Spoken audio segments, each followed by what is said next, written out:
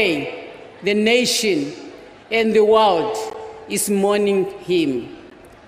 From 1962, when he joined SWAPO, up to the 4th February 2024, when the entire Namibian nation woke up to the devastating news of his past. It marked a period of 64 years of solid and total commitment and dedication to the just cause of our genuine freedom and independence, and to the building of a united, peaceful, and inclusive Namibia. He was a leader born into a generation that fearlessly sacrificed for a free and independent Namibia. The SWAPO party and our country has lost a revolutionary, a visionary, a touring hero. He was a divine gift bestowed upon Namibia and its people. Building on the foundation led by Comrade Dr. Sam Shafishuna Nujoma, the founding president and the father of Namibian nation, and Comrade Ifike Ponyepohamba, our second president, Comrade Geingob, focused on Namibia's social progress and economic emancipation. He championed unity of purpose and action among all Namibians. He strived for inclusive economic prosperity for all our people. His name will definitely remain engraved in the annals of the history of our country and, of course, that of SWAPO party. Our departed president's contribution to the development and the growth of Namibia as a modern constitutional democracy leaves a visible permanent mark. He did not only contribute to the crafting of the democratic constitution of Namibia that he chaired, but also strive to promote its full application in all the areas of governance during his tenure of office as the first Prime Minister and the third President of the Republic of Namibia, the land of the brave. As Prime Minister, he championed the unification, modernization, and cultivation of a high-performance culture in the Namibian public service. His commitment and dedication to good governance is reflected in both the political and administrative architecture of our nation today. The direct access to his office by all citizens of our country through open and transparent engagement was immensely promoted, while the political and administration interface between the political principal and administrator was reinforced during his tenure of office. He was indeed a people's president, and that's why, as a country, for the past 3 weeks, we have been all in mourning, and memorial service were held even under a tree deep in the rural areas of our country. The nation mourning its leader, the nation mourning its loved one. During his presidency, Comrade Dr. Hage Godfrey Geingob has initiated the Harambee Prosperity Plan, a comprehensive policy tool which is aimed at addressing the socio-economic development challenges facing the country and, of course, to faster tracking the attainment of the goals enumerated in our long-term vision 2030.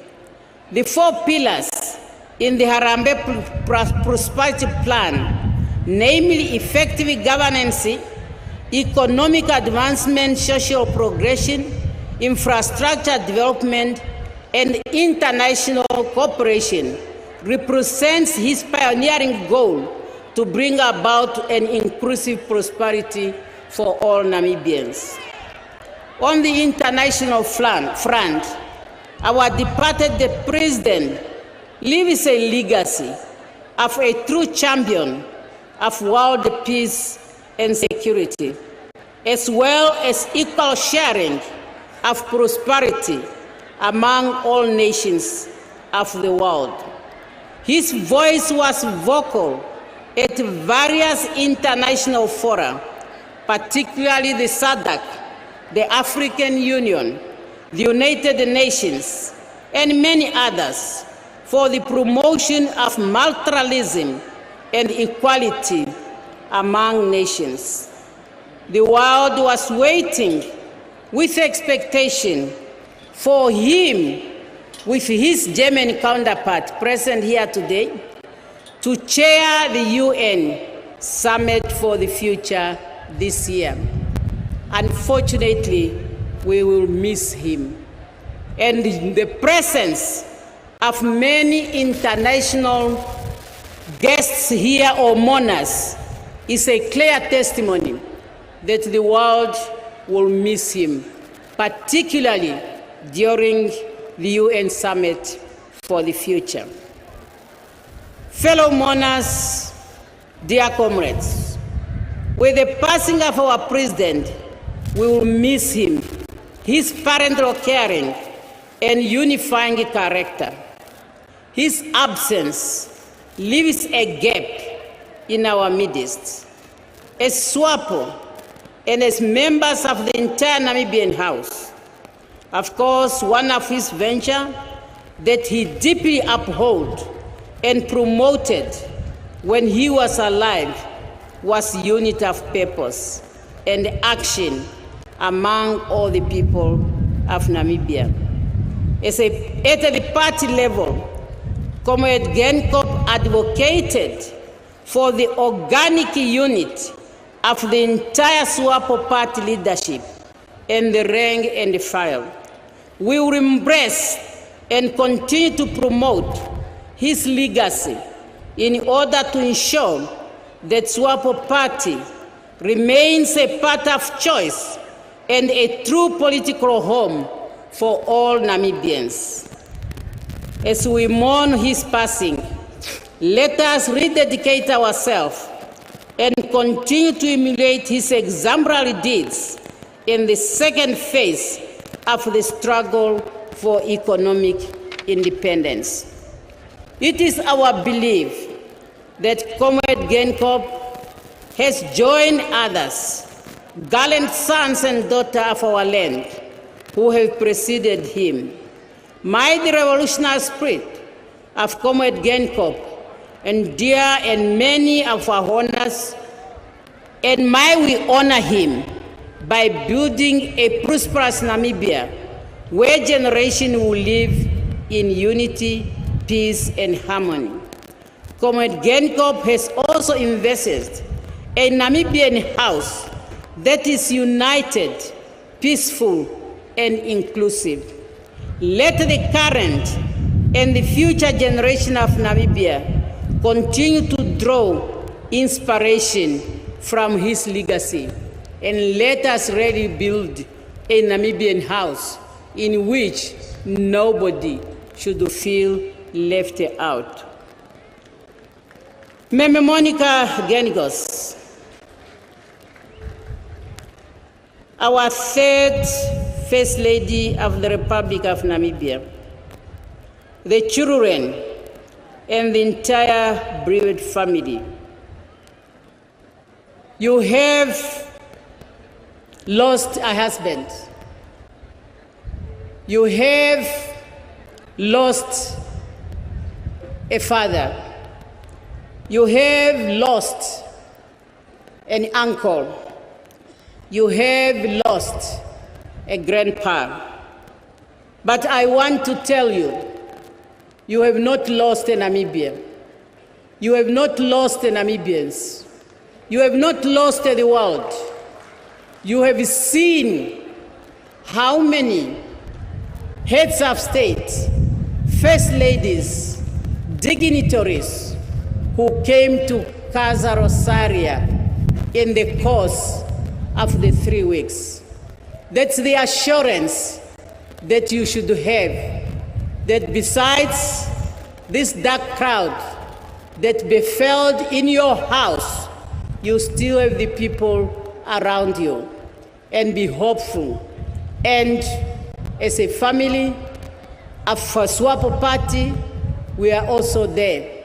And we will continue to say comrades when we are coming home. Therefore, at this point, allow me, on behalf of SWAPO Party leadership and the entire rank and file, to extend our sincere, heartfelt condolence on the passing of your dear husband, your dear father, and for us, our dear comrade, our beloved President, Dr. Hage Godfrey Geingob. To you, Meme Monica, the children and the family, thank you for sharing Comrade President Geingob with the nation. Taking away from the family time, this we highly appreciate, and we will always remember it. We greatly share in your loss, and we only say, may the Almighty God console and strengthen all of you or us during this difficult period of mourning. Go well, Comrade Dr. Hage Godfrey Geingob. Go well, our beloved President, our leader. Go well, our hero. Rest in perfect and eternal peace, Comrade Hage Godfrey Geingob. We salute thee, comrade, we salute you. We salute you, comrade, we salute you.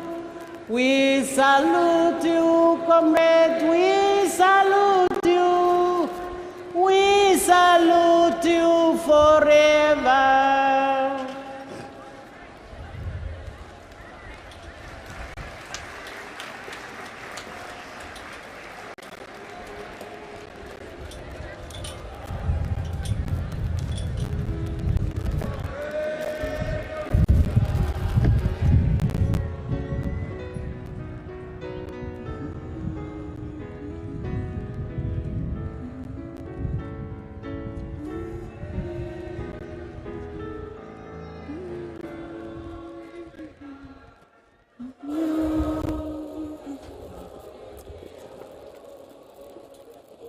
Thank you very much, Dr. Netumbo Nandi Ndaitwah.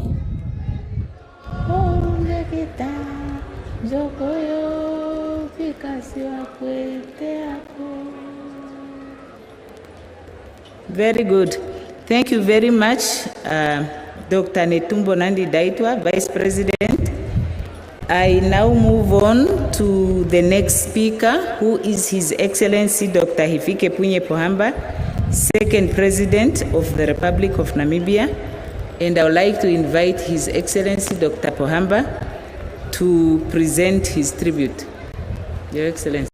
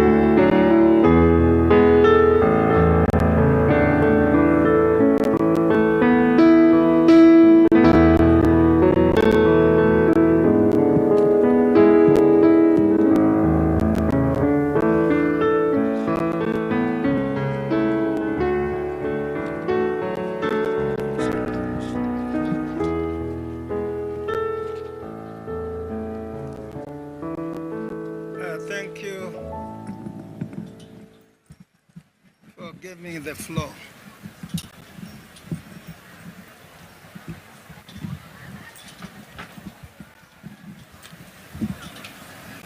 Director of Ceremonies, Your Excellency, Comrade Dr. Nangolo Mbumba, President of our Republic.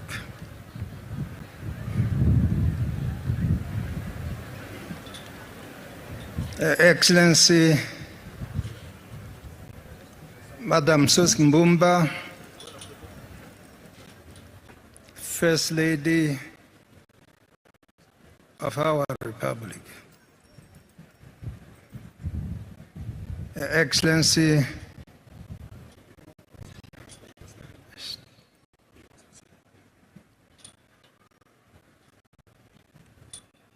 Comrade Netumbo Nandi Ndaitwa,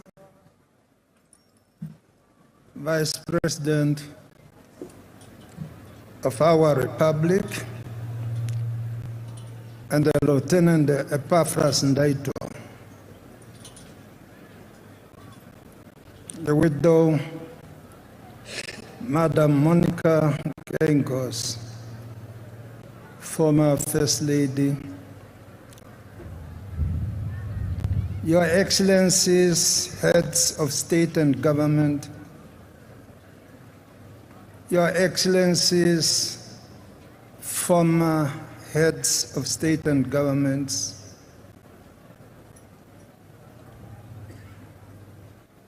Your Excellency, distinguished heads of delegations, fellow mourners,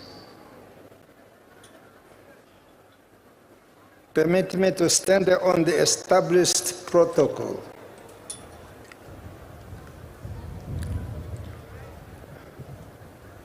On Sunday, February 4th,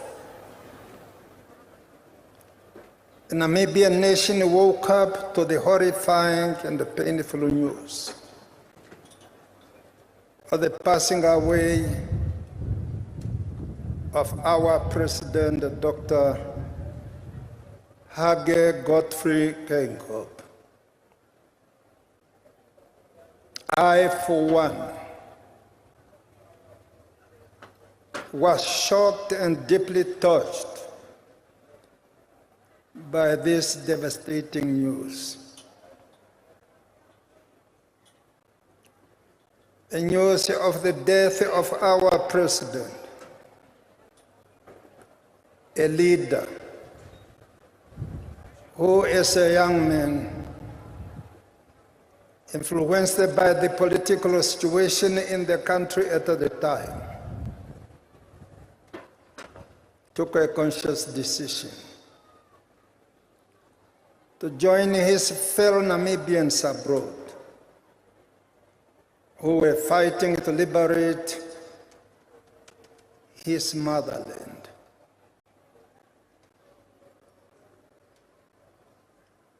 We are here today to pay our final respect to a man who served his nation with passion during the dark days of our struggle for freedom and independence. A man who would serve as the first Prime Minister in an independent Namibia,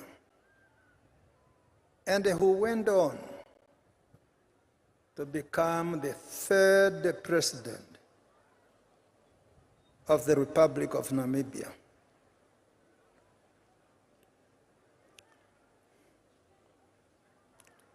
I have known the late Comrade Hage for more than 60 years now. We met for the first time at a bus stop at a railway station in Chumeb in December 1962.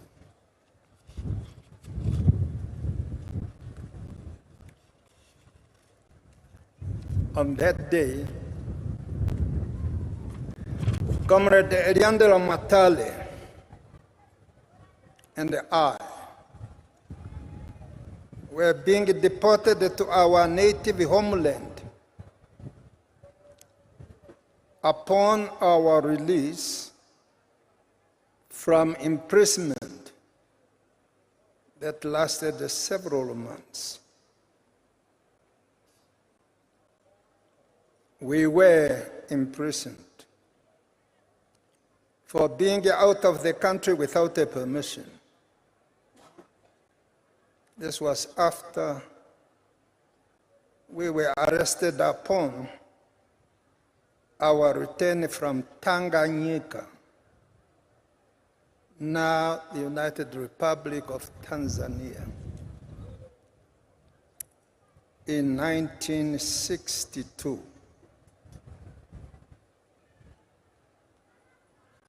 Dear mourners, Comrade Geingob left the country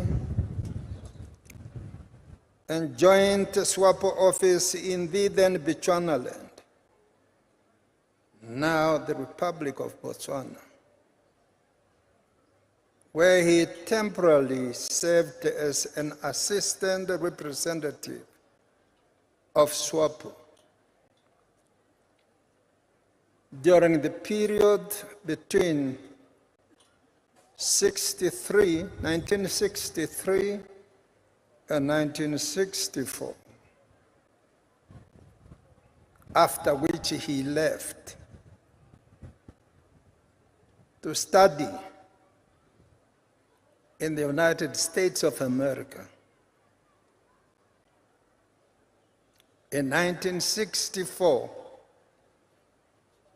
SWAPO Party President Comrade Dr. Sam Nujoma appointed Comrade Geingob to represent the SWAPO Party while studying in the United States, and served as SWAPO Party representative at the United Nations and to the Americas.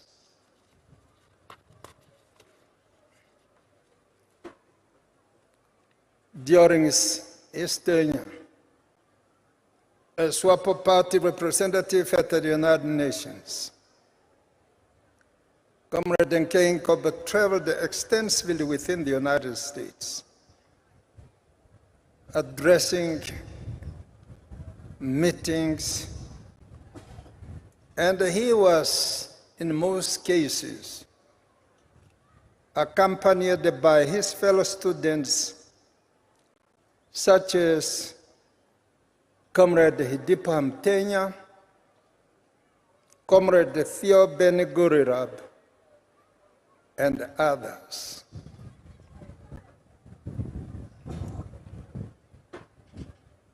These efforts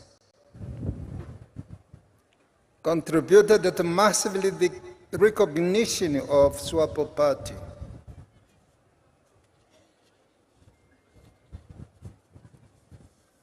as the sole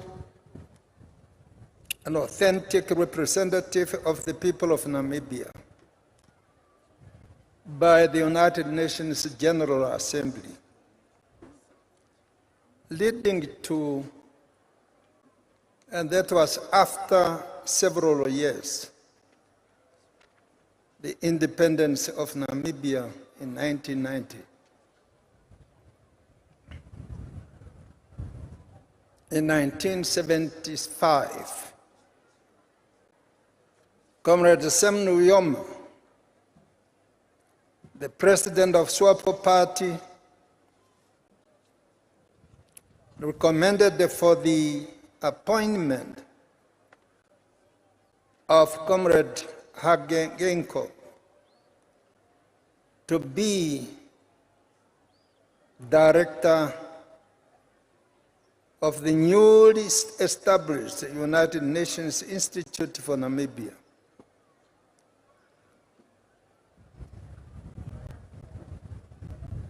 Comrade Geingob and his team were responsible for the establishing of the institution in Lusaka, Republic of Zambia.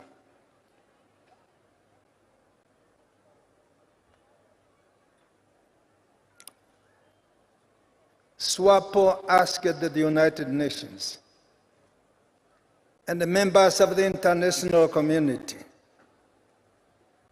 to establish an institution to train the young Namibians who were taught under the Bantu education in Namibia, which was not a proper education setup.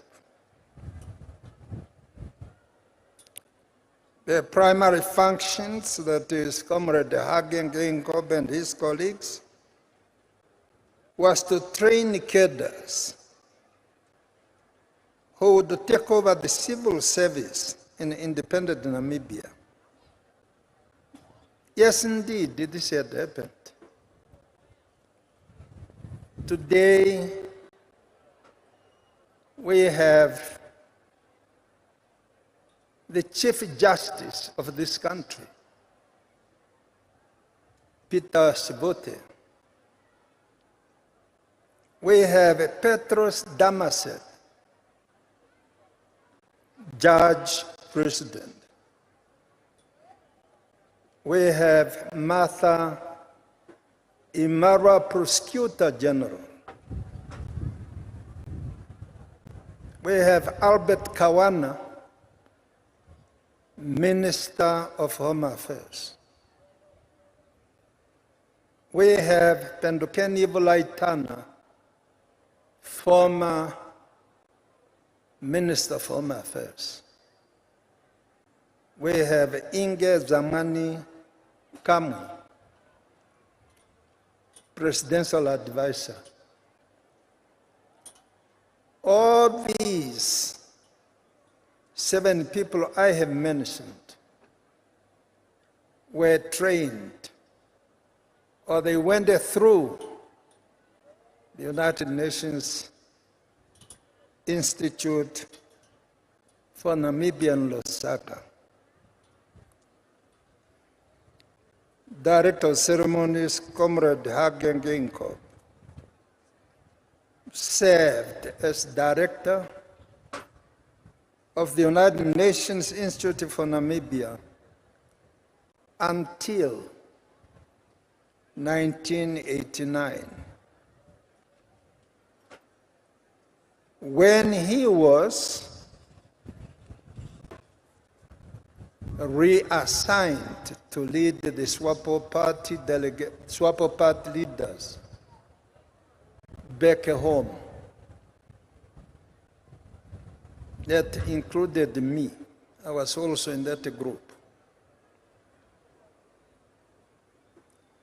Dear monarchs, after 27 years of absence from his motherland, Comrade Geingob and many of us finally returned home on the 18th of June, 1989, under the leadership of Comrade Geingob. In the same year, Comrade Hage Geingob was elected by the Politburo of SWAPO Party as Director of Elections to spearhead the SWAPO's election campaign in the country. Along with his team, they set up election centers all over the country and led the electoral campaign that saw the SWAPO party win the majority in 1990.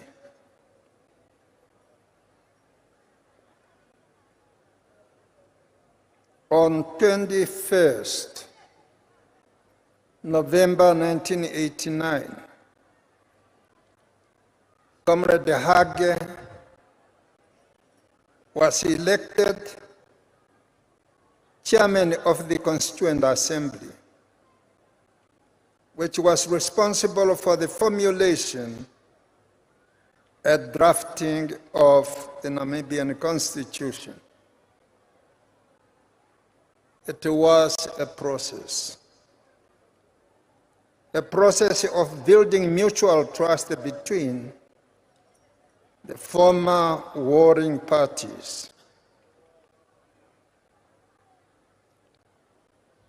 The Namibian Constitution was unanimously adopted by the Constituent Assembly on the 9th of February, 1990.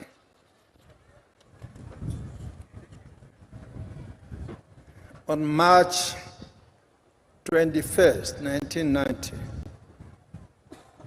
Comrade Sam Nujoma, as new President of the Republic of Namibia, appointed Comrade Hage as the first Prime Minister.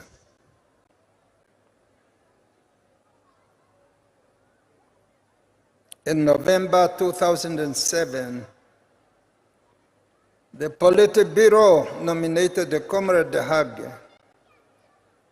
as a candidate for the position of Vice President of SWAPO Party. At the Congress,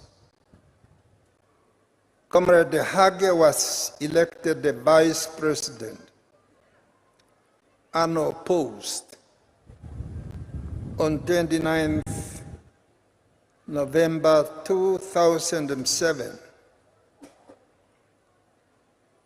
after which, as second President of the Republic of Namibia, I appointed him Minister of Trade and Industry on April 2008.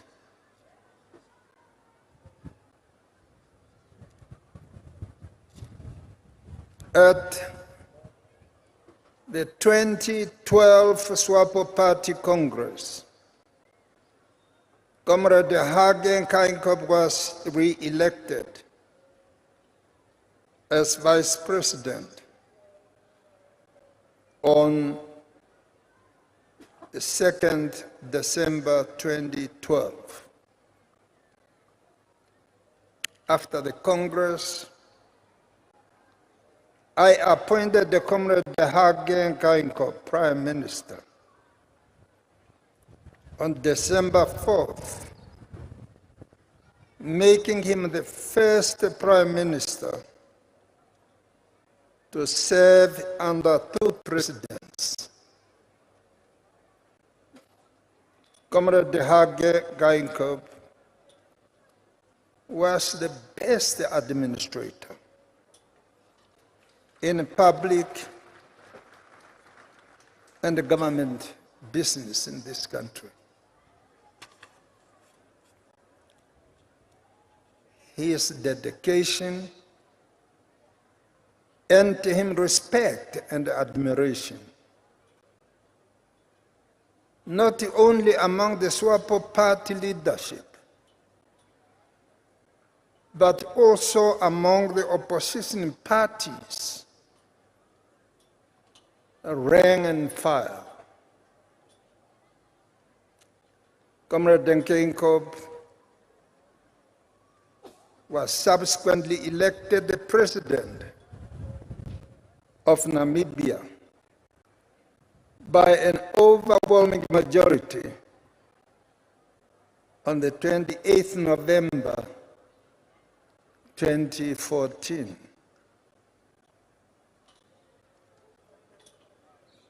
On 21st March 2015, I handed over the symbols of power to Comrade Hage Geingob as he was sworn in as Namibia's third president. At that time, I assured the Namibian nation that I am leaving Namibia in good hands.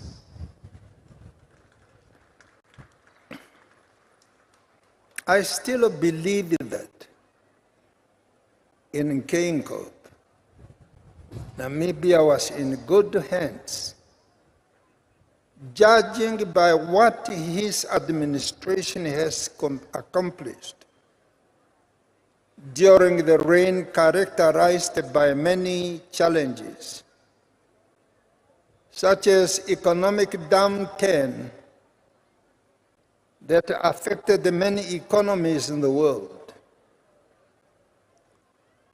drought, and floods,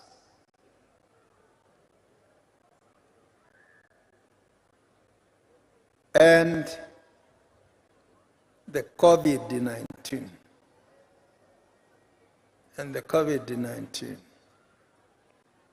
pandemic.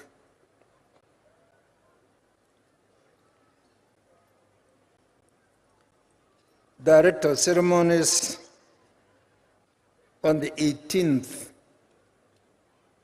of April 2015, the Central Committee of SWAPO Party convened a meeting in Ongwediva, where, among other things, I tendered in my resignation as a SWAPO Party president to allow the Vice President to act until the next Congress, and thereby allowing him to have a full authority to manage both affairs of state and those of the SWAPO Party. Following this development, the Central Committee organized a public meeting on the 19th of April, 2015, at the Osakati Soccer Stadium, during which I officially handed over the SWAPO Party presidential instruments of power to the SWAPO Party acting president, Comrade Hage Geingob. Dear monarchs, the passing away of Comrade Hage Geingob must remind us of the Peter Nanyembas, Tobias Hainyekos, and the many more freedom fighters who died fighting at the battlefront.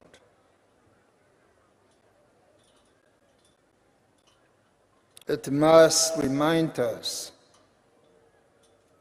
that the peace and the freedom that we enjoy in Namibia today was achieved. It was achieved through the bloodshed.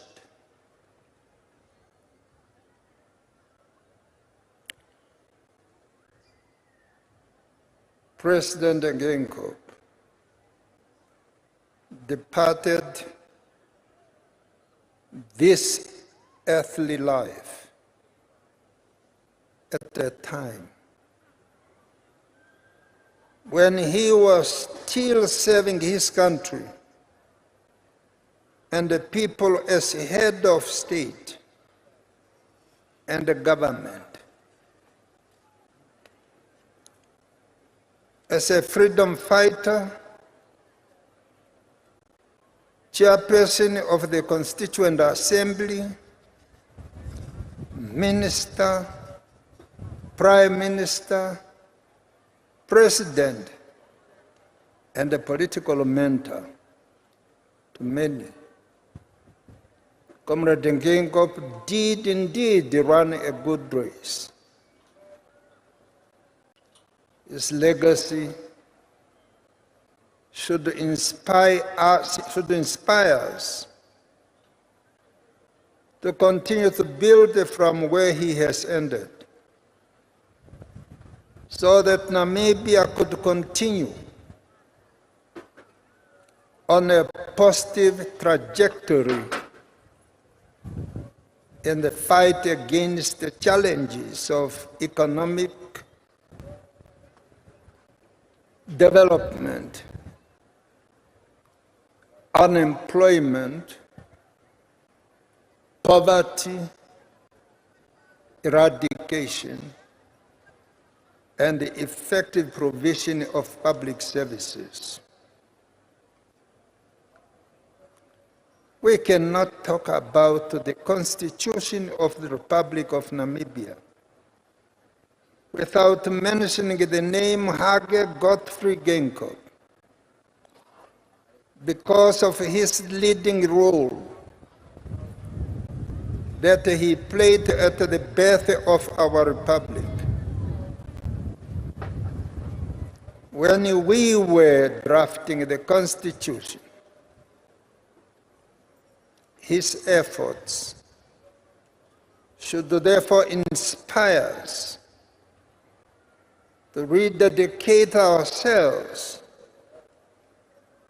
to the values and ideals founded in our Constitution for the prosperity of our country and the people.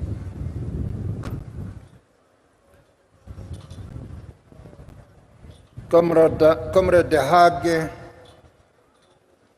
has left us too soon. There is a lot more that he could have done for our country and our people, should his physical health allow it. That notwithstanding, we recognize and value the countless contributions he has made towards the attainment of our freedom and independence, and to the social and economic development of our country.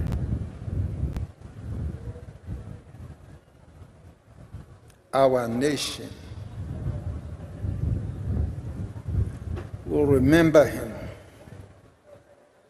for his patriotic deeds and his contribution to the building of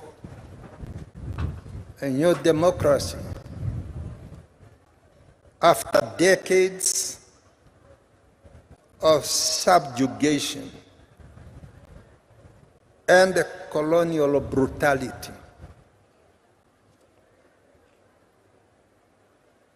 Jamonas, although Comrade Hage Geingob is no longer with us, physically, his legacy will forever be remembered by Namibians whose lives were positively impacted by his deeds and by his wise leadership. Let us honor the legacy of Comrade Hage and Geingob by reinforcing the policy of national reconciliation, strengthening of our democratic institutions, maintaining peace and stability, and implementing policies that can bring about tangible improvement in the lives of all our people. Lastly, I would like to acknowledge and show my sincere appreciation and gratitude to you all, my fellow Namibian citizens, for your planning and the participation in the heartfelt memorial services for our late President Hage Geingob. In all our regions, cities, towns, and villages, I do this from the bottom of my heart. I thank you all. May my fellow citizens, to our former First Lady, Madam Monica Genkos, the children of the entire immediate and extended family, I would like to say, we share your sorrow,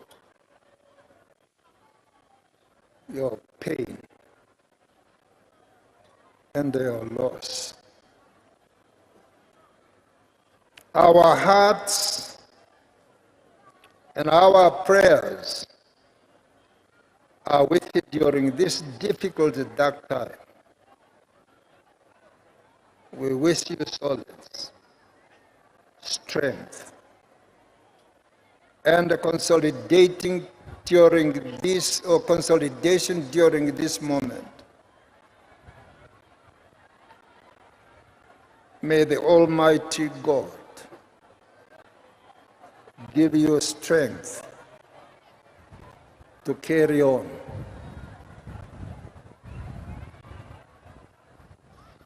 May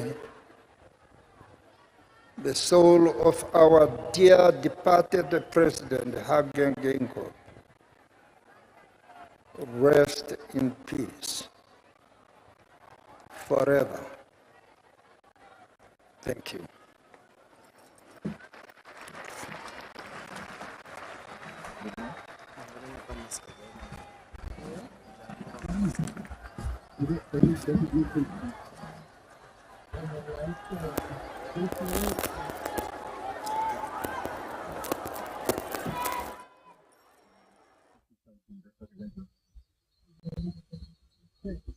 Yes. Yes. The back of the vehicle. Yes. Can you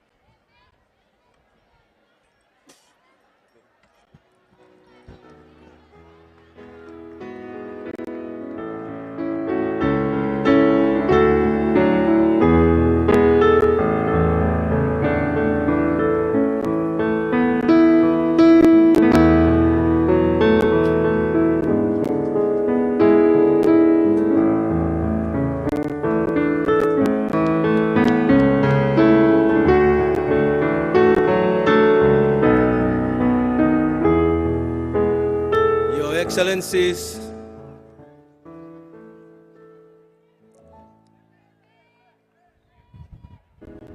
I would like first and foremost to appeal. I would like to appeal to that side there. There is too much noise there. I don't know whether you are listening. We want some order there, please. Your Excellency, Dr. Angolo Mbumba, President, Your Excellencies, Head of State and Governments, fellow mourners, I would like to invite the Right Honorable Prime Minister, Dr. Sarah Kuongeza Amadila, our Prime Minister, to deliver the statement of our founding president and father of the Namibian nation, Dr. Sam Safishuna Nujoma. Right Honorable Prime Minister.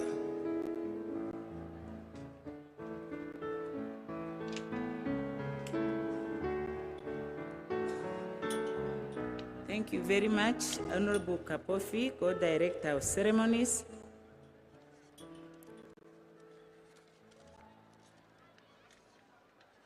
Your Excellency Dr. Angolo Mbumba, President of the Republic of Namibia, and Madame Mbumba, Madame Monica Geinkos, former First Lady, the children, and the entire Geingob family, Your Excellencies, Heads of States and Governments, current and retired, and all leaders of delegation, all protocol observed. I will read the tribute by His Excellency Dr. Sam Nujoma, founding president and father of the Namibian nation, on the occasion of the state funeral in honor of His Excellency Dr. Hage Geingob, national hero and third president of the Republic of Namibia. It goes as follows. Your Excellency Dr. Angolo Mbumba, President of the Republic of Namibia, and Madame Mbumba, First Lady, Madame Monica Geinkos, former First Lady, the children and the entire Geingob family, Your Excellency, Heads of State and Government, past and present, Your Excellency Dr. Hifikepunye Pohamba, former President, and Madame Pohamba, former First Lady, Your Excellency Dr. Netumbo Nandi Ndaitwah, Vice President and retired Lieutenant General Ndaitwah, Her Royal Highness Princess Anne of the British Royal Family, members of the Diplomatic Corps and other foreign dignitaries, allow me to stand by the protocol already established. We are gathered here not only to bid farewell to His Excellency Dr. Hage G. Geingob, the third President of the Republic of Namibia, but also to celebrate his heroic life and acknowledge his immense contributions to the attainment of our country's independence and nation building. The sad news of his untimely passing struck a deep and solemn note when I received a call shortly after midnight on Sunday, the 4th of February, 2024, from His Excellency Dr. Angolo Mbumba, informing me that President Geingob is no more. The last time I spoke to the late President Hage Geingob was when he called me on a day before he went for medical treatment abroad. On that occasion, I wish him a quick recovery and renewed strength to continue leading our country to greater heights of economic development and prosperity. As the nation collectively grieves this profound loss of a loving husband to his dear wife and a caring father to his children, our thoughts and prayers are with the widow, Madame Monica Geinkos, former First Lady, the children, and the extended Geingob's family and clan at this difficult time. May you find solace in the knowledge that as a nation we share in your grief and join you in mourning our departed President Geingob. Fellow mourners, It is difficult to eulogize and vividly capture in words what makes a life and the essential truth of a person. However, having heard the many tributes that have been written over the past 3 weeks describing the late President Hage Geingob as a freedom fighter, a Pan-Africanist, and the chief architect of our Constitution and our governance architecture, I could not agree more with such description, as it is appropriate and fits him aptly. Indeed, it has been profoundly touching to witness how the news of his untimely passing united our nation in grief and sorrow. Similarly, the outpouring of love from all over the world is a testament to President Geingob's diplomacy of multilateralism when he said, "Namibia is a child of international solidarity and therefore a friend to all and an enemy to none." Against this background, the theme of this state funeral, which reads, "Inclusivity spells harmony, exclusivity spells conflict," is befitting as the late President Hage Geingob fervently advocated for our country's unity in diversity, reflecting our unique Namibian identity as opposed to our different ethnic identities, which he weaved together in a common tapestry through his mantra of the Namibian house in which no one should feel left out. He will thus be remembered as a unifier because he embodied a politics that was not divisive, as he understood the immense power of unity and vehemently fought against tribalism. For those of us who knew him, those who worked alongside him, and those who loved him, it is unbearable that we will not see him again. We may have lost the commanding presence of a gentle giant and a roaring lion with the heart of a lamb, as well as the heavy accented tone of a towering figure, but his spirit will live on in the countless men and women that he mentored and trained over the years. Fellow mourners, the first time I met the late President Hage Geingob was at Leopoldville, Kinshasa, in the Congo, now the Democratic Republic of Congo, when he joined us in exile in 1963 through Botswana, where he spent some time in a refugee camp before he left for the United States of America in 1964 to study at Temple University in Philadelphia, Pennsylvania, when he was granted a scholarship. Subsequently, he obtained a BA degree in political science from Fordham University in New York in 1970 and a master's in international relations at the New School for Social Research in 1974. I appointed him as SWAPO representative at the United Nations and to the Americas when he was still a student, together with the late comrades Theoben Gurirab and Hidipo Hamtenya. Being a representative, he lobbied hard for the UN General Assembly's resolution 2145 of 27th of October 1966 to terminate the mandate of South Africa over Namibia and reaffirm our people's inalienable right to self-determination, freedom and independence. On my recommendation, the late President Hage Geingob was appointed director at the United Nations Institute for Namibia, UNIN, an educational body set up by the United Nations Council for Namibia in Lusaka, Zambia, on 26th of August 1976 to educate Namibians for roles in an independent Namibia. In 1989, he was appointed by the SWAPO Central Committee to lead the SWAPO election campaign as director, and I handed to him the SWAPO flag during the implementation of the UN General Assembly's Resolution 435. In September 1989, after nearly 30 years in exile, when I returned to Namibia, I was received by the late President Hage Geingob in Windhoek. I recall that when I stepped down from the plane, he held high the same SWAPO flag I had handed to him on 18th June 1989 and handed it back to me. After SWAPO's historic landslide victory in the 1989 UN supervised elections, the Constituent Assembly elected Comrade Hage Geingob as its chairman. His task was not only to conduct the proceedings, but also to build confidence between diverse parties and previously warring enemies. He showed us painstakingly that he was a skillful negotiator who was not afraid to seek for compromises for the sake of a bigger goal.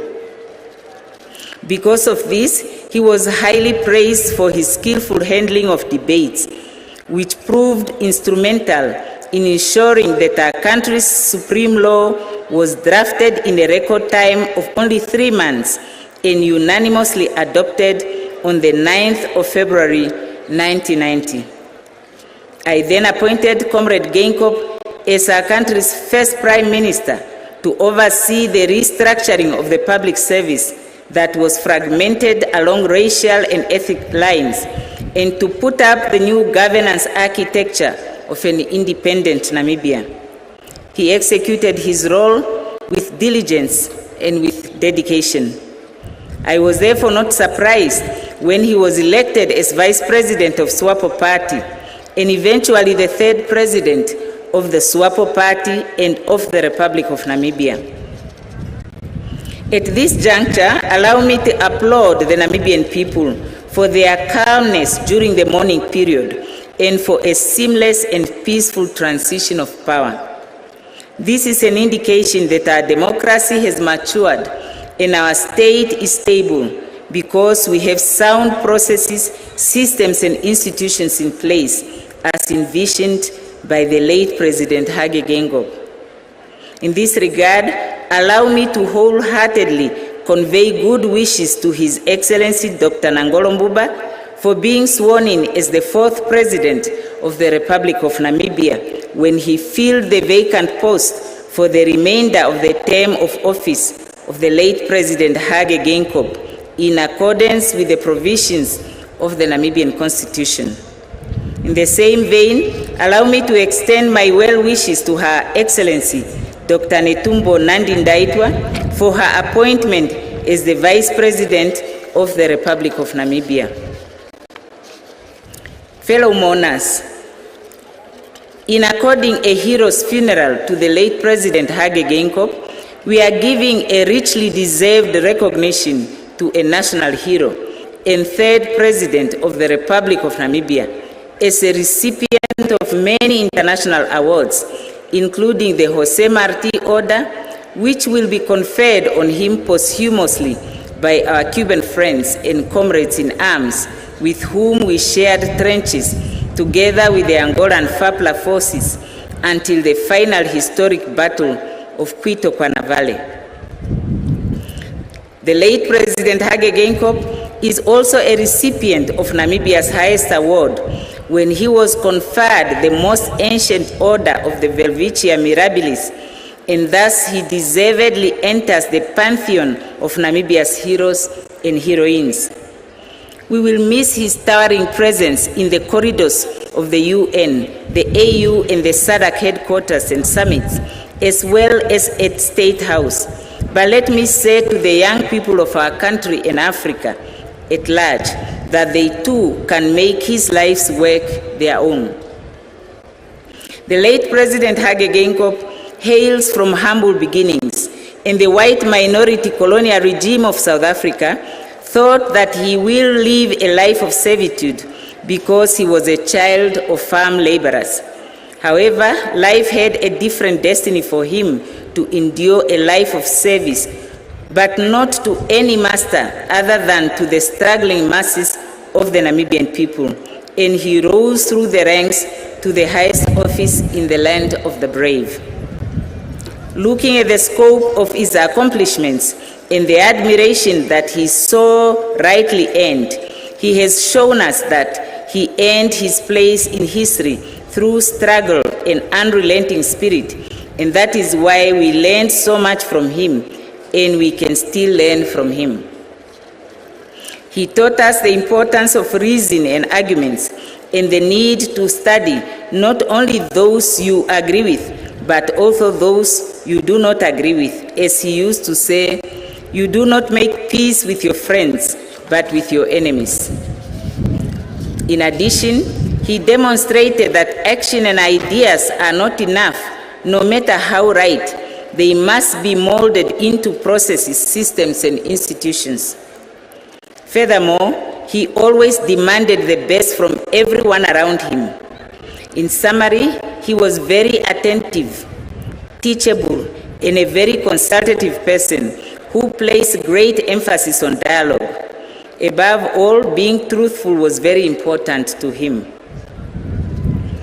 As we bid the late President Hage Geingob a fond farewell at the end of his earthly journey, and when we have rejoined our daily routines, let us reflect on his distinguished career and what we can learn from him to ensure that the legacy he leaves behind has grown deep roots like the marula tree and good shade for future generations. On behalf of the veterans of our national liberation struggle, the Nyoma family, and indeed on my own behalf, allow me to convey our deepest condolences and heartfelt sympathies to Madam Monica Geinkos, the former First Lady, the children, the extended Geingob's family, and the entire nation for this profound loss. As we walk through this dark cloud hovering around our nation, may we all be granted fortitude to overcome this bereavement and be left only with the most cherished memories of our departed, beloved, late President Dr. Hage Gonfrid Geingob. May his legacy illuminate our path as we chart the future destiny of our country to greater economic development and prosperity. May his soul rest in eternal peace. So ends the statement of His Excellency, the Founding Father.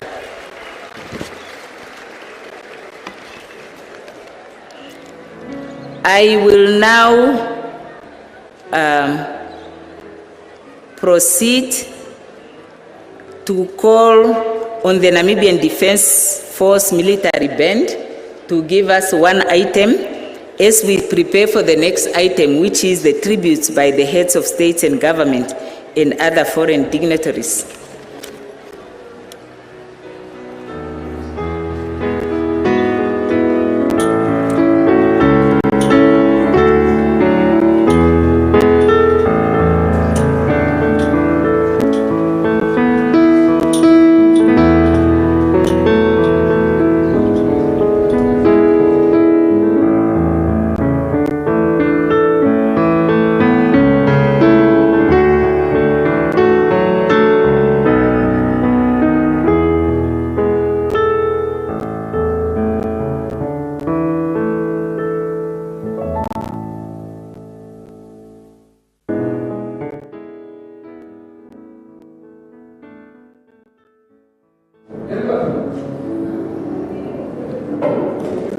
Calm down.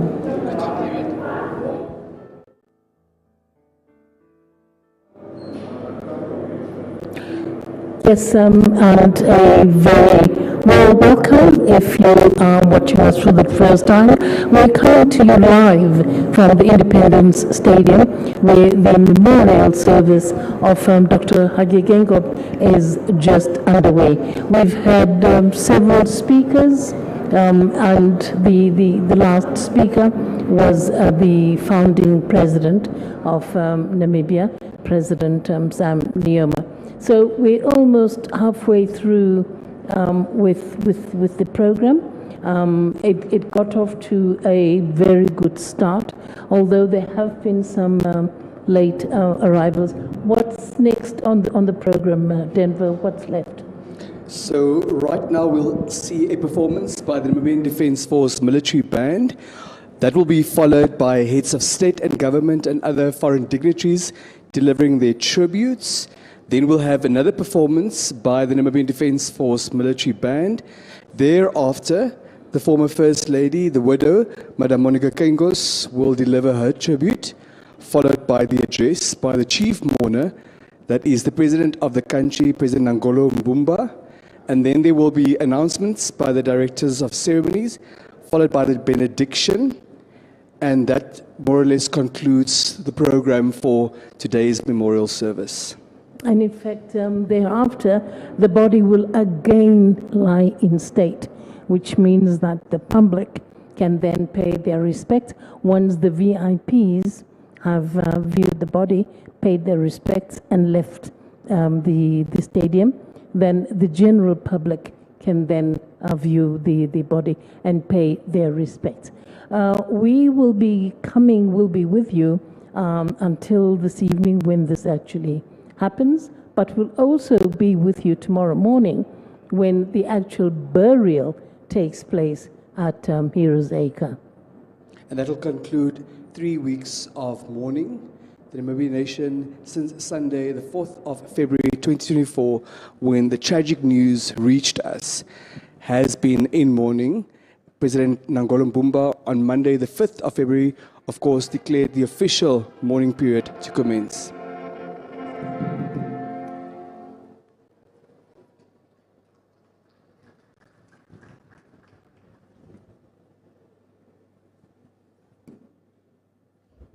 Thank you very much, NDF.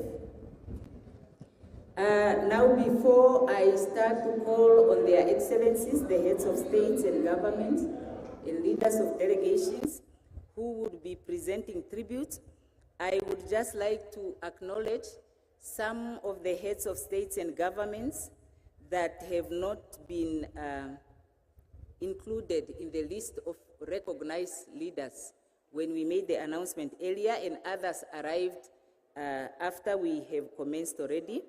So I would like to recognize His Excellency, Mr. Sauli Niinisto, President of the Republic of Finland, His Excellency, Mr. João Manuel Gonçalves Lorenzo, President of the Republic of Angola, and Madam, His Excellency, Dr. Emerson Mnangagwa, the President of the Republic of Zimbabwe, and Madam, His Excellency Dr. Mokwetsi Masisi, President of the Republic of Botswana, and Madam, His Excellency Mr. Lazarus Chakwera, President of the Republic of Malawi, Her Excellency Dr. Samia Suluhu Hassan, President of the United Republic of Tanzania, His Excellency Dr. William Ruto, President of the Republic of Kenya, Honorable Haimbe Mulambo,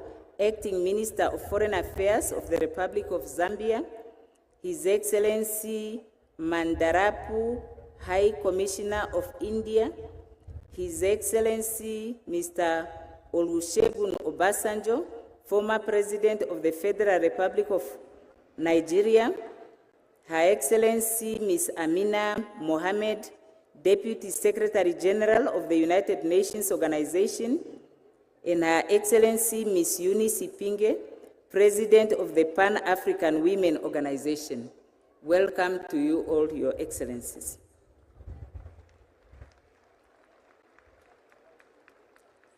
Now I would like to start with the program of presentation of tributes by the foreign dignitaries, and the first is His Excellency, Mr. João Manuel Gonçalves Lorenzo, President of the Republic of Angola.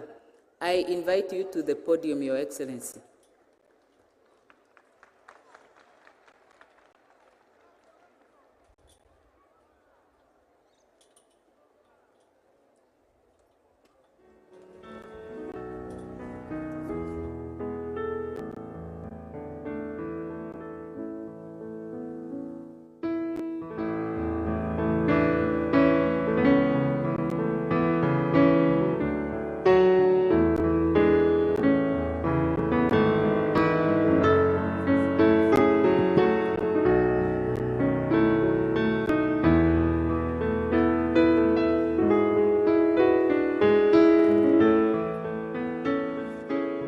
Su Excelencia, Ngolo, Presidente da República da Namíbia, Sua Excelência, Presidente Fundador, Presidente Samia, Sua Excelência, o segundo Presidente da República, Ifikepunye Lucas Pohamba,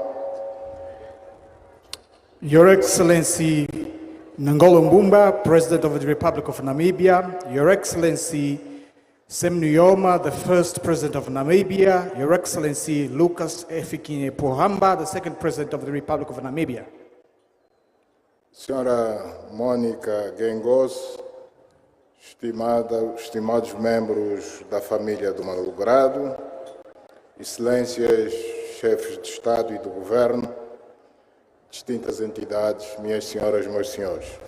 Dear Madame Monica Geingob and the bereaved family, Your Excellencies, heads of state and government, ladies and gentlemen.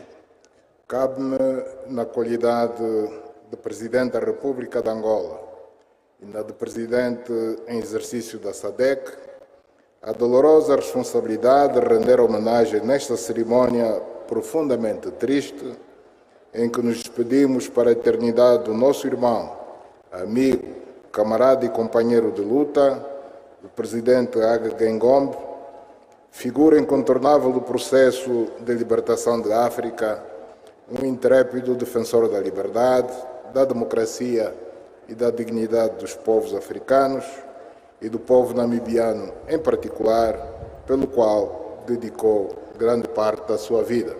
I have the duty as the President of the Republic of Angola and the current chair of SADC to pay tribute at this deeply sad ceremony where we are saying goodbye for eternity to our brother, friend, comrade and fellow fighter, President Hage Geingob, an outstanding figure in the African liberation process, a fearless defender of freedom, democracy, dignity of the African people and the Namibian people in particular, to whom he dedicated a large part of his life.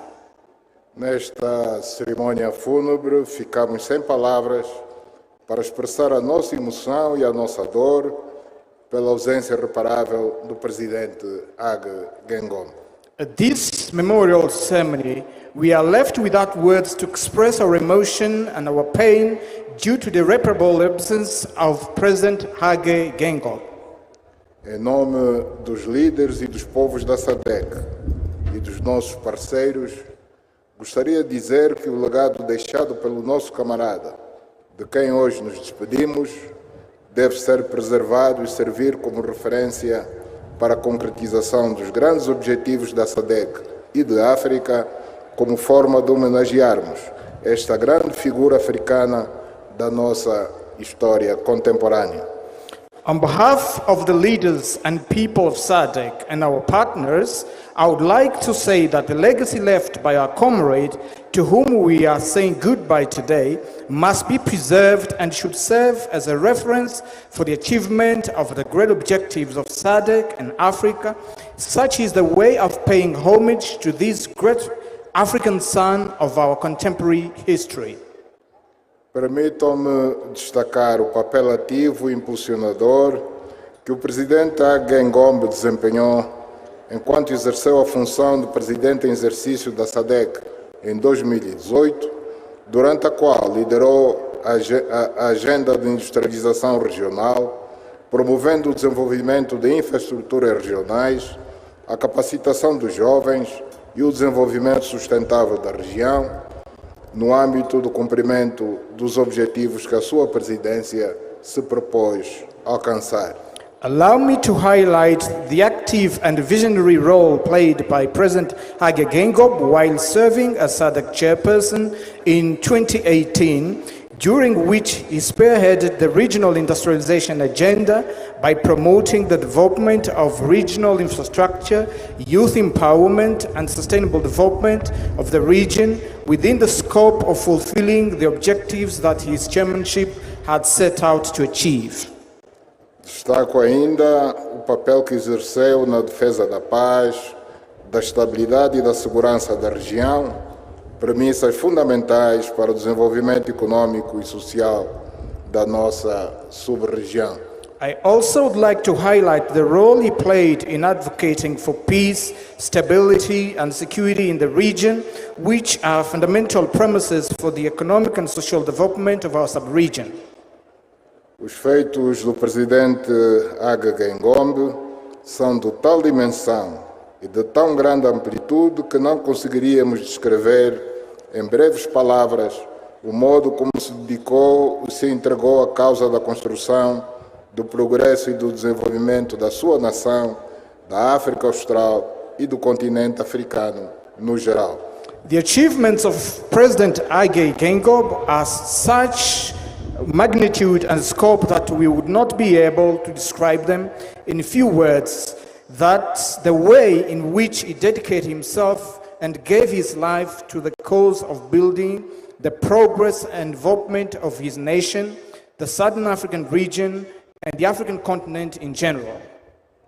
A dor e tristeza estão espantadas nos rostos dos cidadãos namibianos pela perda do seu estimado e admirado líder, mas estou convencido que a saberão transformar em energia para se dedicarem com vigor à construção da nação, forte, resiliente e exemplar em termos de estabilidade, segurança e paz que o presidente Hage Geingob tinha no seu projeto de nação.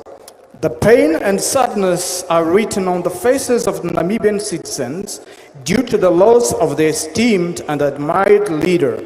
But I'm convinced that they will know how to transform this sadness into energy to dedicate themselves with bravery to building the strong, resilient, and exemplary nation in terms of stability, security, and peace, which President Hage Geingob had in his project of nation.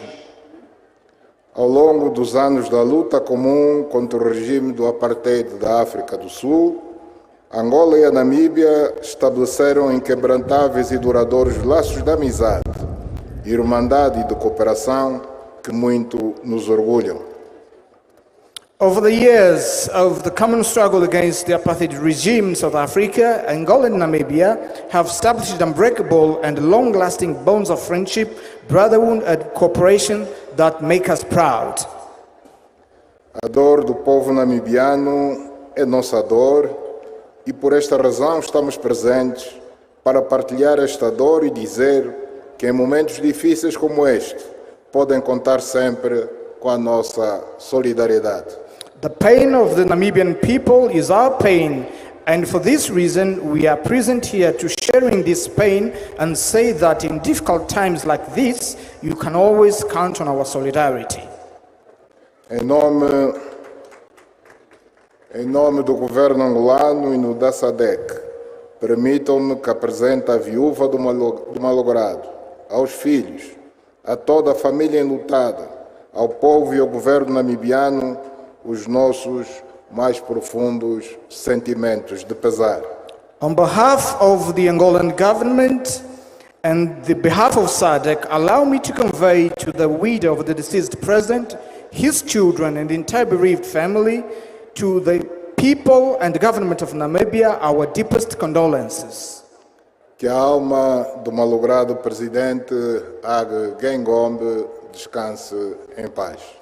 May the soul of the late President Hage Geingob rest in peace. Muito obrigado. Thank you.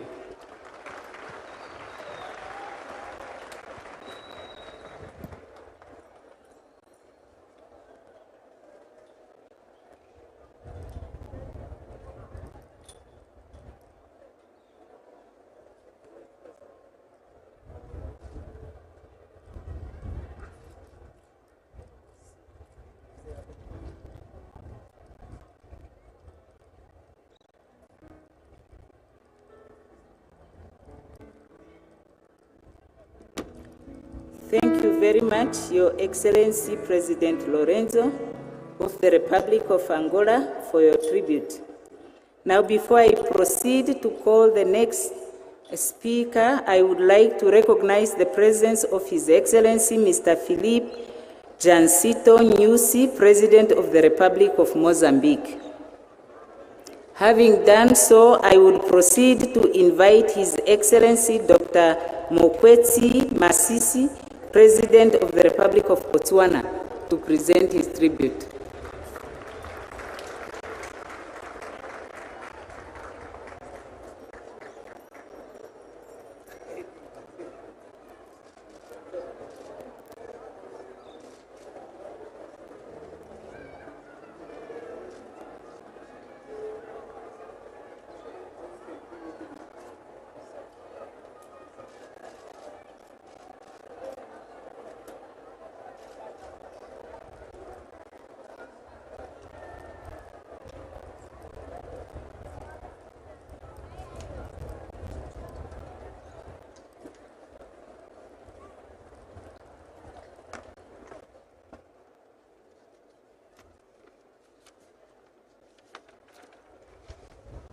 His Excellency Dr. Nangolo Mbumba, President of the Republic of Namibia, and your dear wife, Madam former First Lady Monica Gengos, the Geingob children and all bereaved, Your Excellencies, heads of state and government, the people of Namibia.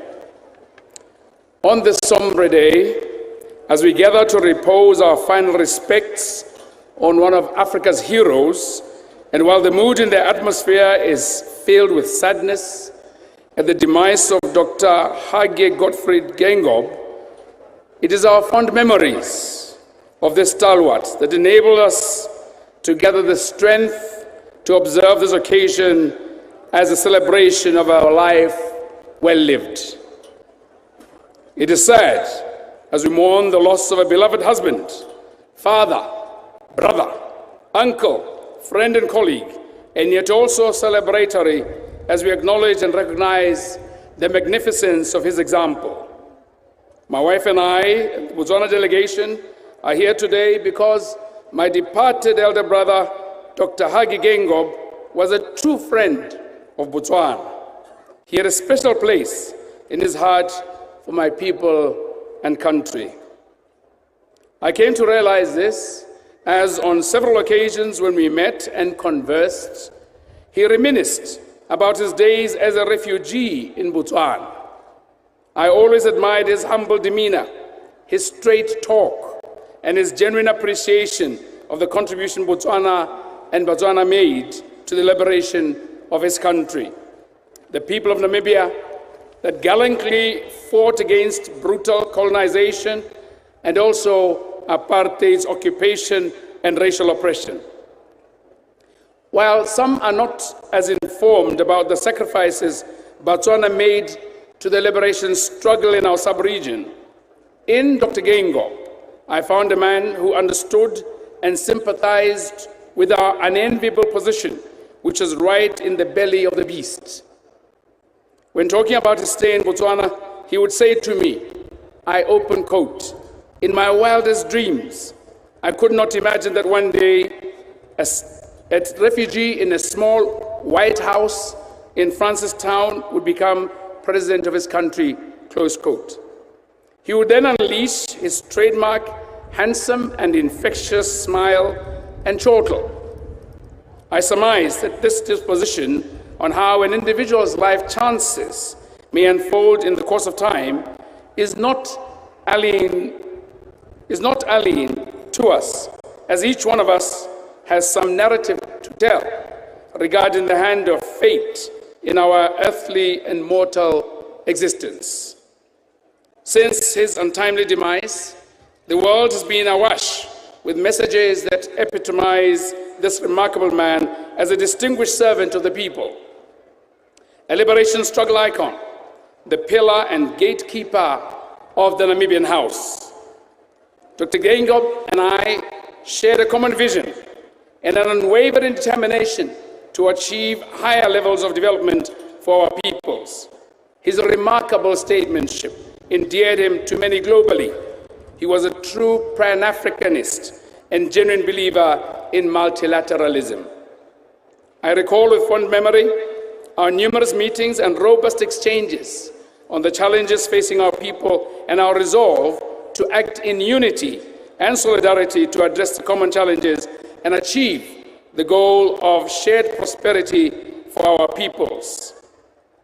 Our leaders' bilateral meeting which was meant to have been held in January in Gaborone this year, remains postponed, as in his words, and I open quote, "because I'm an unwell young man, but we will meet later after my recovery," close quote. President Geingob will be remembered for the 2023 bilateral agreement to allow citizens of Botswana and Namibia to use their national identity cards to cross the border between our two countries.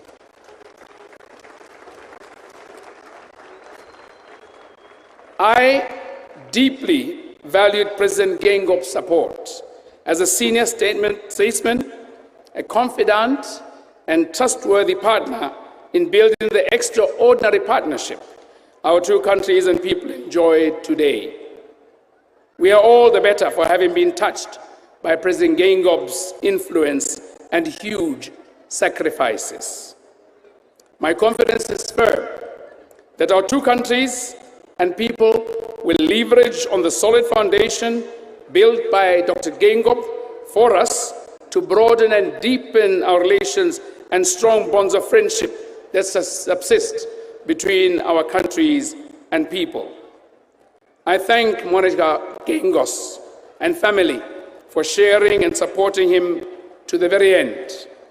May his soul rest in eternal peace. I thank you for your attention.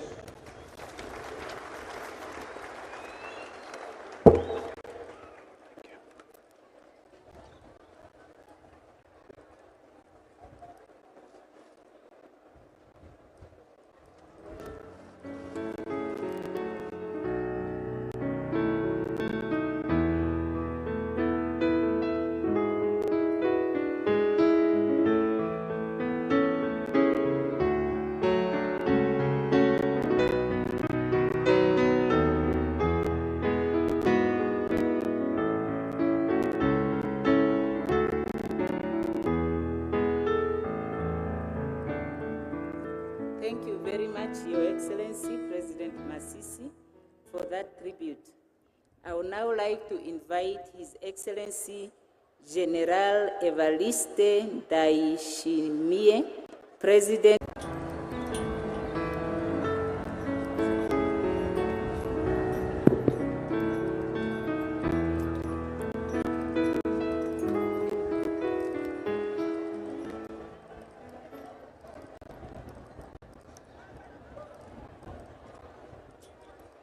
In the name of God, Your Excellency Nangolo Mpumba, President of Namibia, Your Excellency Monica Geingob, former First Lady of Namibia, dear sister, Your Excellency, Head of State and Government, and the Head of Delegation present here, Your Excellency, former President of Namibia, ladies and gentlemen, our protocol observed, dear sister and brothers, Namibians.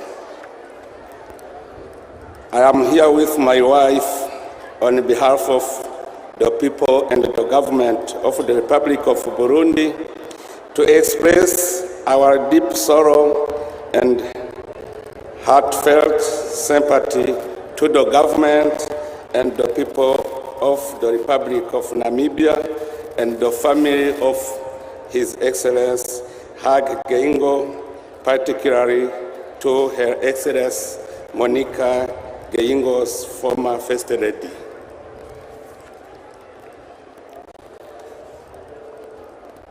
A baobab has fallen. I stand here to pay tribute to this great statement, a liberation struggle icon, a freedom fighter, a comrade of all African freedom fighters, and a true Pan-Africanist. We Burundians will always remember His Excellency Hage Geingob as one of the African's greatest statesmen, who has earned his place in history as a champion of democracy, freedom, equality, human rights, and reconciliation, not only in Namibia, but also with the African continent and beyond. We draw inspiration from Mr. Hage Geingob's lifelong and selfless dedication and effort to promote a culture of peace, harmony, and reconciliation among people as a legacy of inspiration of Burundi. That is why Your Excellency, President of Namibia, dear brothers and sisters from Namibia, you can be assured that Burundians' thoughts and prayers are with you in your grief. May the soul of our dear comrade, Hage Geingob, rest in eternal peace. Thank you. May God bless the people of Namibia.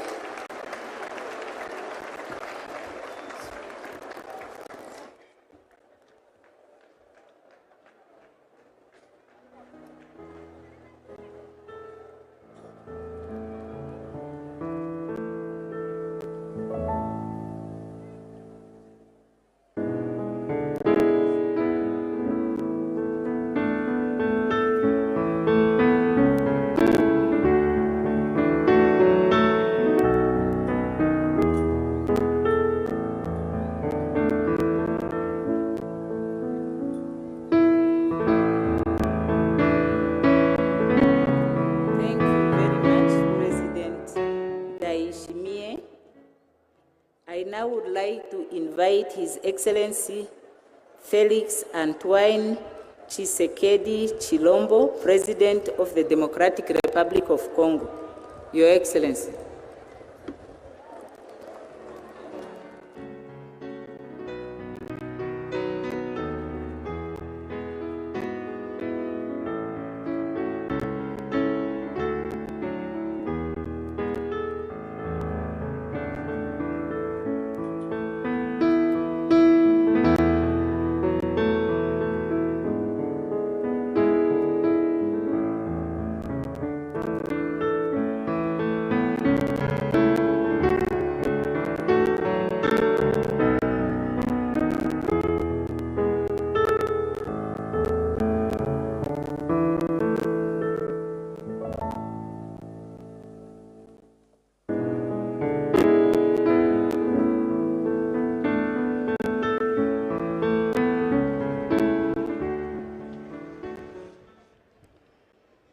Excellences, Monsieur Nangolo Mbumba, Président de la République de Namibie, distinguée Première Dame, Madame Monica Gengos, Excellences, Mesdames et Messieurs, les chefs d'État et de gouvernement, Excellences, Messieurs les anciens chefs d'État, Mesdames et Messieurs, chers peuples namibiens.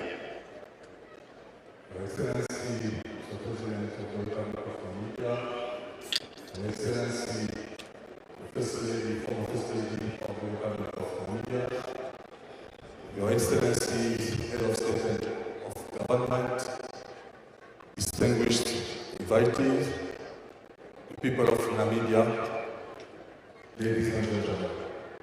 C'est avec une grande tristesse et un profond émoi que j'apprenais le 4 février dernier le décès de mon regretté homologue et cher frère, son Excellence Dr Hage Gottfried Geingob, à l'âge de 82 ans. It was with big sadness and big emotions that I learned on the 4th of February 2024 the passing of my regretted brother, President Hage Geingob, who we are crying today. Défenseur invétéré de la République de Namibie et de son peuple, l'Afrique et le monde pleurent ce jour un grand combattant de la liberté qui a eu à servir et à honorer avec bravoure et dignité sa patrie.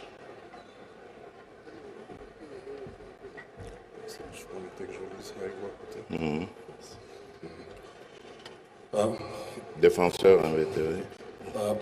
Invertebrated defender of the Republic of Namibia and of its people, Africa and the world cry today a great combatant of freedom who will serve and honor with bravery and dignity his patrie.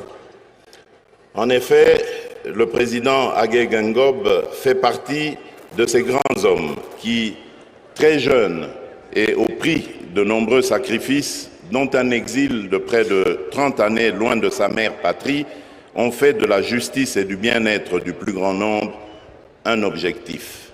Indeed, President Hage Geingob belongs to great men since his young age and in the price of a lot of sacrifices, including the exile for about 30 years far from his motherland, who actually fought for justice and the well-being of the great number, and that was his leitmotiv.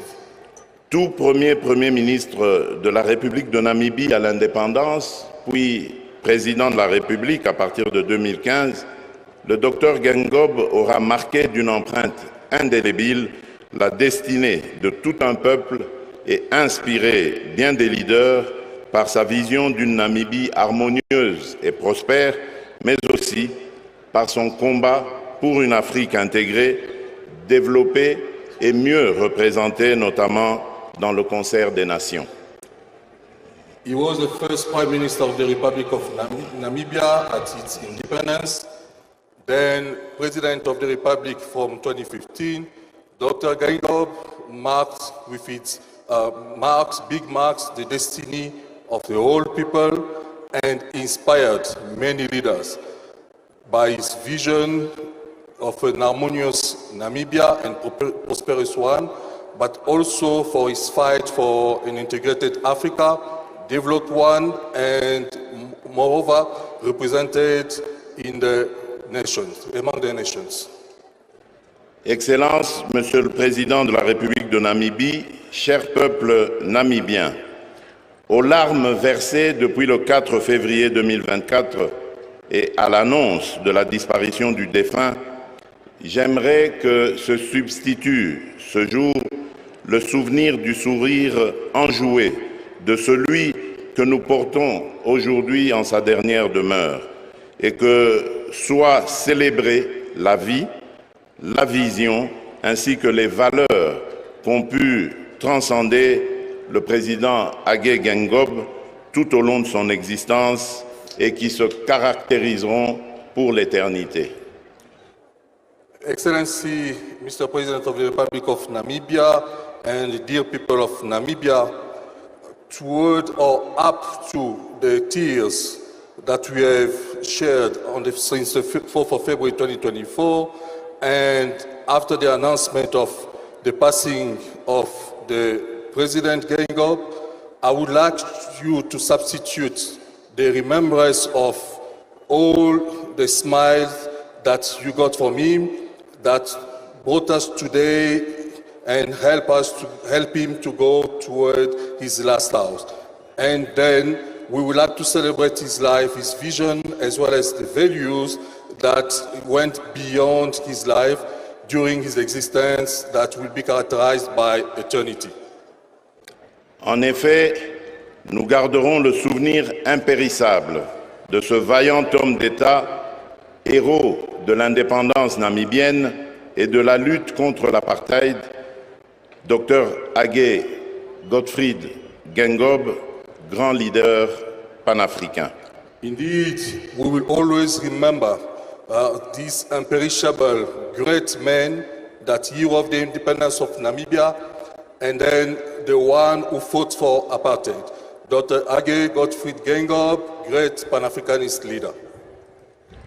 Excellences, Monsieur le Président de la République de Namibie, distinguée Madame Monica Gingos, chère famille, cher peuple namibien, veuillez ici recevoir au nom du peuple congolais et aux miens propres mes condoléances les plus attristées, ainsi que l'expression de ma profonde sympathie. Your Excellency, Mr. President of the Republic of Namibia, distinguished Madam Monica Geingob, dear family, dear people of Namibia, may you receive today in the name of the Congolese people and in my own name all the sad condolences as well as the expression of my profound sympathy. À la famille éplorée et particulièrement à vous, distinguée Première Dame, Madame Monica Geingob, puisse le souvenir du combat mené par votre très cher époux pour l'avènement d'une Namibie égalitaire et la dévotion ainsi que l'amour inconditionnel qu'il vous a porté à vous, à vos enfants et à la patrie, constituer le terreau de votre consolation.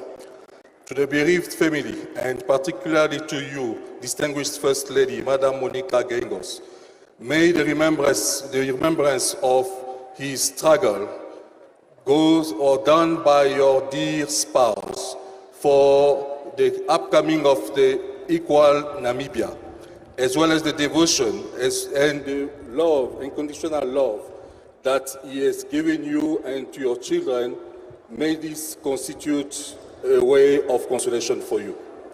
Enfin, je ne saurais clore mon propos sans vous souhaiter, Excellence Monsieur Nangolo Mbumba, cher frère et président de la République, tous mes vœux de succès et de réussite dans l'exercice de vos nouvelles fonctions, ainsi que vous rassurer du soutien de mon pays, la République démocratique du Congo, dans cette terrible épreuve.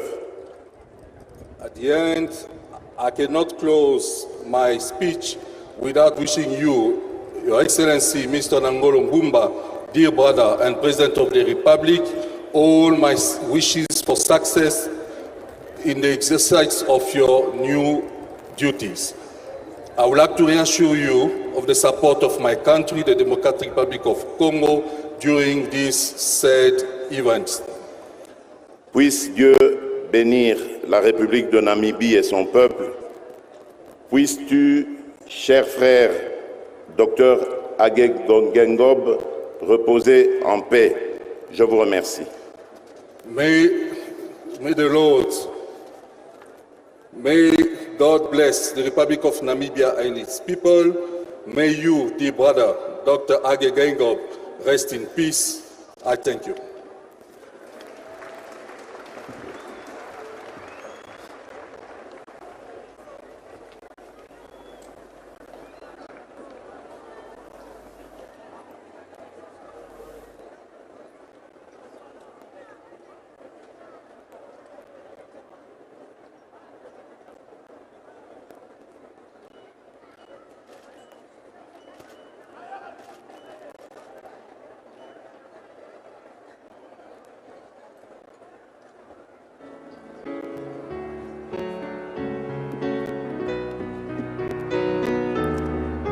Thank you very much, Your Excellency President Tshisekedi Tshilombo, President of the Democratic Republic of Congo, for that tribute.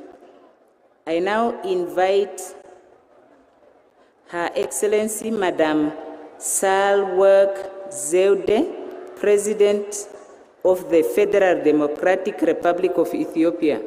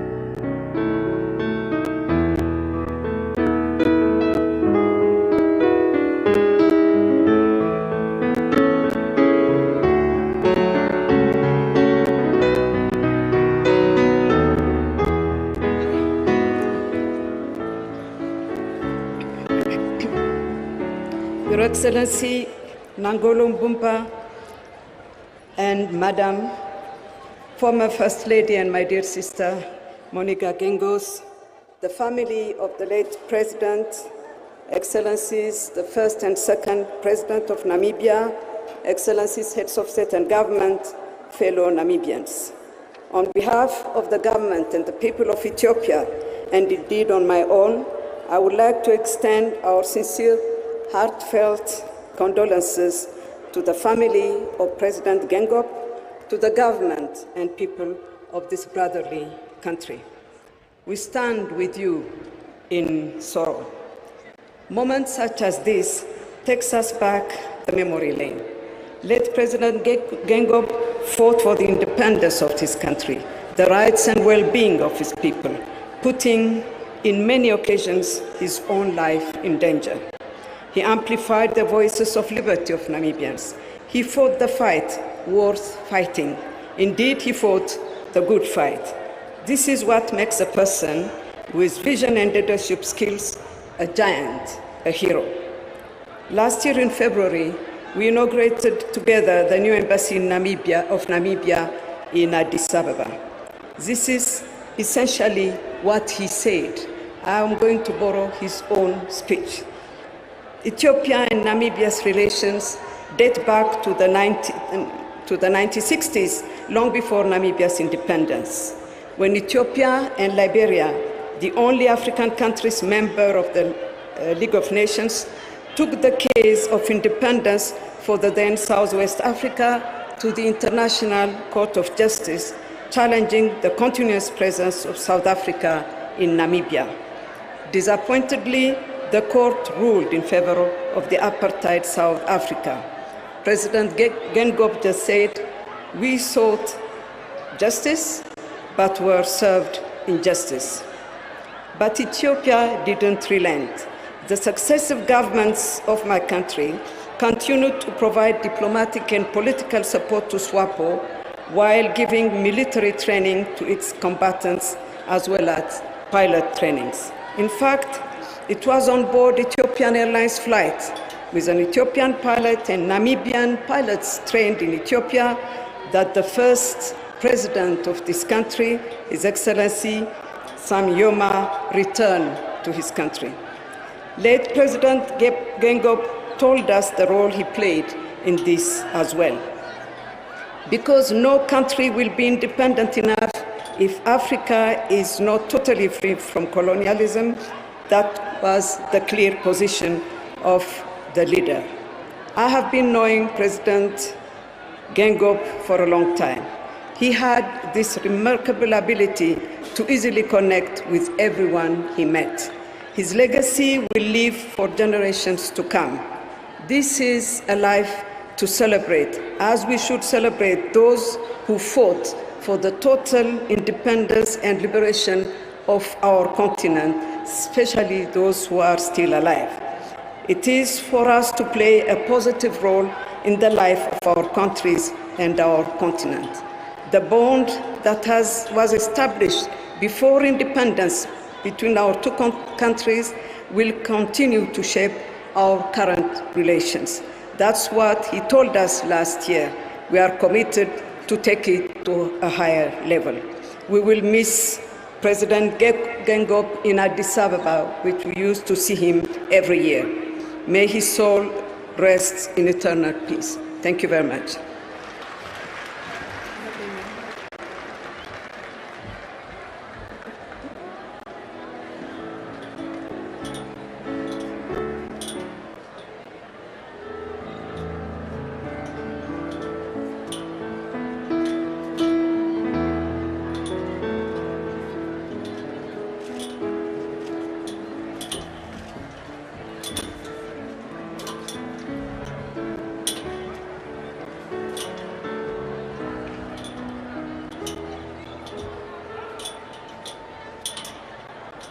Thank you very much, Your Excellency, President Zewde of the Federal Democratic Republic of Ethiopia.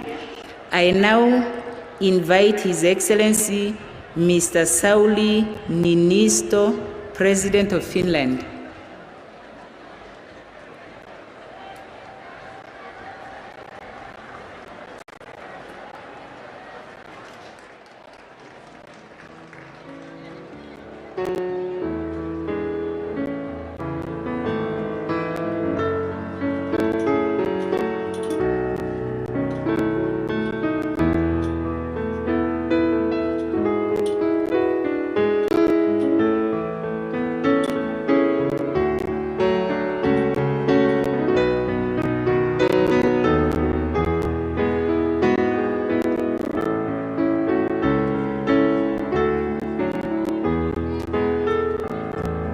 Excellency President Mumba, Your Excellency Founding President Dr. Nuyoma, Your Excellency Second President Dr. Boamba, Madam Monica Geingob, representatives of the Namibian government and people, Your Excellencies, ladies and gentlemen. Today we have gathered here to honor the legacy of President Hage Geingob, a great Namibian, a great African, a remarkable statesman, and a citizen of the world. President Geingob left a strong legacy. We came to know him as a determined statesman who dedicated his entire life to freedom and nation building in Namibia. He also left a legacy of close friendship with Finland. This friendship is built on a solid foundation of over 150 years of shared history, but it also rests on strong bonds between individuals. A notable example is the bond between President Geingob and the late Finnish President and Nobel Peace Prize laureate Martti Ahtisaari. Both were instrumental in the Namibian independence process. Both loved this country very deeply.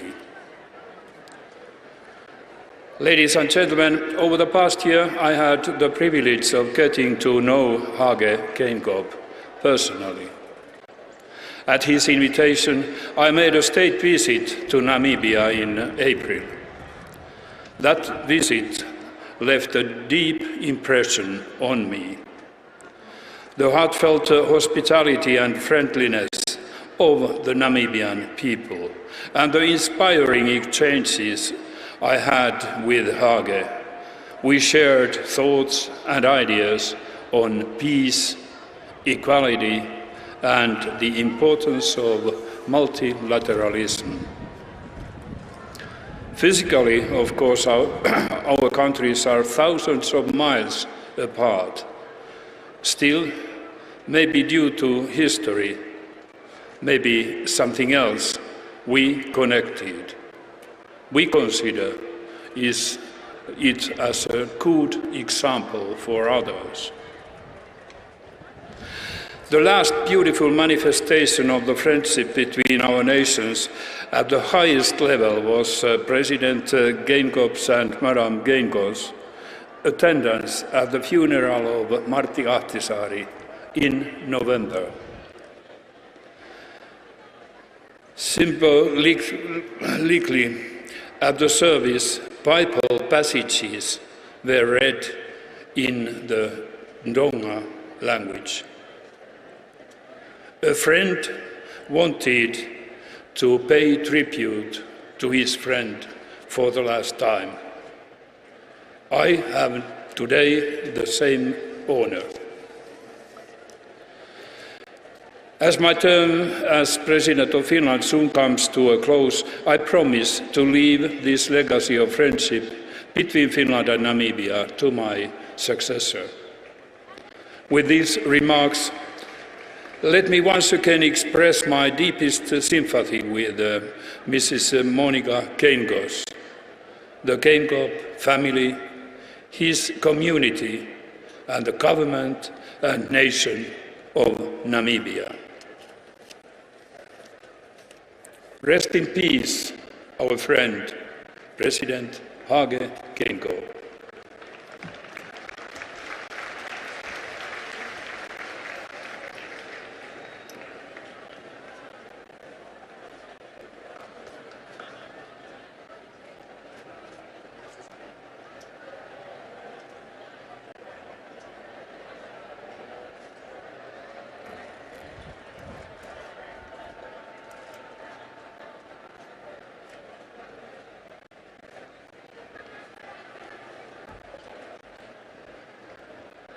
Thank you very much.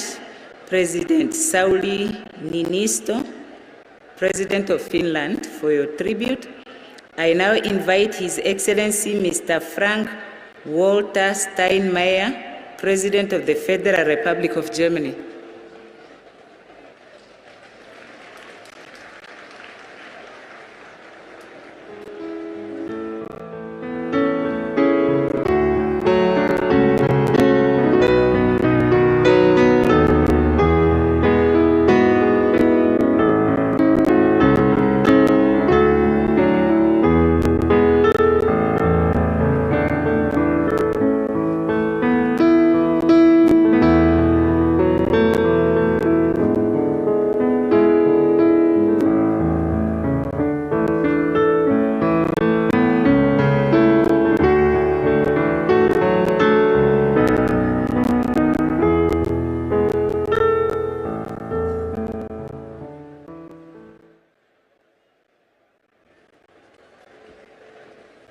Your Excellency Nangolo Mumba, President of the Republic of Namibia, Madam Monica Geingob, Excellencies and colleagues, Namibians.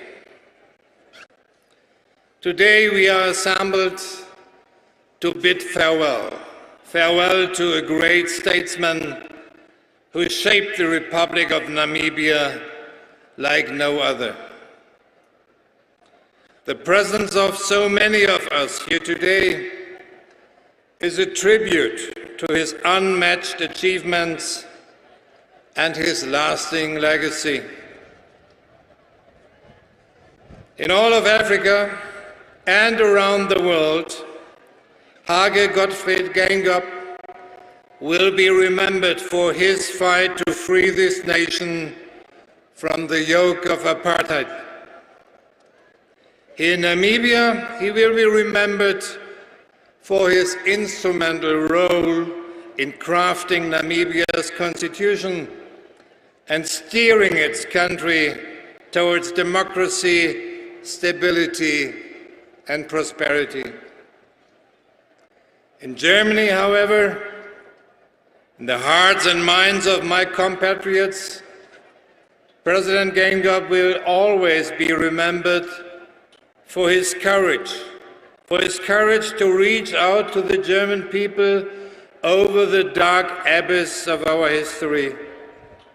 The atrocities committed by German troops during colonial rule that resulted in the genocide against the Ovaherero and Nama communities 120 years ago. The path of reconciliation that we embarked upon almost 10 years ago has not been an easy one, but together we have gone very far and we want to go further. When I talked to President Geingob for the last time, late last year, he told me that it was his wish to successfully conclude our joint declaration in order to bring the special relationship between our two countries to a new level. I'm here today to say my country remains committed to his legacy. We are committed to the path of reconciliation. And you know, reconciliation is not about closing the past. It is about taking responsibility for our past, and it is a commitment to a better future together. I hope I will be able to return to this country very soon and under different circumstances because I'm convinced that it is high time to tender an apology to the Namibian people.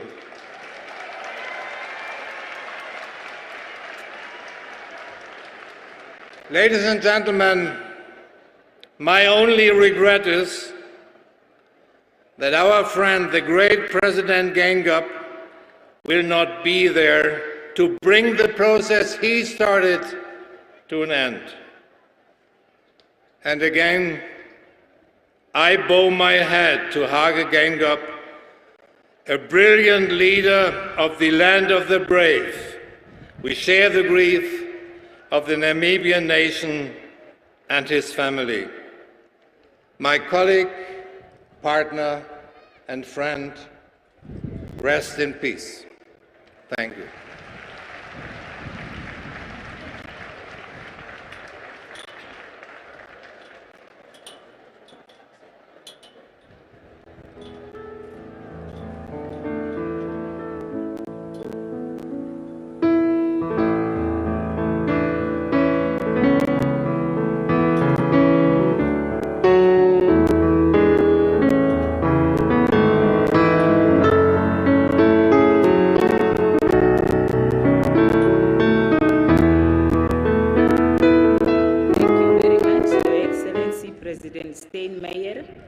For that tribute. Now, before I invite the next speaker, I would like to acknowledge the First Lady of Malawi, Madam Monica Chakwera. You are welcome, Madam. And now I have the pleasure to invite His Excellency Dr. Lazarus McCarthy Chakwera, President of the Republic of Malawi, to present his tribute.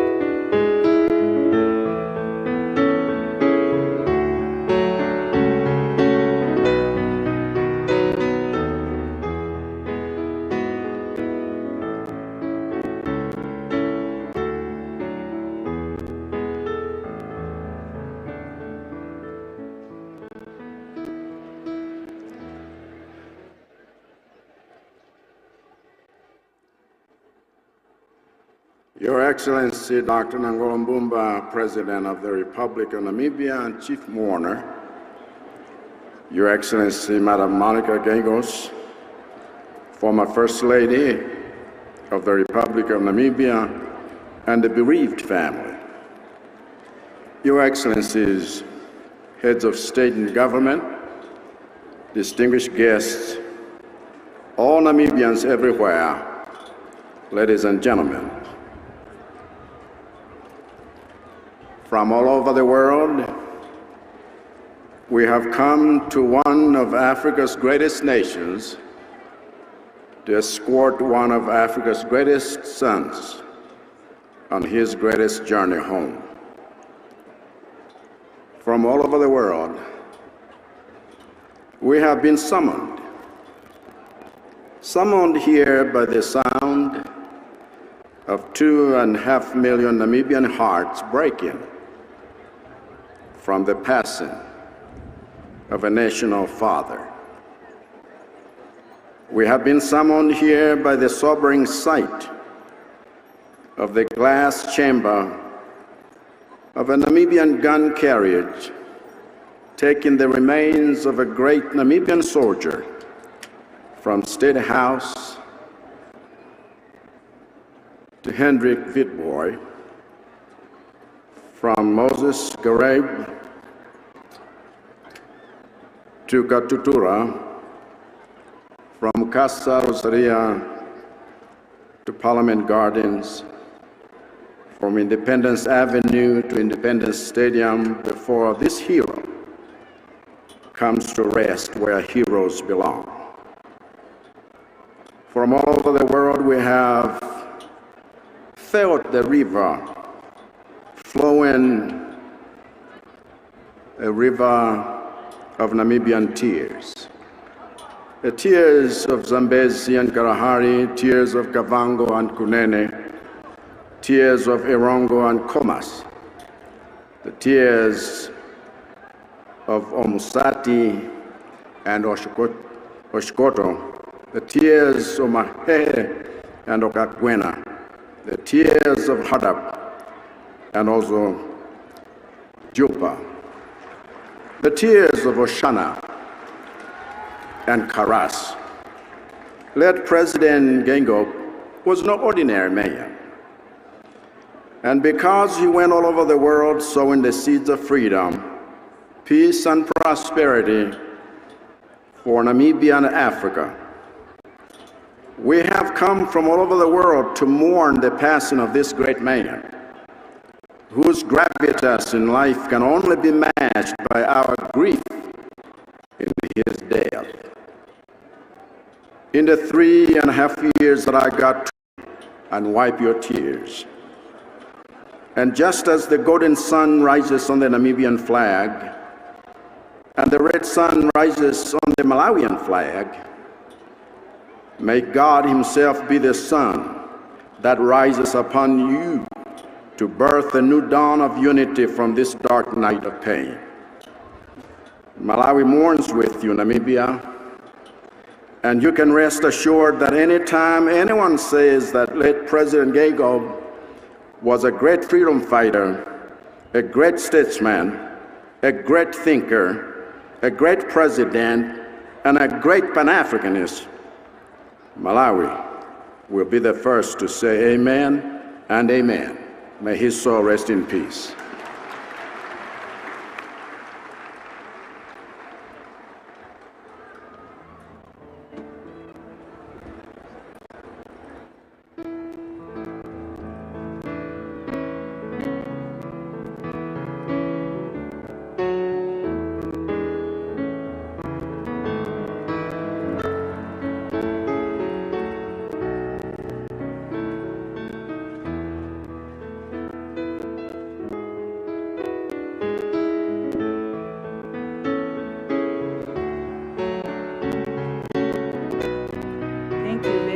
Your Excellency Dr. Lazarus McCarthy Chakwera, President of the Republic of Malawi, for that tribute. I now invite His Excellency Mr. Philippe Jacinto Nyusi, President of the Republic of Mozambique.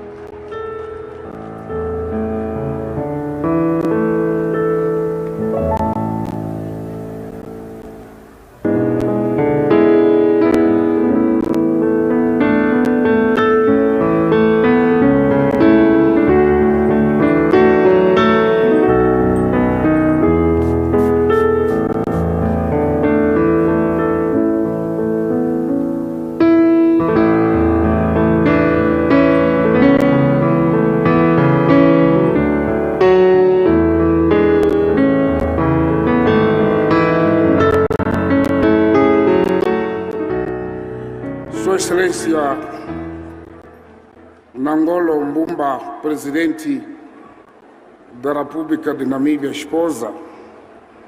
Your Excellency Nangolo Mbumba, President of the Republic of Namibia and spouse. Vamos falar muito. Querida irmã, antiga primeira-dama Mônica Geingob, senhores Excelências, chefes de Estados e Governos, respeitados antigos presidentes da República de Namíbia, irmãs e irmãos namibianos, minhas senhoras e meus senhores.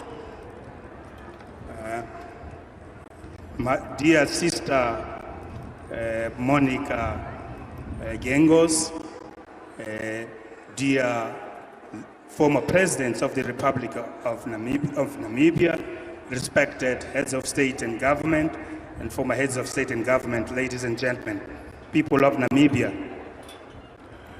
Os 30 milhões de moçambicanos estão acometidos por um sentimento de profunda dor e consternação pela súbita partida à eternidade de Sua Excelência Hage Geingob, terceiro presidente da Namíbia, nosso irmão e nosso amigo. The 30 millions of Mozambicans today are overwhelmed by deep sorrow for the untimely demise to eternity of His Excellency Hage Geingob, the third president of Namibia. De Moçambique, trazemos os votos de simpatia, amizade e solidariedade do nosso povo e governo para o povo, irmão e governo da Namíbia, por esta perda irreparável. From Mozambique, we have come to convey wishes of friendship, solidarity, and sympathy from our people and government to the people and government of Namibia for this great loss. Viemos prestar uma merecida homenagem ao legado do então jovem professor de Ujuarongo, que nos princípios da década 60 liderava protestos contra o sistema discriminatório de educação bantu. We've come to pay the deserved homage to the legacy of the then young teacher of Ujuarongo, who in the early 60s led protests against the discriminatory Bantu education system. Os moçambicanos são eternamente gratos ao presidente Geingob, continuador do presidente Samia e do presidente Ipuamba, líder bastante solidário e preocupado com a situação de segurança, estabilidade e prosperidade dos países da região, em particular do nosso país. The Mozambicans will remain forever grateful to President Geingob, the successor of President Hifikepunye Pohamba, and President Sam Nujoma, a leader of high values of solidarity and always concerned with the security, stability and prosperity of the countries of the region and of our country in particular.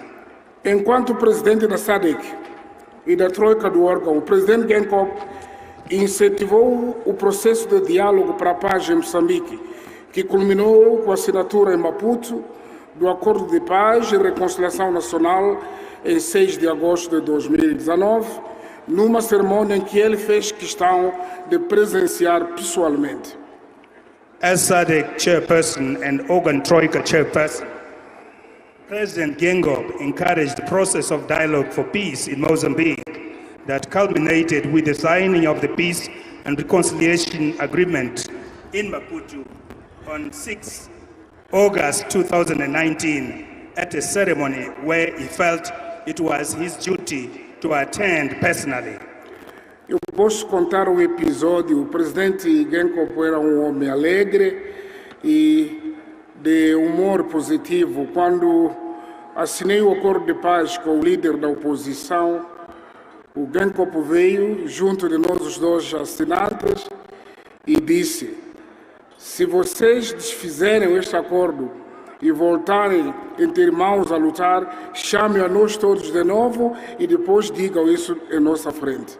I would like to recall an episode. President Geingob was a man of good humor, a very positive humor. And as we were signing the peace agreement with the leader of the opposition, he said to us, well, you are now signing this agreement, but if you ever go back to fighting, please call us so that we bear testimony of what you are doing again. O seu papel ao nível da SADC foi decisivo no envio da missão da SADC em Moçambique, SAMIM, para apoiar as nossas forças de defesa e segurança empenhadas no combate ao terrorismo na província nortenha de Cabo Delgado. His role at the SADC level was decisive for the deployment of the SADC mission in Mozambique, SAMIM, to support our defense and security forces engaged in the fight on terrorism in the northern province of Cabo Delgado. Caro irmão e amigo Hage, não te diremos adeus, porque tu és herói da dimensão do povo. Dear brother and my friend Hage Geingob, we do not accept to bid farewell to you because you are the hero of the people. Os heróis não morrem. Entregaremos o teu corpo à terra, mas os teus ideais, a tua visão e a tua determinação continuarão a servir de fonte de inspiração na construção de um mundo de paz, justiça e próspero, pelo qual dedicaste toda a tua vida. Heroes never die.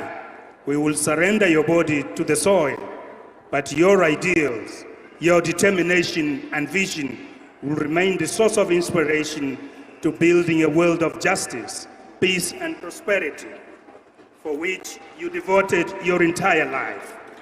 Aqui e agora, curvados diante do teu corpo, cumprimos o dever de te prestar um tributo de reconhecimento e a homenagem que tanto mereces.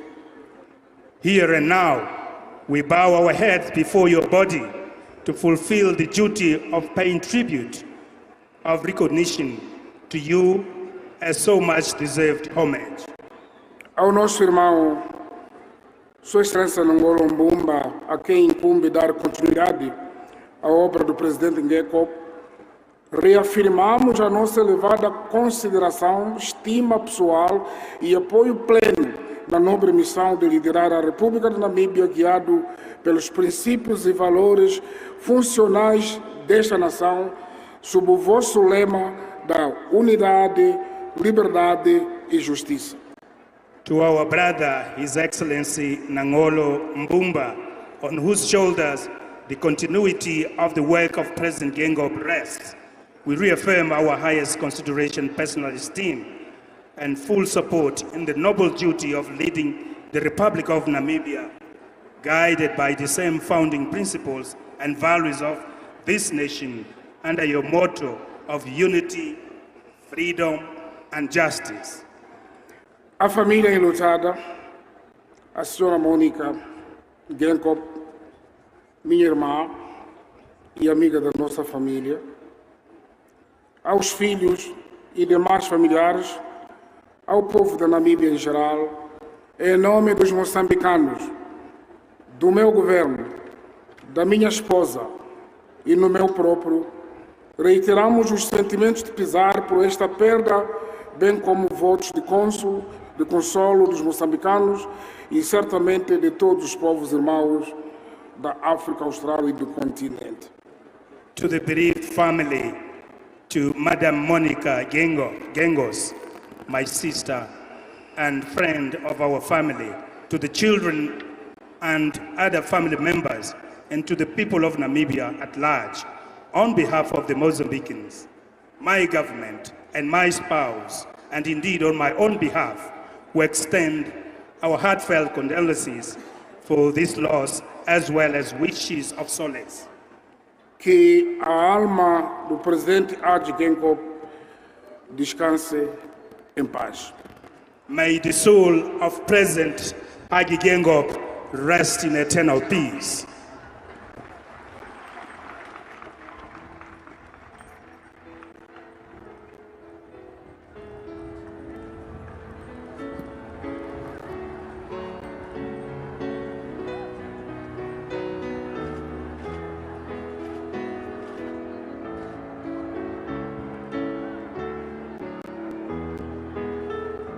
Thank you very much, Your Excellency President Nyusi of the Republic of Mozambique, for the tribute. I now would like to invite His Excellency President William Ruto, President of the Republic of Kenya. You have the floor, Your Excellency.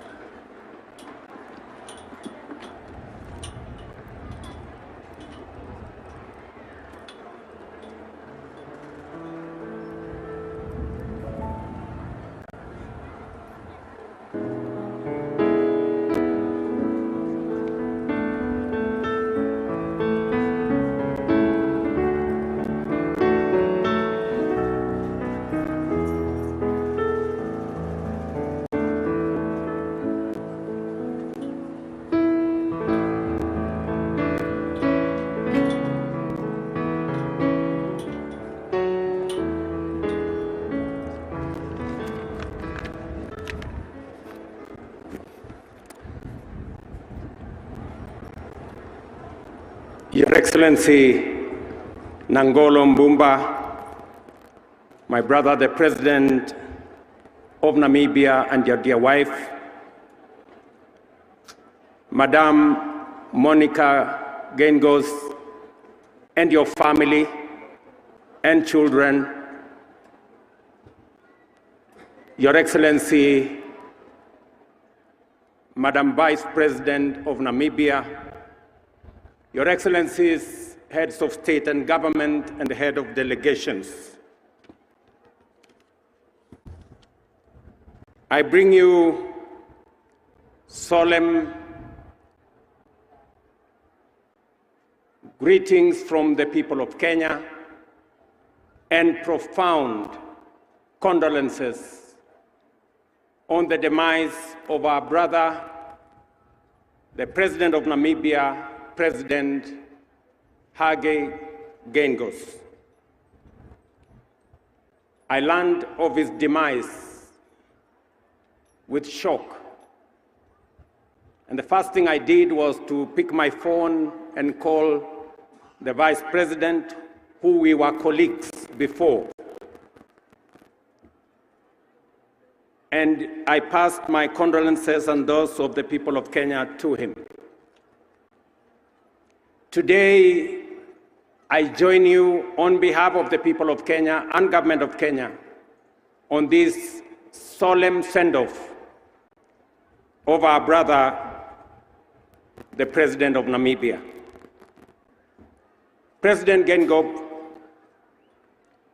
was a great freedom fighter. He was an accomplished scholar and the architect of the Namibian Constitution that has given this country great stability.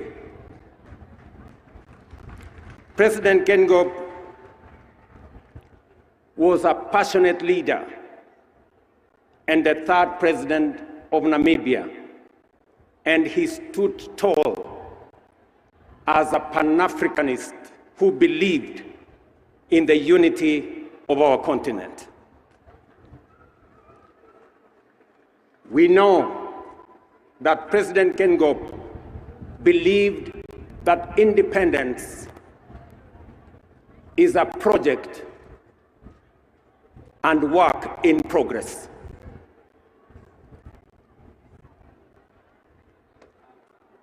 We must work hard on this independent and freedom project,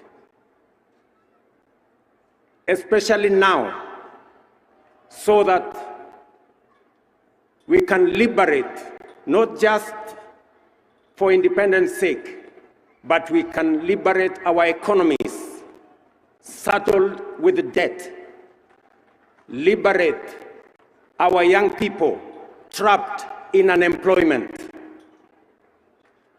These are principles President Geingob worked so hard to achieve.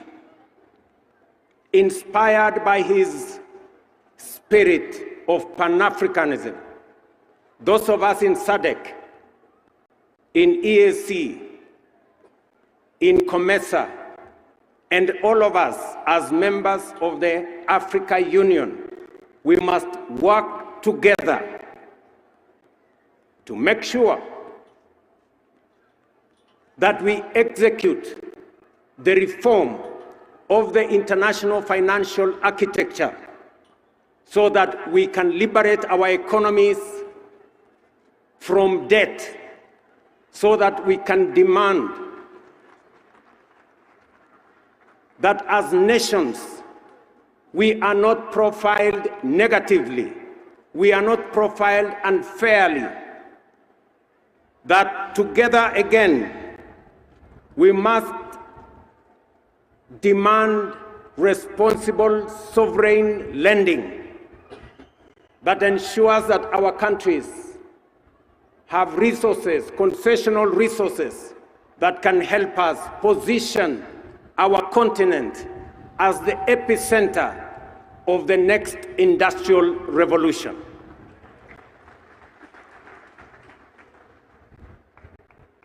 Together, as a continent, believing in what President Geingob believed in, we must stand together with one voice to reform our Africa Union, to make it fit for purpose, so that we can march into the future as the epicenter of green manufacturing, position ourselves with our resources, enormous resources, the enormous energy resources, agricultural potential, mineral, and natural resources that we have.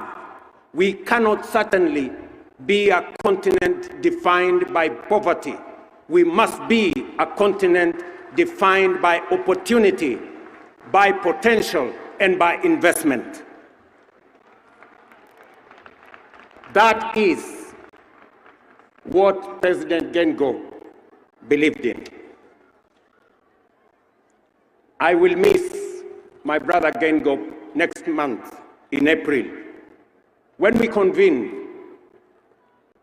And I have invited my brothers from this continent for us to have a candid conversation with our development brothers and sisters, with the donor community, under the IDA 21 replenishment framework with the World Bank, so that we can have a proper positioning of our continent and claim our place as a continent of potential, opportunity, and investment.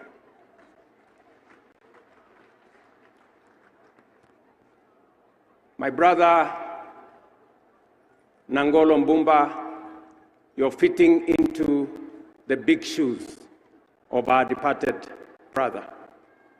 We believe that you have what it takes, and you can count on the support of Kenya as you take the reins of leadership in your great country. Mama Monica, you are a great pillar of our brother. You have our prayers, you and your children, as you face the future. And we stand in solidarity with you and your family, and to all the people of Namibia. May Geingob's soul rest in peace. I thank you.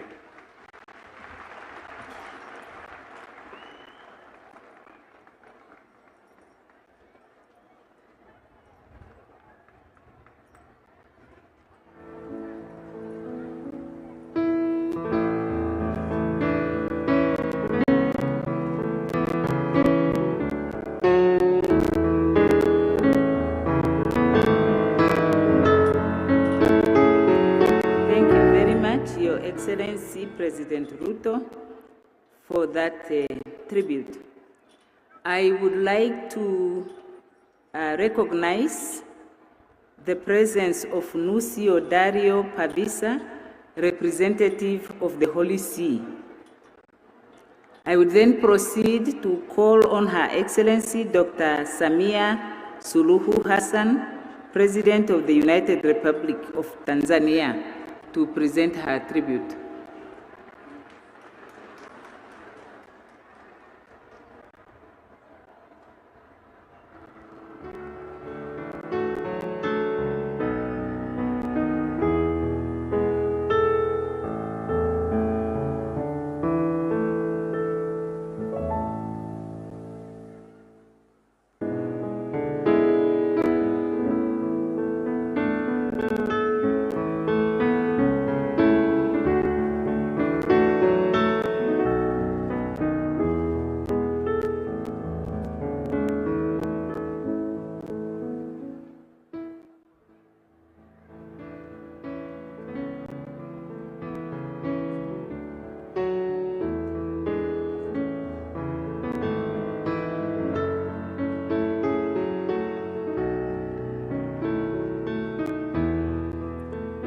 Excellency Dr. Nangolo Mbumba, President of the Republic of Namibia, Madam Monica Geingob, widow of the late President Hage Geingob, Excellencies, heads of state and government here present, fellow mourners, allow me to convey our deepest condolences and sympathies to you, President Nangolo Mbumba, and the brotherly people of the Republic of Namibia, following the passing of our dear brother and friend, President Hage Geingob. Our deepest condolences to Madam Monica Geingob, the entire Geingob family, for losing a part of their own, a husband, a father, a grandfather, and a brother. Fellow mourners, I'm here to bid farewell to a man I consider an elder brother and a mentor. I recall his generosity during my last visit to Namibia, when he personally, accompanied by his wife, my sister Monica, welcomed me at the airport and found time for a candid conversation concerning the political development and security situation of our region, SADC. His bass voice and relished laughter still resonate in my ears. It feels like, just like yesterday, when we used to sit together at the AU and chat away on several SADC stands. His wise counsel, resolute determination and devotion will surely be missed, but his memories will live on. We vividly recall how, as SWAPO's representative to the UN, he worked with the then Tanzanian permanent representative, Honorable John Malechela, and other African diplomats to make the case for Namibian independence at the United Nations. His Pan-Africanist nature formed the cornerstone of his presidency, and through his support, we opened a High Commission in Windhoek, which has further solidified our relations. Today, we are here not to mourn this gallant son of Africa, but to celebrate a life well lived, which gave cause to the prosperous Namibia, and we are witnessing today and renewed hope to Africa. Dear Namibian sisters and brothers, the immense loss is our loss. We share your grief and sorrow. To Madam Monica Geingob and the bereaved family, we pray that Almighty God grant you solace, courage, and fortitude. I also wish to leave you with the words of Isaiah 14:10, which reminds us of God's promise to strengthen. May the soul of our beloved brother, Hage Geingob, rest in eternal peace. Amen. To my brother, President Nangolo Mbumba, Tanzania assures you of our continued support and cooperation, and we strongly believe that under your able stewardship, Namibia is in safe hands. I thank you. Thank you very much.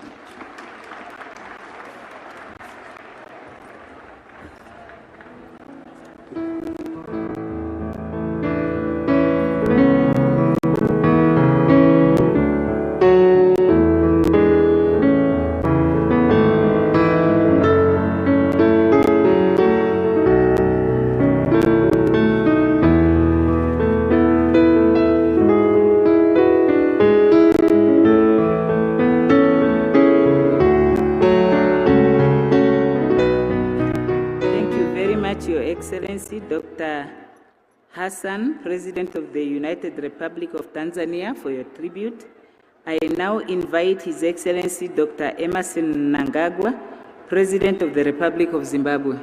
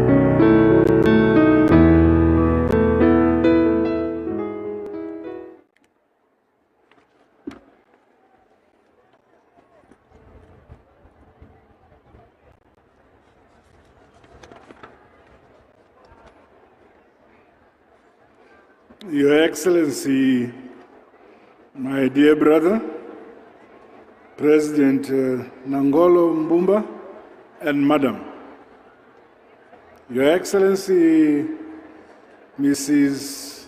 Geingob, and the bereaved family of our dear brother Geingob, Your Excellencies, Heads of State and Government, honorable ministers who may be here, distinguished guests,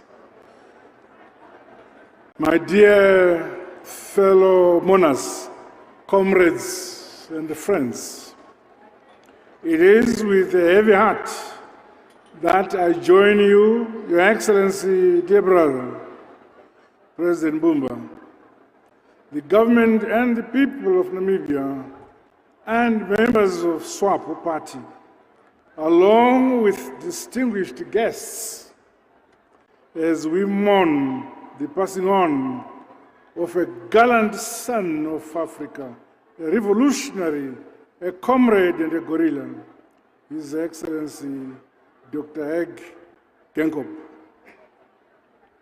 This is indeed a great loss that has befallen the Republic of Namibia, befallen to SADC region, and befallen to the African continent in general. On behalf of my partisan PF, the government and the people of Zimbabwe, my family, and on my own behalf, I extend our deepest and heartfelt condolences to Mrs. Geingob, the Geingob family, the SWAPO party, the government, and indeed the people of Namibia. The late dear brother Dr. Geingob was a loyal, dependent friend and an ally to Zimbabwe, a revolutionary by excellency. At various international fora, such as the United Nations, my late brother, Dr. Geingob, consistently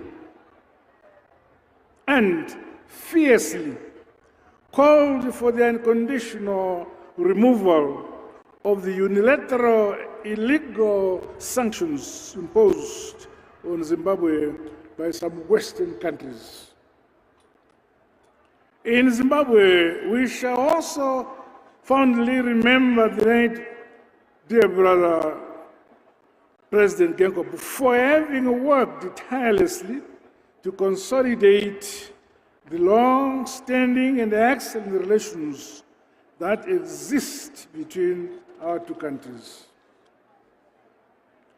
I recall that during my state visit to this great country in 2019, my dear brother, late President Geingob, and I resolved to upgrade our relations to the level of a binational commission to further deepen and comprehensive multi-pronged scope of cooperation.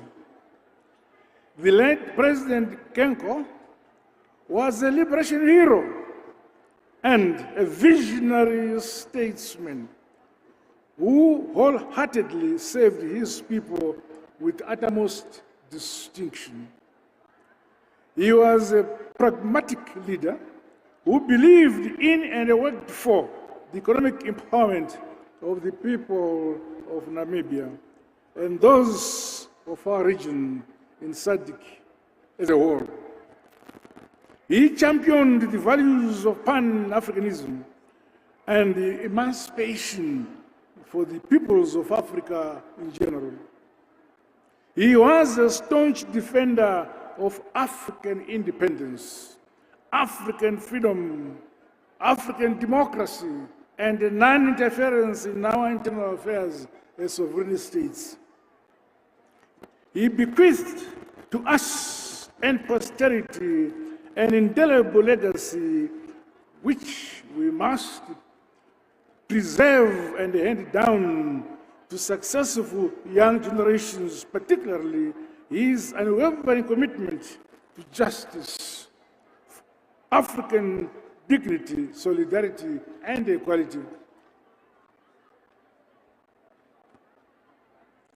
I would like to mention that I feel very, very humbled to see the founding father of the nation of Namibia and the second president, both President Myoma and Pohamba. These are revolutionaries, Your Excellency, who spent their lives in the armed struggle for us to have independence. Congratulations, I've seen them. We in this region, SADC, we understand the importance of food security and sovereignty and robust educational systems as critical anchors to the dignity of our people and the sustainable development of our African continent. The burden of developing our countries is upon us. No one will develop our respective countries, it's ourselves. So we must cooperate in the task and burden to develop our countries. And my little brother, President Geingob, was an ardent teacher and a philosopher that African countries must have the dignity to develop their countries themselves because it is ours. No one from elsewhere would come and develop our respective countries. We must rule our countries ourselves with our domestic wisdom. I join Namibia in saying goodbye to an icon, a revolutionary, a gorilla, Dr. Geingob, a great son of Africa and a son of the soil, whose impact transcended geographical boundaries and borders. In his memory and honor of his legacy, let us use this solemn occasion to recommit ourselves to continue building and modernizing our respective nations for a higher quality of life for our peoples of our region and Africa in general. May his dear soul rest in eternal peace. To you, my dear brother, President Mumba, I wish you and the people of Namibia successful elections later this year. You yourself, I'm happy that you are also a guerrilla. You are revolutionary and shall enjoy the support of ZANU-PF and the government of Zimbabwe. We are confident that your country will continue to entrench the democratic legacy of the late Dr. Hage Geingob and other founding fathers who are here to guide you as you go into the future of this great nation, the land of the brave. Namibia is assured of Zimbabwe's unwavering support and solidarity in the march to develop and modernize and industrialize our motherland. God bless you all. I thank you.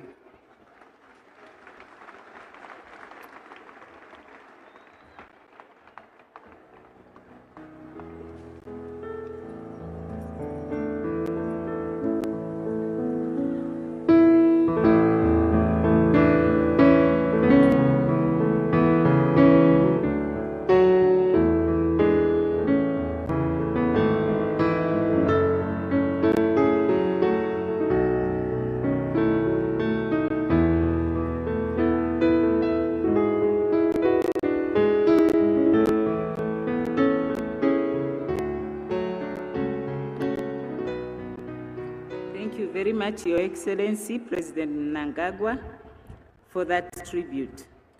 I now invite the Right Honorable Sam Matekane, Prime Minister of the Kingdom of Lesotho.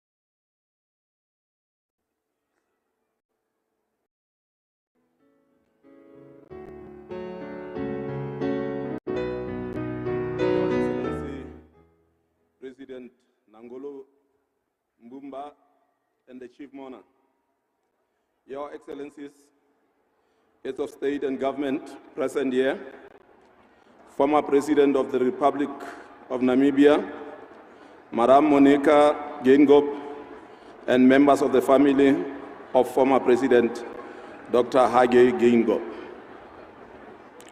Distinguished guests, we are in Namibia today in these great numbers because a hero has fallen, a true son of the African soil, a freedom fighter and indeed a distinguished leader in our region is no more.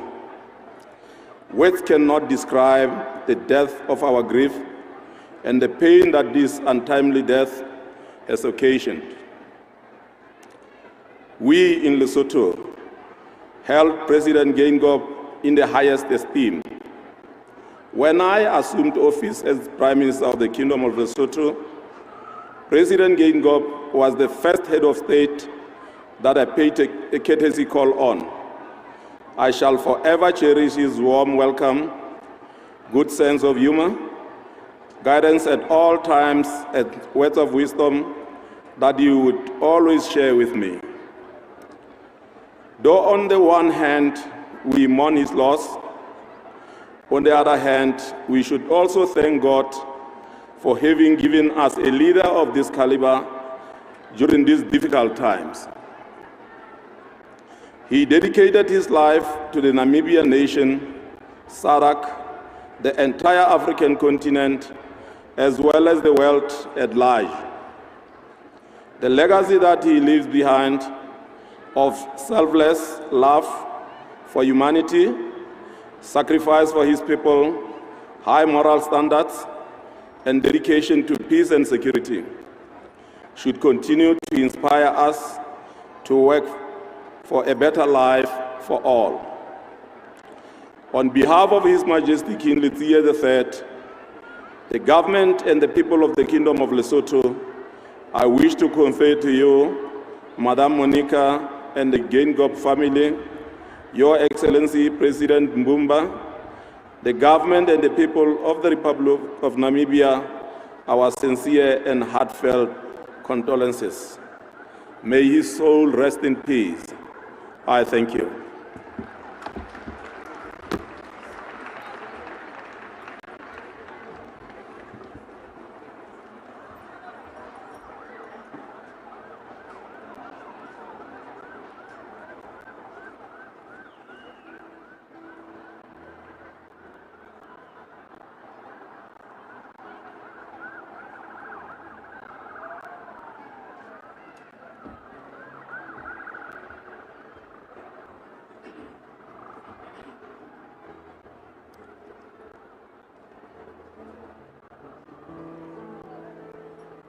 Thank you very much, Right Honorable Prime Minister, for your tribute.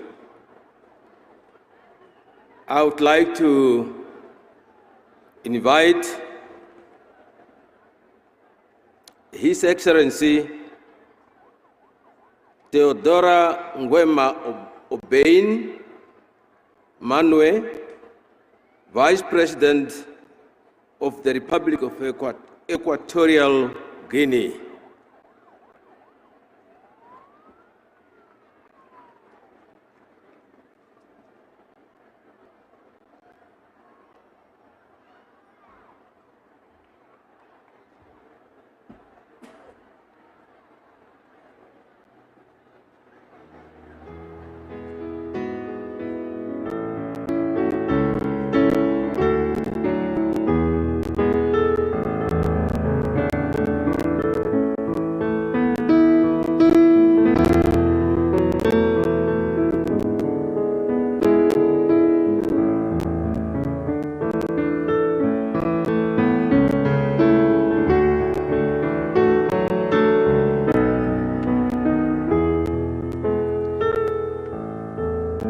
Excellencies, distinguished Namibian people, ladies and gentlemen.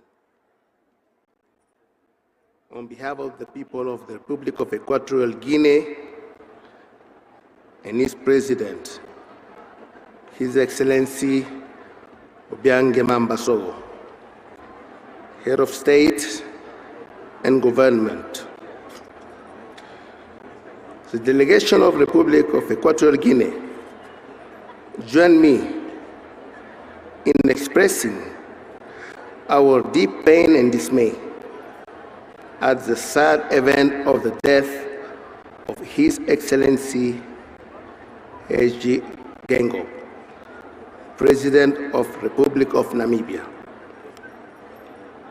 Therefore, we convey our deepest condolences to the government and people of the Republic of Namibia. We want to reiterate the expression of our deepest condolences for such an inestimable loss in this moment of deep pain of his entire family, to whom we convey our feeling of support and solidarity. His Excellency Hage Geingob was a prominent Pan-Africanist and faithful defender of the value of unity and solidarity of the African Union. And as the son of Africa, immense in its struggle against colonialism and apartheid. May he rest in peace. Thank you.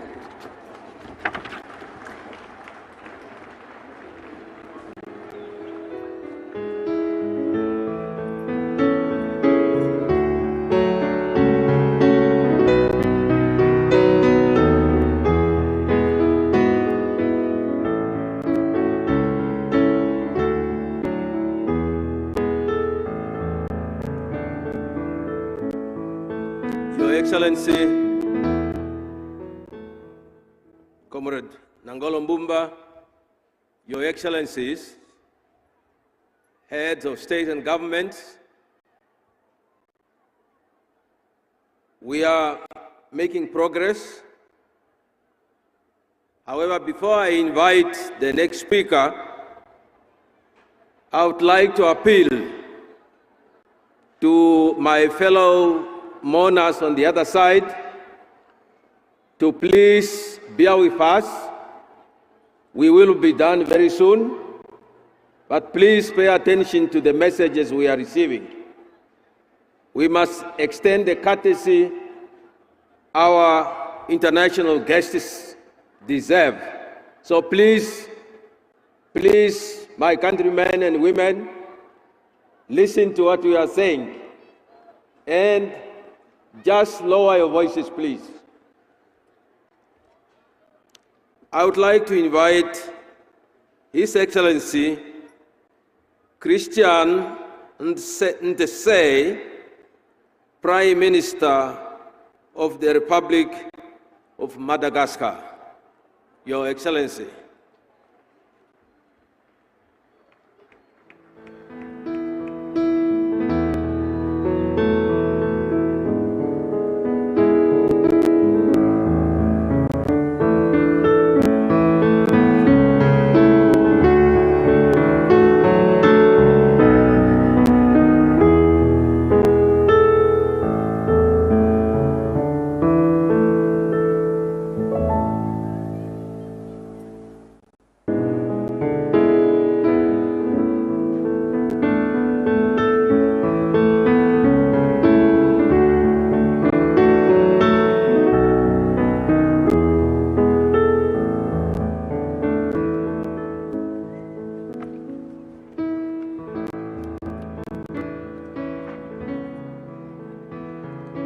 Excellency Dr. Nangolo Mbumba, President of the Republic of Namibia,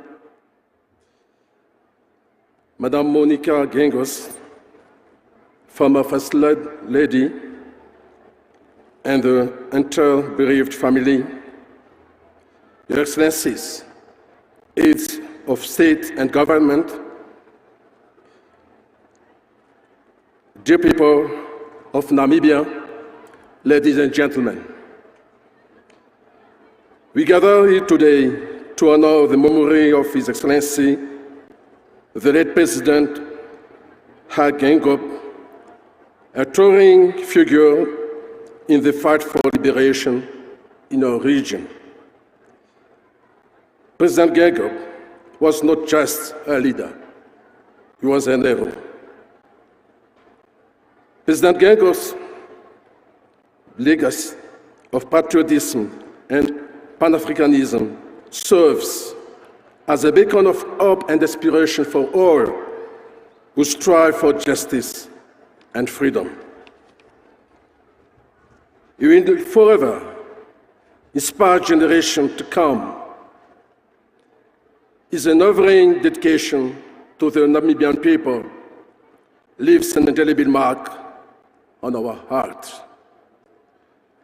On behalf of His Excellency André Juel, President of the Republic of Madagascar, our government, and the Malagasy people, I extend our heartfelt condolences to President Geingob's family and the people of Namibia. In this moment of mourning, our thoughts and prayers are with you. May the enduring spirit of President Geingob continue to guide and uplift Namibia as it moves forward. Madagascar holds a deep respect for its relationship with Namibia. The story of Madagascar-Namibia relations is rooted in our common struggle against apartheid in Southwest Africa. Madagascar provided refuge to SWAPO activists and hosted an ANC bureau demonstrating unwavering support for the liberation movement. Our nation shares a bond forged in the fight for freedom and justice. Our shared history, our solidarity within regional and continental frameworks underscored our commitment to mutual progress and prosperity. In closing, let us honor President Hage Geingob's memory by recommitting ourselves to the ideals of unity, peace, and development. May his strong legacy serve as a guiding light for the future generation. My soul, rest in peace. I thank you.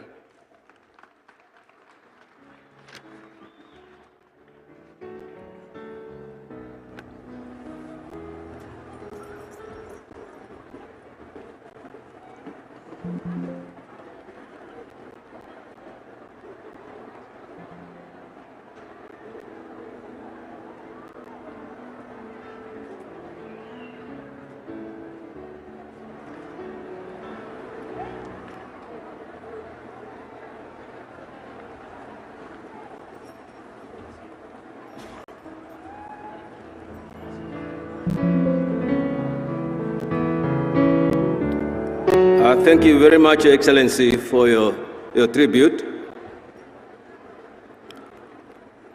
I would like to invite the Right Honorable Edward Ngirente, Prime Minister of the Republic of Rwanda. Right Honorable.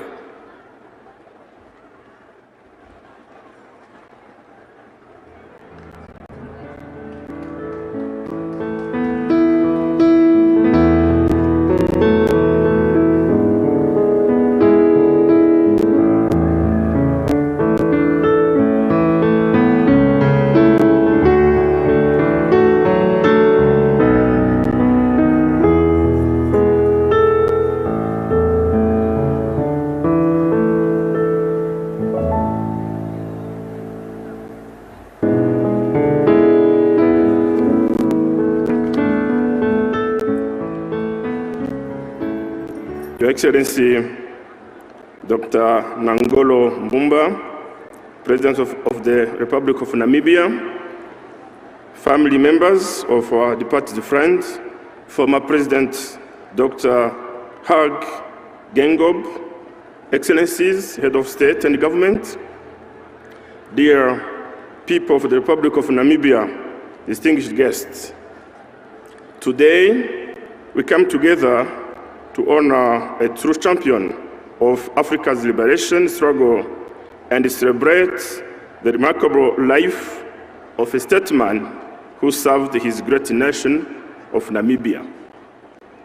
Allow me, on behalf of His Excellency President Paul Kagame, the people and the government of the Republic of Rwanda, to extend our sincere condolences and deepest sympathy to the family and the people and the government of Namibia.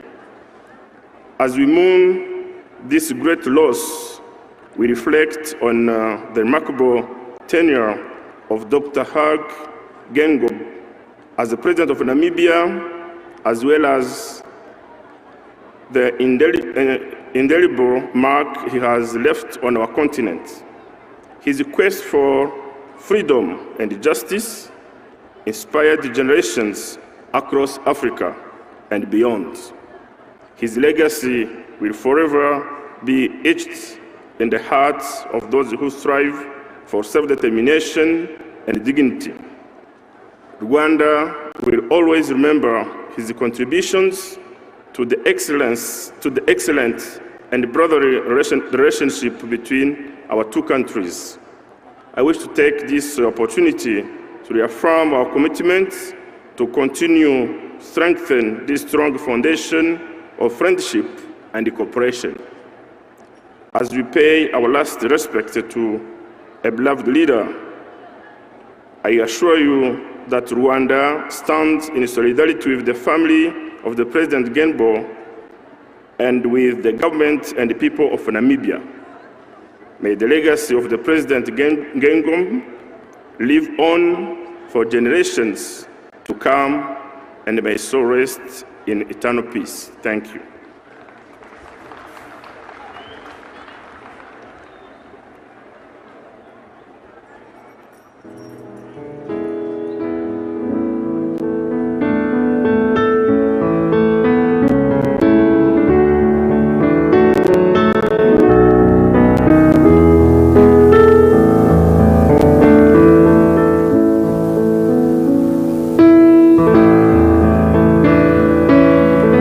Thank you very much, Your Excellency, for your tribute.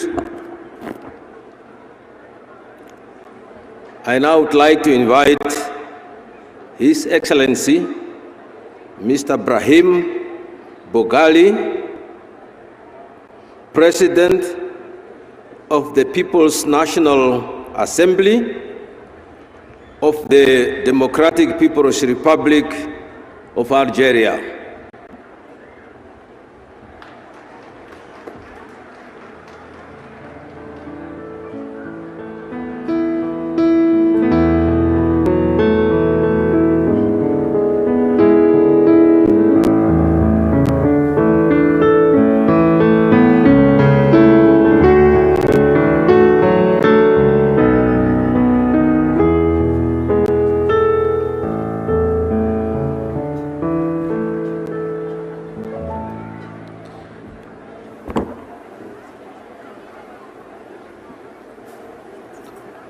بسم الله الرحمن الرحيم. فخامة السيد رئيس الجمهورية، فخامة نائبة رئيس الجمهورية، عائلة الفقيد، فقيد إفريقيا، قاطبة فخامة السادة الرؤساء السابقون لجمهورية ناميبيا، فخامة السادة رؤساء دول الحكومات وممثلي الدول الأجنبية الحاضرين معنا اليوم، الجمع الكريم مع مراعاة كل المقامات. Your Excellency, Mr. Nangolo Mbumba, President of the Republic of Namibia, Your Excellency, Madam Netembo Nandi Ndaitwa, Vice President of the Republic of Namibia, Your Excellencies, former Presidents of Namibia, bereaved family of Son of Africa, Excellencies, Heads of States, and government's honorable audience, all protocols observed. وجودي معكم اليوم ممثلا للسيد رئيس الجمهورية عبد المجيد تبون يعد فرصة لأعبر لكم شخصيا عن بالغ الحزن وعميق التأثر الذي ألم بنا في الجزائر حكومة وشعبا لفقدان الأخ العزيز الرئيس الراحل غينغوب رئيس جمهورية ناميبيا الشقيقة، وليقدم لكم سيادة الرئيس ومن خلالكم إلى الحكومة والشعب الناميبيين خالص التعازي وعميق المواساة على إثر هذا المصاب الجلل، معبرا لكم عن خالص تضامننا وتعاطفنا معكم في هذه المحنة الأليمة التي نحن متيقنون تمام اليقين بأن شعب ناميبيا الشقيق سيتجاوزها بسلام ليواصل تحقيق مزيد من التقدم والرفاه. I'm here today representing His Excellency Mr. Abdelmajid Tebboune, President of the Republic. On behalf of the Algerian government and people, I extend to you, Mr. President, and to the people of Namibia my sincere condolences and heartfelt sympathy for the passing of our dear brother, late President Dr. Hage Geingob. Algeria stands with you in sorrow. We are confident that our Namibian brothers will overcome these difficult times to continue their path towards prosperity.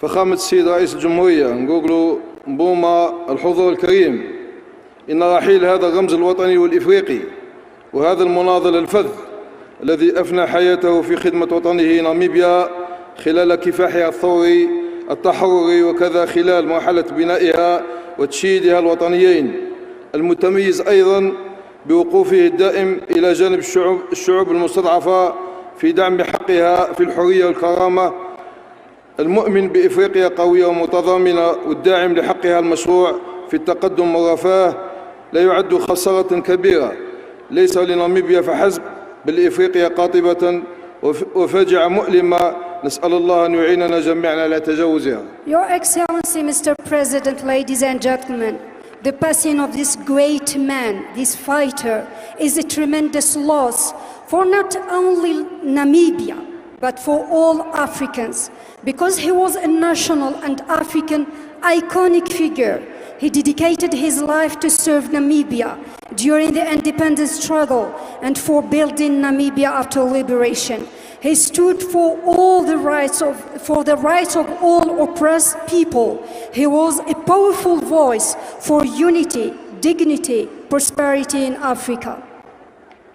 السيد الرئيس الجمع الكريم، نودع اليوم معكم بألم وحسرة كبيرين أحد الرجالات الذين ساهموا بإخلاص في تعزيز وتوطيد العلاقات التاريخية المتميزة بين بلدينا الشقيقين والتي تمتد جذورها إلى مرحلة الكفاح التحرري للشعب الناميبي الشقيق، حيث كان لبلاد الشرف في دعم الكفاح الباسل بكل الوسائل السياسية والعسكرية والمادية الممكنة تلك اللحمة وذلك التقارب، لم يكن له إلا ليتوطأ أكثر فأكثر بعد نيل ناميبيا لاستقلالها من خلال تعزيز العلاقات الثنائية وتكثيف التعاون في كافة المجالات. Mr. President, honorable audience, we mourn today the loss of this brave leader who worked and contributed to enhance Algerian-Namibian relations. My country has strongly supported by all means, militarily and politically, Namibia's struggle for independence. Those ties of friendship and brotherhood became even stronger after the independence. فخامة السيد رئيس الجمهورية، السادة الحضور، أجدد لكم في الختام خالص التعازي وصادق المواساة باسم السيد رئيس الجمهورية عبد المجيد تبون وباسم الدولة الجزائرية قاطبة، وليؤكد عن خالص تضامننا وتعاطفنا معكم في هذا المصاب بالجلل. Mr. President, at this difficult time, on behalf of the President of the Republic and on behalf of the Algerian people and authorities, I convey to you once again and to my dear people of Namibia my sincere solidarity and sympathy. دامت ناميبيا قوية مزدهرة، دامت الأخوة الجزائرية الناميبية إلى الأبد. شكرا على كرم الإصغاء، والسلام عليكم ورحمة الله تعالى وبركاته. Long live Namibia, long live Algerian-Namibian brotherhood. Thank you, peace. history pioneer.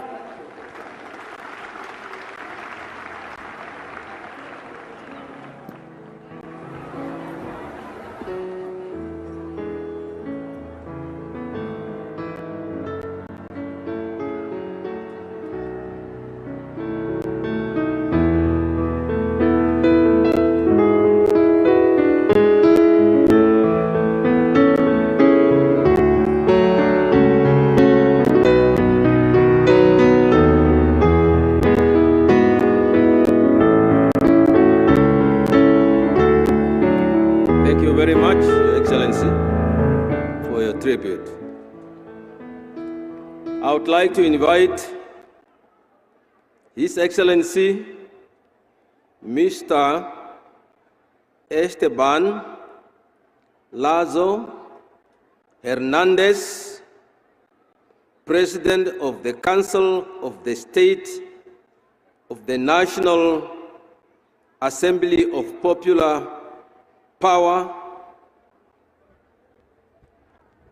from the Republic of Cuba.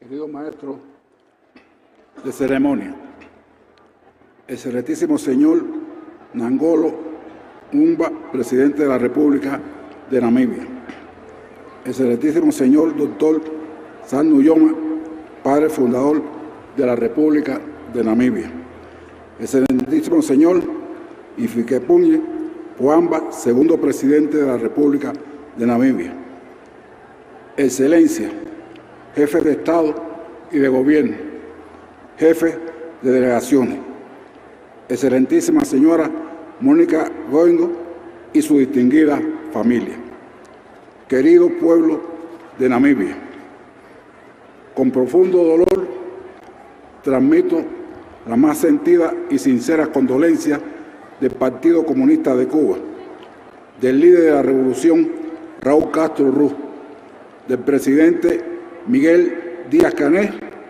del gobierno y el pueblo cubano, a la SUAPO y al gobierno y pueblo de la hermana República de Namibia en ocasión del fallecimiento de su tercer presidente, excelentísimo doctor Hage Geingob, las cuales hago extensivas a sus familiares. En este momento de profundo dolor, permítame mencionar una frase del héroe nacional de Cuba, José Martí, y cito: la muerte no es verdad cuando se ha cumplido bien la obra de la vida. Fin de la cita. El querido compañero Geingob demostró con creces a lo largo de su fructífera existencia su vocación de sacrificio por su país y por otras causas justas en el mundo. Por eso Cuba, como país latinoafricano, celebra hoy junto a ustedes su extraordinaria vida. Despedimos a un indiscutible líder africano desde la inserción en 1990 de la Namibia independiente en el panorama político mundial.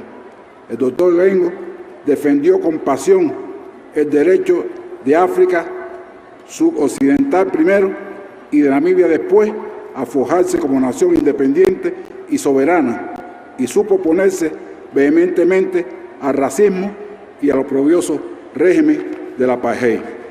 Junto al padre fundador de la nación, doctor Sam Nujoma, el fallecido líder contribuyó a cimentar la proyección internacional de Namibia, al ubicarla en el grupo de naciones africanas de vanguardia en defensa del desarrollo de los pueblos del tercer mundo y de África en particular por la igualdad y la justicia. Director of Ceremony, His Excellency Nangolo Mbumba, President of the Republic of Namibia. His Excellency Dr. Sam Nyoma, Founding Father of the Republic of Namibia. His Excellency Dr. Hifikepunye Pohamba, Second President of the Republic of Namibia. Excellencies, Heads of State and Governments, and Heads of Delegations.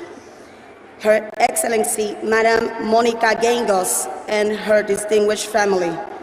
Dear people of Namibia, it's with deep sorrow that I send to you the most heartfelt and sincere condolences from Cuban Communist Party, from the leader of the revolution, Raúl Castro Ruz, from the President, Miguel Díaz-Canel Bermúdez, and from the government and Cuban people, to SWAPO and to government and people of the sister Republic of Namibia, in occasion of the passing of his third president, His Excellency Dr. Hage Geingob, which I extend to his family.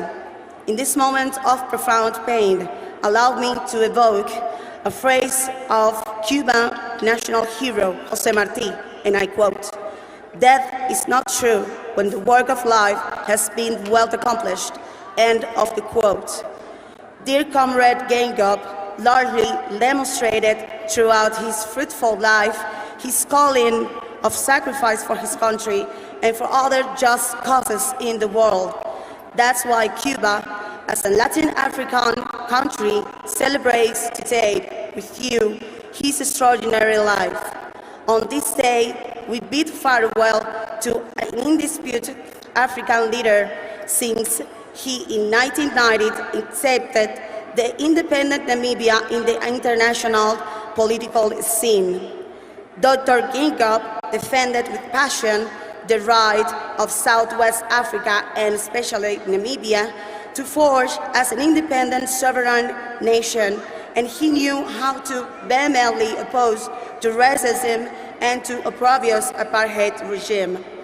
Along with founding father of the nation, Dr. Sam Nyoma, late leader, contributed to consolidate the international protection of Namibia, placing her in the group of African nations of avant-garde in defense of equality, justice, and development of the people of the Third World and Africa in particular.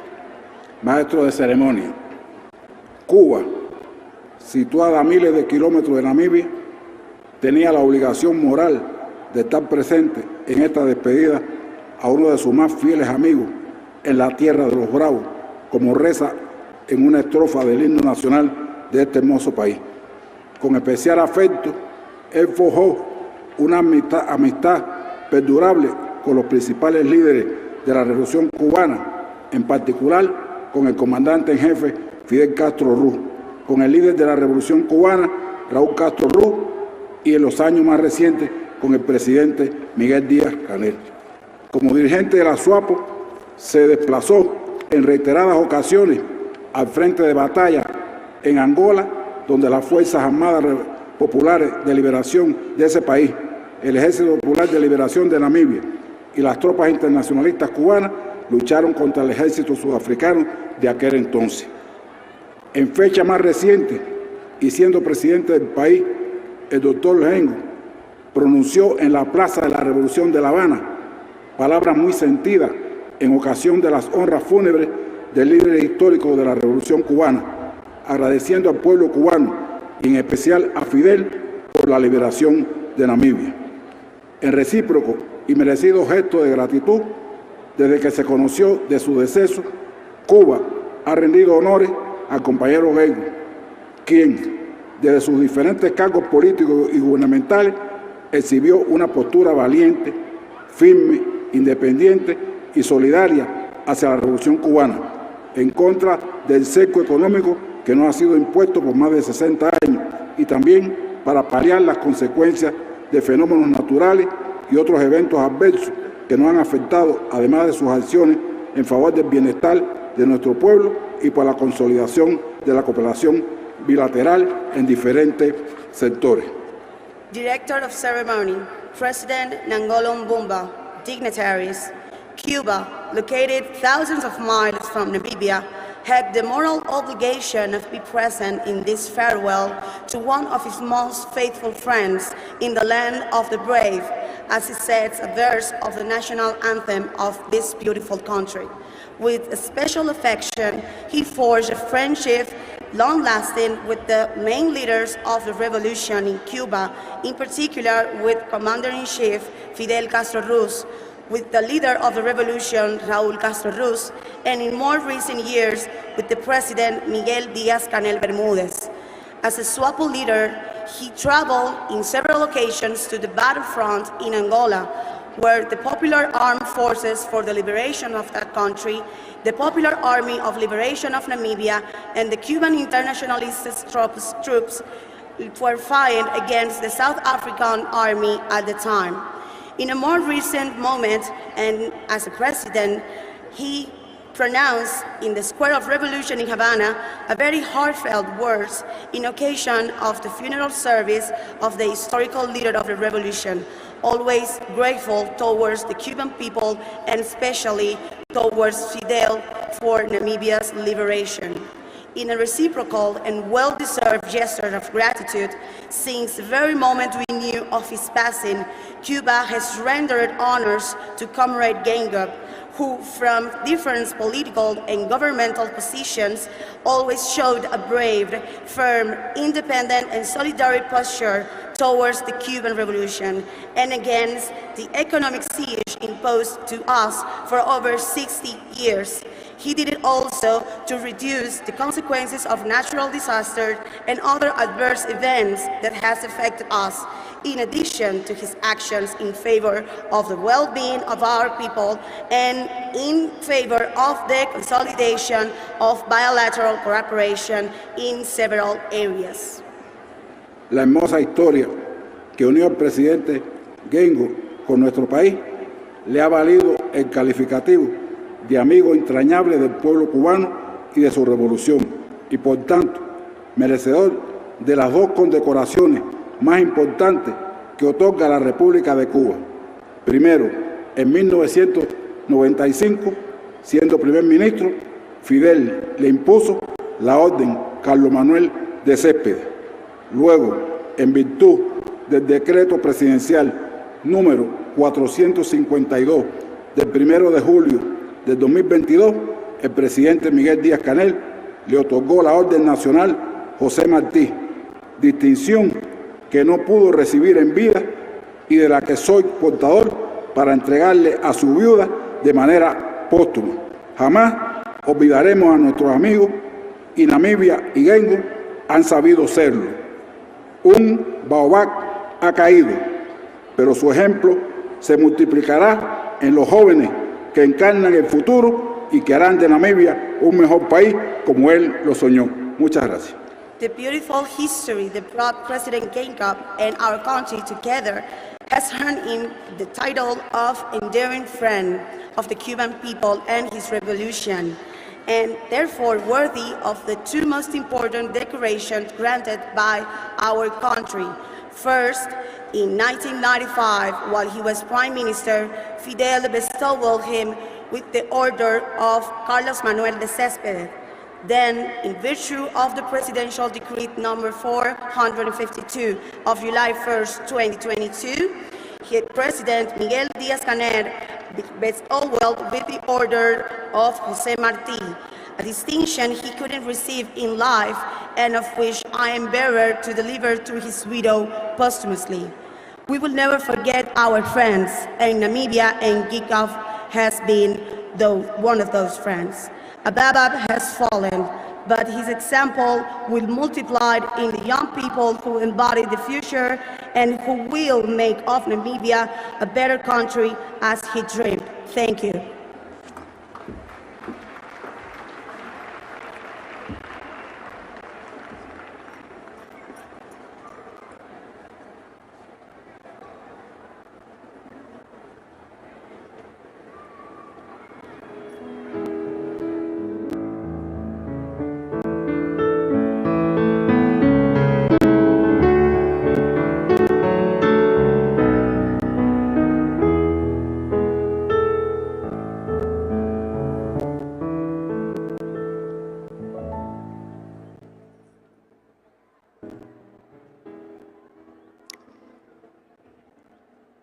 Muchas gracias, compañero Hernandez, for your very beautiful delivery. Thank you. The next speaker will be His Excellency Zhang Zhoyun, Vice Chairperson of the Chinese People's Political Consultative Conference of the People's Republic of China, Your Excellency.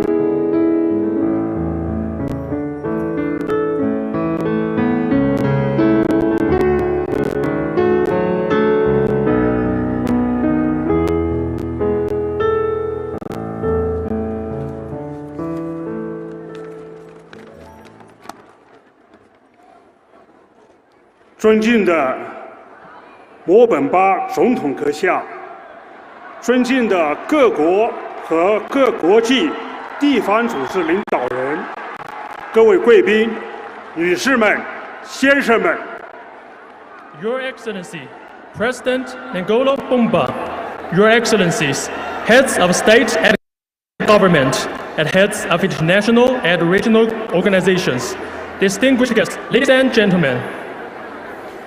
今夕戈根布总统不幸逝世，中国政府和人民深感悲痛。我作为习近平主席的特使，代表中国政府和人民，向纳米比亚政府和人民以及戈根布总统的亲属致以深切的哀悼和诚挚的慰问。In shock and disbelief, we heard the heartbreaking news of the passing of President Geingob. The government and people of China are deeply saddened.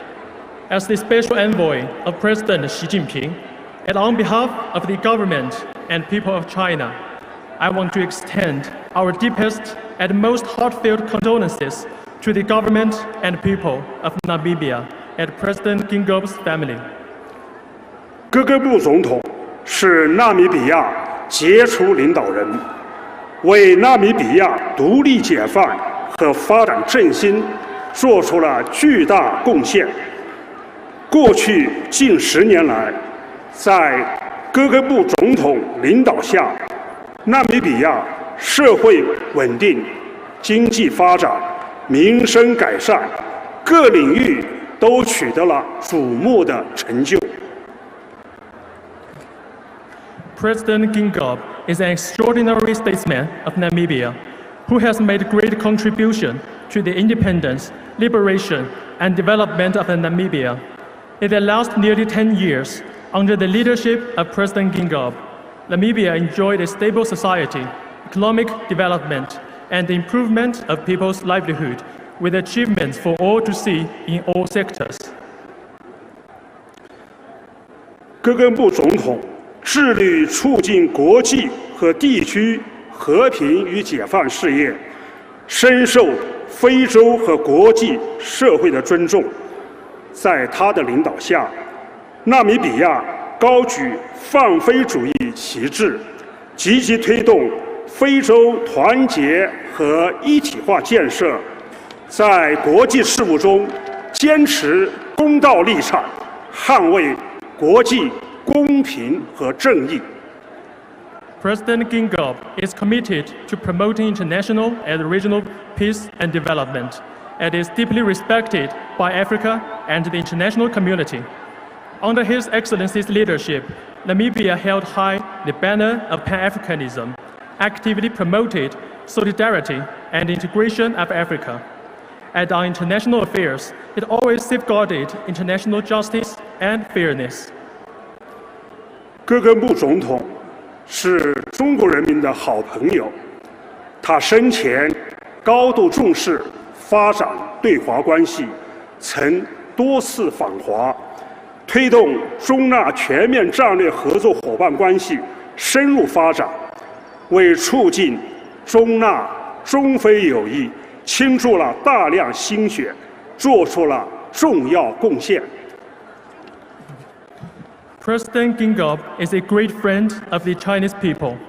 In his lifetime, President Geingob attached great importance to developing relations with China and made several visits to China, promoting in-depth development of the comprehensive, strategic, and cooperative relations between China and Namibia. With devotion, President Geingob made a vital contribution in promoting China, Namibia, and China-Africa friendship. 在这悲痛的时候，中国人民和纳米比亚人民坚定地站在一起。At this difficult moment, the people of China stand firmly with the people of Namibia.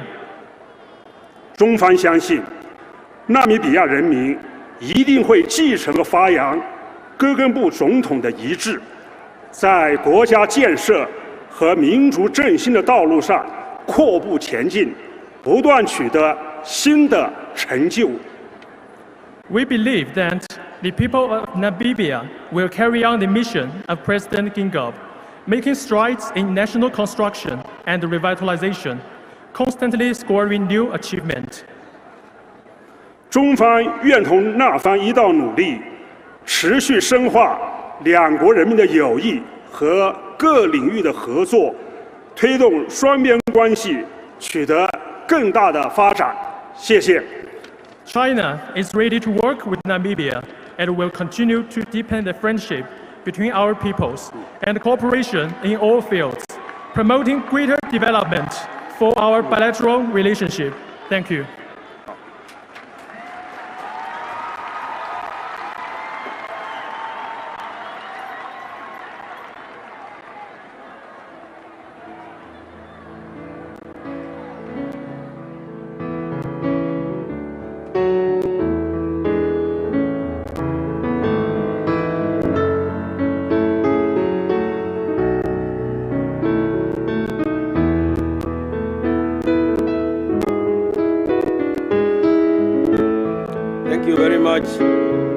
Your Excellency, for your tribute. I would like to invite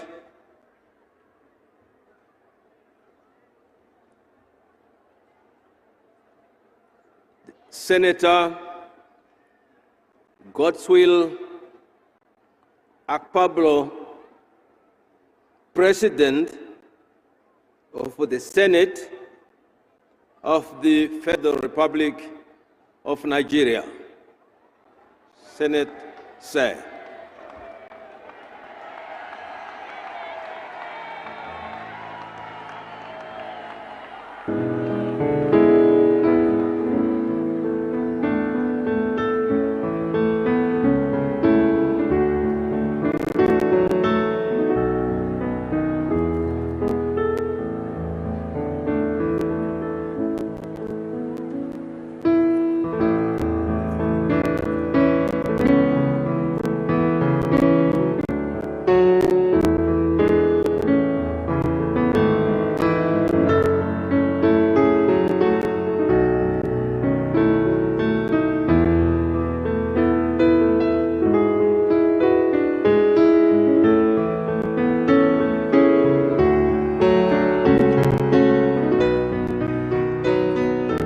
Your Excellency,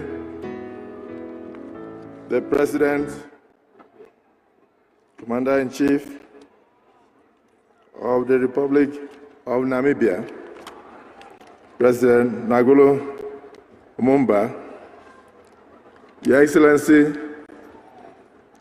the wife of the immediate past President, whom we are gathered here today to honor, Mrs.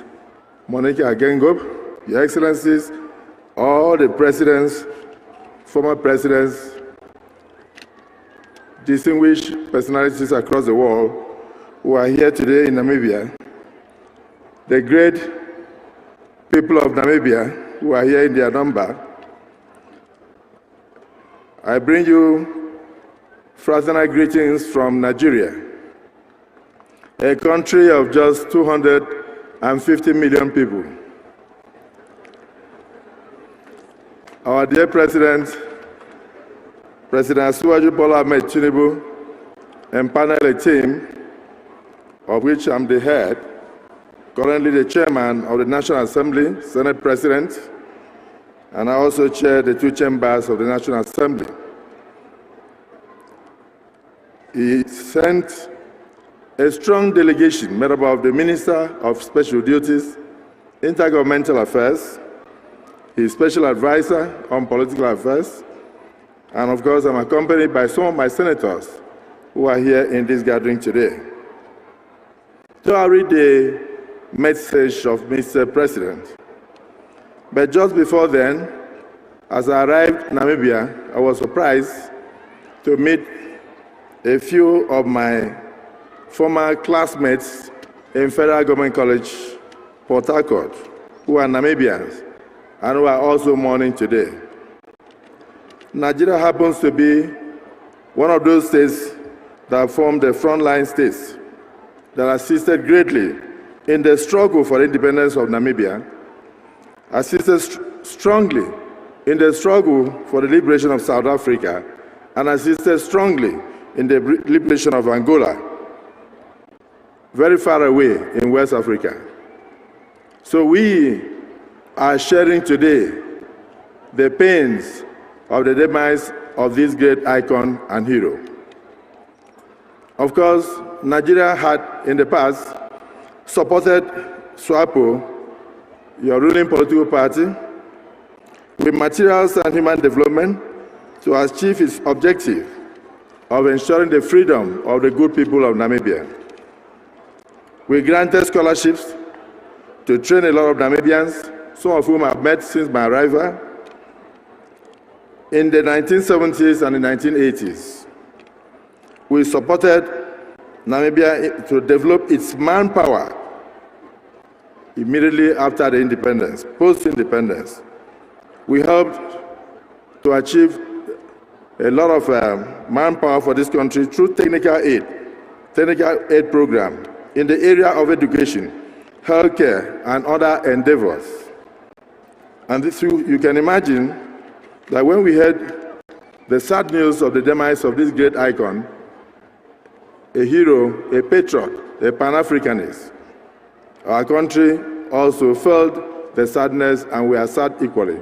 And so my president, President Bola Ahmed Tinubu, empaneled a strong team to be here in Namibia to condole with the president, the good people of Namibia, the bereaved family, and the entire citizens. So I'll just proceed to read his short address. On behalf of myself and the good people of the Federal Republic of Nigeria, I extend my deepest condolences to you and to the good people of the Republic of Namibia for the sad passing of our dear brother, His Excellency President Dr. Hage Geingob. Our thoughts and prayers remain with you, his family members, and the good people of Namibia in these very difficult times. May the strength of your nation, exemplified in your national anthem, the Lion of the Braves, and the grace of God Almighty provide comfort and solace in the face of this tragic loss. The people of Nigeria, in their numbers, stand in solidarity with you, Namibians, in this moment and beyond this moment. As I commiserate once more with you and the good people of your great nation, the Republic of Namibia, please accept, Your Excellency, the assurances of my sincere and personal regards in this loss. This is signed by Bola Ahmed Tinubu, President, Commander-in-Chief of the Armed Forces of the Federal Republic of Nigeria and Chairman of ECOWAS, Economic Community of West African States. It's directed to His Excellency Nagolo Mumba and the good people of Namibia. May I just point out also, Your Excellency, as I depart, that in our midst also, we have great Nigerians, including the former president of our country, His Excellency President Olusegun Obasanjo, who was one time head of state in the 70s, and of course, you can tell the story of the relationship between Nigeria and Namibia, and was also elected president for about 8 years in the civilian regime from 1999. He's in our midst today with a lot of other Nigerians, but the soul of our icon, a Pan-Africanist and a brave man, rests in perfect peace.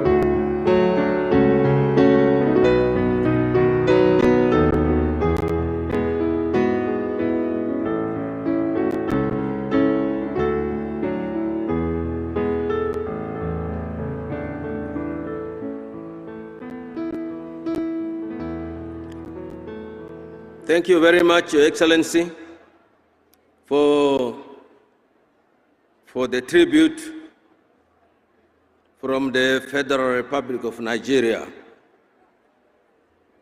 Your Excellency, Dr. Nangolo Mbumba, Your Excellencies, Head of States and Government, Your Excellencies, I would like to acknowledge the arrival of His Excellency, President Hakainde Hichilema of the Republic of Zambia. He has just arrived. Welcome, Your Excellency.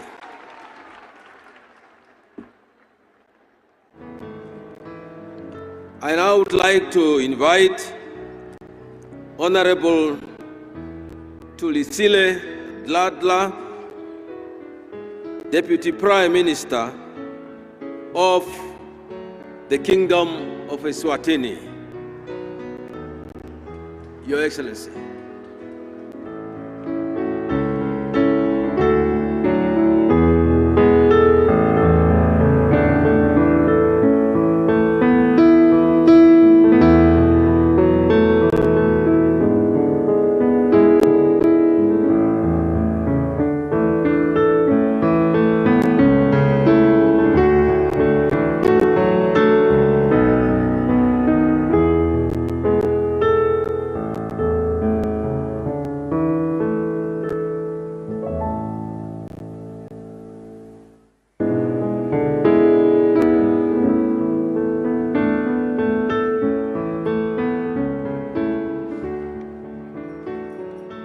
His Excellency, Dr. Nangolo Mbumba, President of the Republic of Namibia,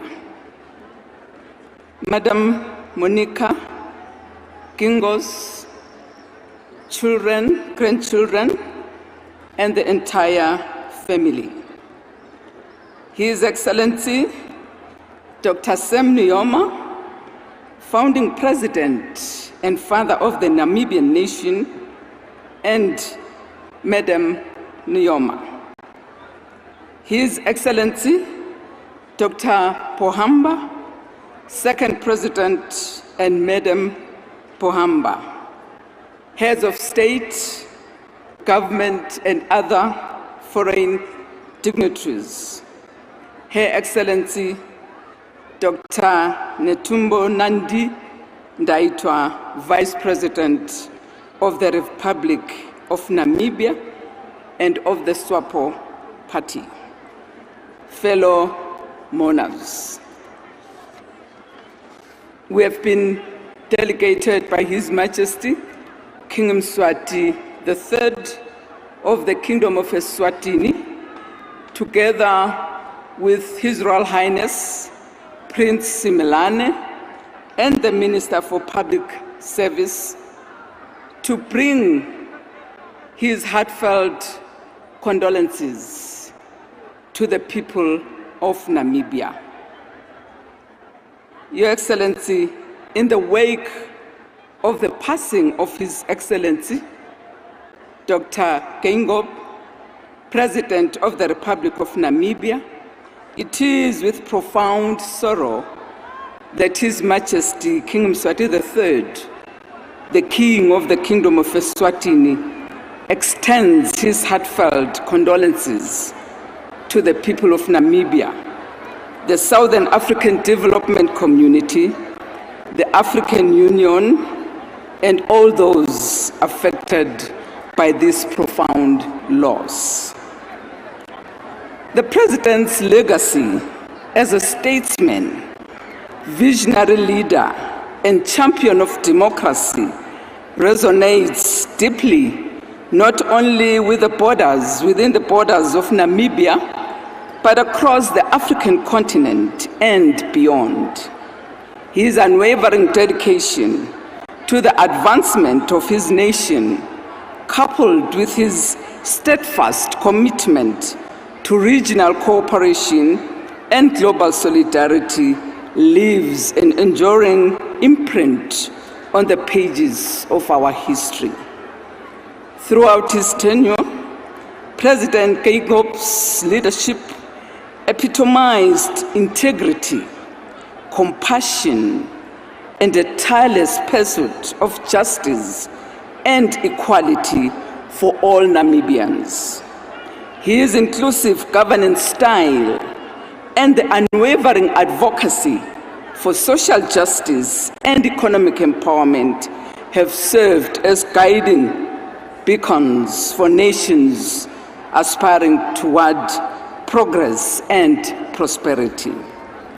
In the realms of diplomacy and international relations, President Geingob's voice echoed with authority, advocating for the collective aspirations of African nations on the global stage. His wisdom, foresight, and unwavering dedication to the principles of peace and cooperation have been instrumental in shaping a more harmonious and interconnected world. As we mourn the loss of a distinguished leader and statesman, let us also celebrate the profound impact of President Geingob's life and legacy. His indomitable spirit, courage, and unwavering commitment to the service of his nation and humanity serve as a timeless inspiration for generations to come. During this moment of reflection and remembrance, may the people of Namibia find solace in the enduring legacy of President Geingob's remarkable life and contributions. May his memory continue to inspire hope, unity, and resilience among all who have been touched by his vision and leadership. In this time of sorrow, Madam Monica, let us reaffirm our commitment to upholding the values and principles that President Geingob held dear. Let us honor his memory by embracing the ideals of peace and social justice that he championed throughout his illustrious life. His Majesty King Mswati III, Her Majesty the Queen Mother, and the people of the Kingdom of Eswatini join the international community in mourning the loss of a remarkable leader and extends our deepest sympathies to the family, the people of Namibia, the government, and of course to you, Mr. President, during the time of grief and reflection. May his soul rest in peace, and may God bless us all. Thank you.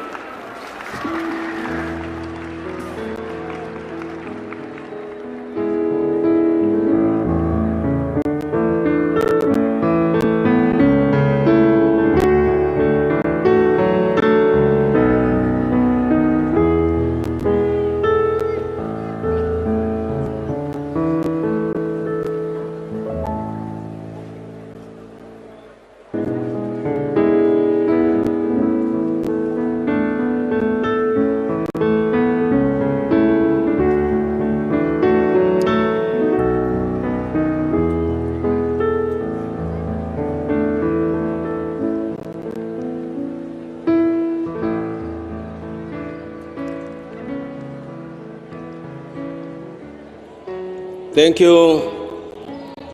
Thank you very much, Your Excellency, for the befitting tribute. Thank you. I would like to invite Honorable Dr. Nkosazana Dlamini Zuma, Minister in the Presidency,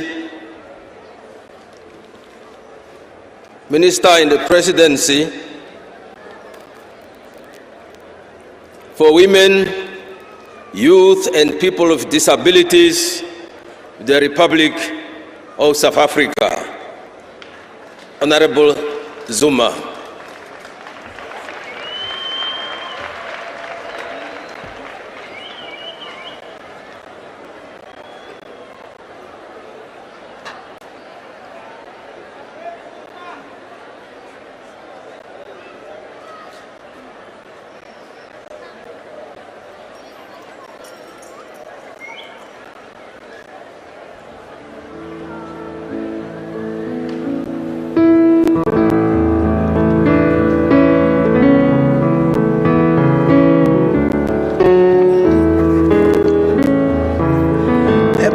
Director, Your Excellency President Nangolo Mbumba, and First Lady, the Excellency Vice President Netumbo Nandi Ndaitwah, and former President of Namibia, President Nozumo and President Pohamba, our dear sister Monica Geingob and family, Excellence heads of state and government, fellow members, allow me to stand on the protocol already established. I stand here before you on behalf of our President, His Excellency President Cyril Ramaphosa, the government and the people of South Africa, to pay homage to a friend of South Africa, a Pan-Africanist, a comrade in arms who fought side by side with us in the quest of freedom, justice, and dignity. The people of South Africa, of the continent and the world, are in pain at the departure of Dr. Hage Geingob from our midst. Not long ago, in October 2023, President Ramaphosa led a delegation of 13 ministers who came to Namibia for a binational commission, used this occasion to reflect on the existing strong bilateral cooperation and reaffirmed our historic bonds of friendship, solidarity, good neighborliness, whose foundations were cemented in struggle. Dr. Geingob offered so much to the people of Namibia, of our region, the continent, and the world. He believed in peace and shared prosperity, and was unflinching in pursuit of the Pan-Africanist ideals. So as we celebrate the life of this remarkable leader, diplomat, academic with a sharp intellect, I think we must honor his memory by making sure that we change this African paradox of a rich Africa and poor Africans. He believed in shared prosperity and peace. And of course, there can never be peace without development. But there can't be development without peace. Those two things must be dealt with. We must be a continent that manufactures, but also he is the one who honed and sharpened the skills of Namibians before they came back to Namibia. And we must follow his example by having a skills revolution in Africa, so that there is no young person in Africa who doesn't have a skill. So if we did that, we would be truly honoring this brave fighter who served the people selflessly. But to our sister Monica Geingob, the children, the family, our deepest condolences to you and to the country as a whole. But I think you should take pride in the fact that you surrendered this son of the soil to the noble service, to the noble cause of serving the country and serving humanity. And that he did that, he served with discipline, with integrity, with dedication, and with compassion. And I think that you should take comfort in that. To our brother, our comrade, please rest in eternal peace.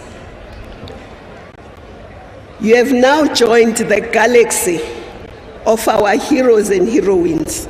Not only the heroes and heroines of Namibia, but you have joined the galaxy of the heroes and heroines of our continent. And we promise that we shall draw lessons from your enduring legacy and continue to serve our people with dedication, with discipline, with integrity, and commitment. Thank you.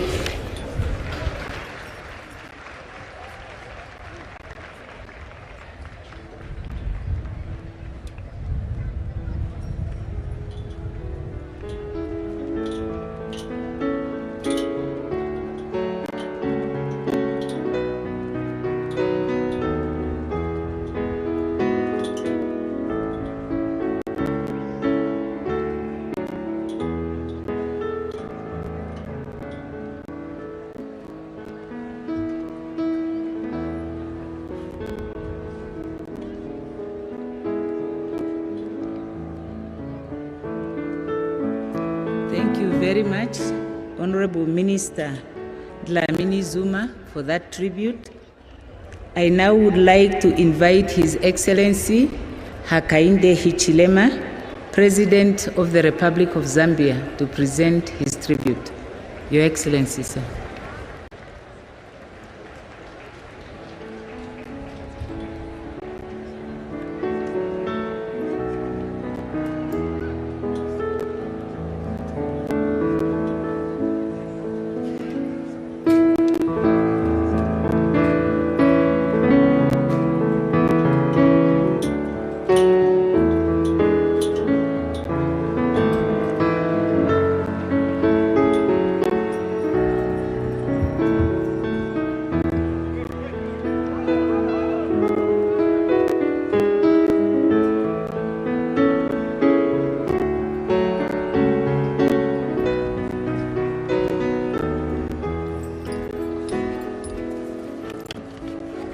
Thank you very much, Director of Ceremonies. Let me recognize President Nangolo Mbumba, President of Namibia, your Vice President of Namibia, President Tuyoma, President Pohamba.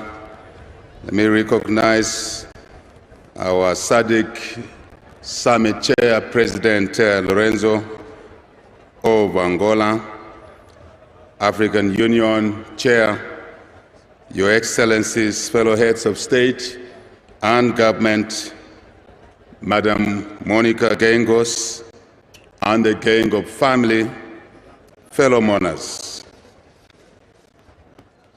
We in Zambia, from Zambia, express our profound sadness and offer our sincere condolences to the family of President Geingob, to the government and the people of Namibia for this great loss of His Excellency President Hage Geingob.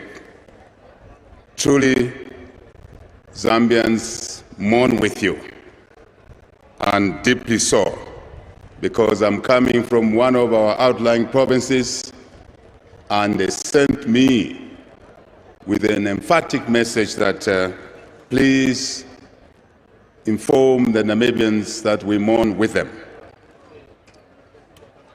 We offer our solace and express thoughts and prayers for the grieving family once more. And we reflect on the memories that we shared with Dr. Geingob and the impact on the leadership of Namibia, our regional body SADC, African Union, and I believe the global community. He was relentless in contributing to the liberation struggle in Namibia, in Southern Africa, fought against the apartheid regime, dedicated his life to fostering peace, stability, and democracy in Namibia, of course, SADC, and our continent. We acknowledge President Geingob's remarkable leadership and his true statesmanship. Indeed, his role in the establishment of the UN Institute for Namibia, and this institute, which was located at the University of Zambia in Lusaka, was a great contribution to, as others have said before me, to building the skills base of Namibia long before independence, Namibia's independence. His contribution, therefore, to the academic work at the University of Zambia is remarkable. And I know I say so because at the time he served at this institute at the University of Zambia, I was myself an undergraduate student of the University of Zambia. So I can competently say that he did contribute not only to Namibian skills development or best, but to that of Zambia as well. I must say at this stage, it is true that SADC was endowed with 3 heads of state that were associated with the University of Zambia. President Geingob himself, President Mnangagwa of Zimbabwe, who studied at that university, and indeed myself. So this is a great loss to us, to all of us. We commend once more President Geingob for his relentless contributions to humanity, really to security, peace and stability, not only in Namibia, but in our region as well. We emphasize his legacy for all of the good things that he stood for. I, in particular, am a beneficiary of his induction program into the presidency, because when I took office, he was there, he was available to show me certain things that you can't learn from a classroom, but through experience like he had. So we appreciate that greatly. President Geingob was a pillar of peace and stability, as I said, in our region. A year or so after I took office, I was brought into the SADC Troika. This is the organ that deals with politics, defense, and security cooperation. And he was the chair. And President Ramaphosa was the outgoing chair. I was the incoming chair. And I took over from him as substantive chair and we serve together, he as outgoing chair, and obviously President Suluhu Hassan of Tanzania as incoming chair. And he continued providing leadership at that platform all the time whenever we needed his leadership.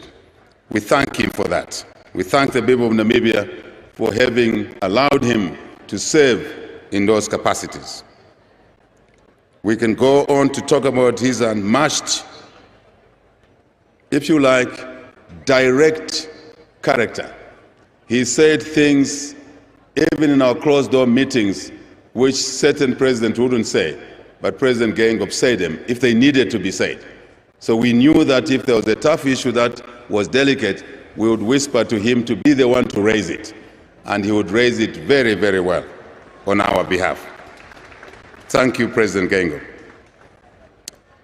We suggest as Zambians, and I carry a message from the people of Zambia, as I say that President Geingob was viewed as a Zambian citizen because I think he spent around 17 years in Zambia during the difficult times for Namibia.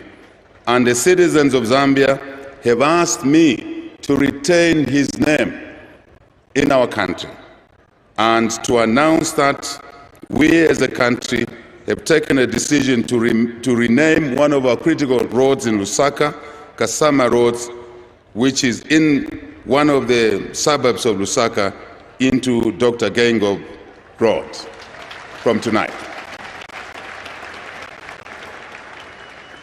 I also carry another message along those lines. The people of Zambia have asked me to continue remembering President Nujoma by renaming our Sazu Road in Lusaka again to Dr. Sam Nujoma Road, who was the first president of Namibia. We offer our solidarity and prayer to the people of Namibia, express deep, deep sympathy to the family, Monica, Gengos, and the children, to the government, and the people of Namibia. We pray for God's grace, solace, and peace once more to the afflicted family, and to all of us in the SADC family, in the AU family, and I believe in the global family.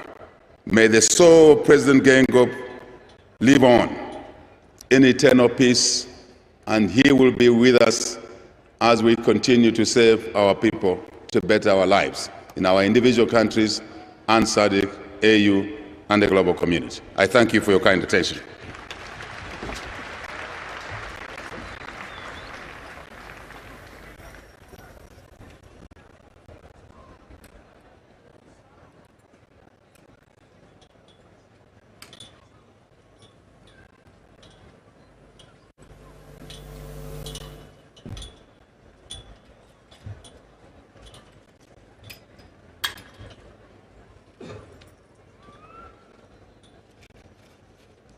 Thank you very much, President Hakainde, for the befitting tribute, and we thank the people of Zambia through you for the honor you have decided to bestow on our leaders. Thank you once again, Your Excellency. I would like to request the NDF brass band just to give us one selection. We are coming closer to our program, but we are not too close. So please bear with us. I will not tell you how many more minutes we need, but certainly not more than an hour. But please, NDF brass band.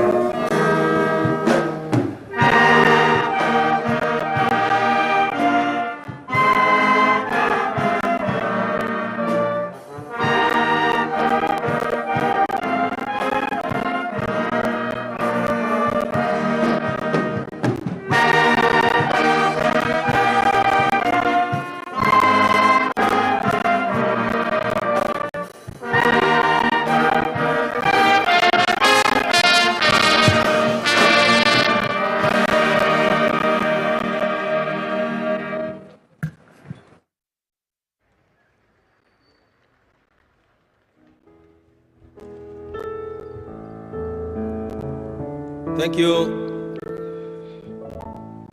Thank you very much for the performance. I would like to invite Honorable Madame Chrysola Zacharapolo, Minister of State for Development, Francophonie, and the International Partnership of the French Republic. Your Excellency.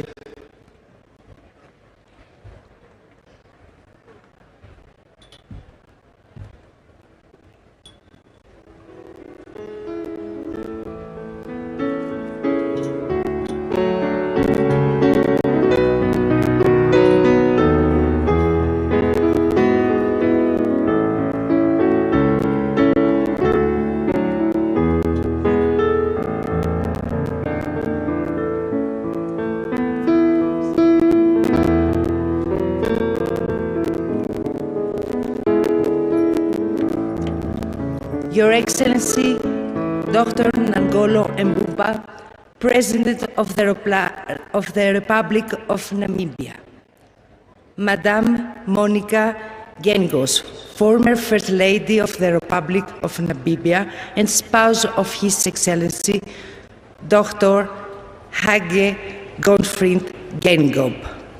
Your Excellency, Dr. Netumbo Nandi Daitwa, Vice President of the Republic of Namibia, Excellencies, Head of States and Government here present, please allow me now to stand on previously established protocol.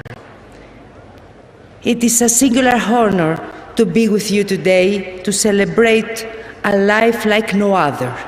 To Madame Geingob, to President Geingob's friends and family, to the Namibian nation, this land of the brave.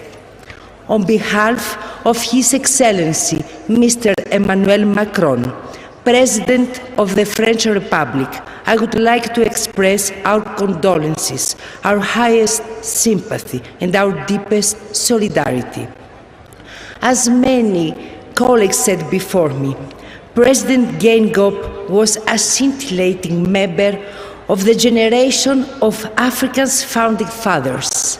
Today, we pay tribute to a visionary leader who paved the way in so many regards for the emancipation of the Namibian people, for their freedom. Doing so, he inspired leaders all across Southern Africa and beyond. And for France, we mourn a trustworthy partner, a true friend. As early as 1980, the French government awarded President Geingob with Le Palme Académique, our highest academic distinction, to commend his major achievements in education. And since then, President Geingob had maintained close ties with our country, which he made us the honor to visit on so many occasions with the First Lady, Madame Monica Geingob.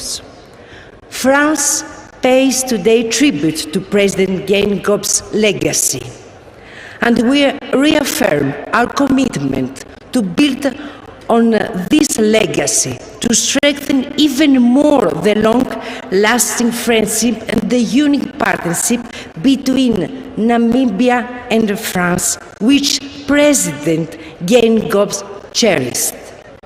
Monsieur le Président, rest in peace. Merci.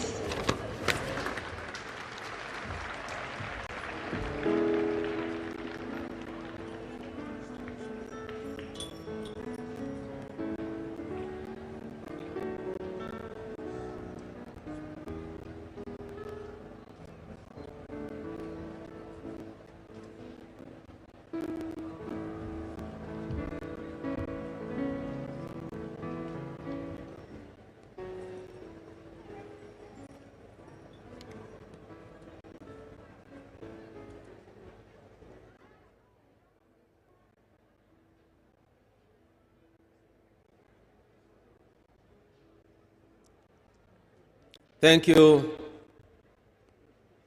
Your Honorable, for your tribute. We are inviting to the podium Mr. Fredando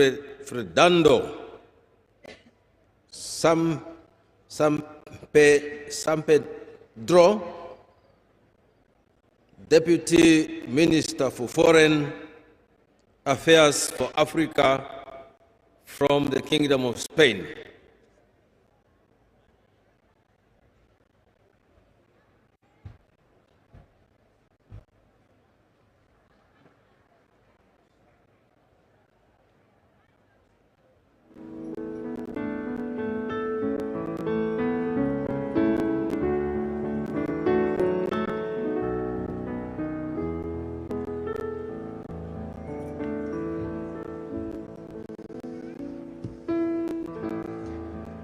Your Excellency, Dr. Nangolo Mbumba, President of the Republic of Namibia, former First Lady of the Republic of Namibia, Monica Geingob, Excellencies, foreign dignitaries, and all the Namibian people. It was with great sadness that we received the news in Spain of the passing of President Dr. Hage Geingob. He was a president who dedicated his life to fighting for freedom and justice. He was a leader guided by the search for the welfare of his people and committed to the strengthening and stability of the institutions.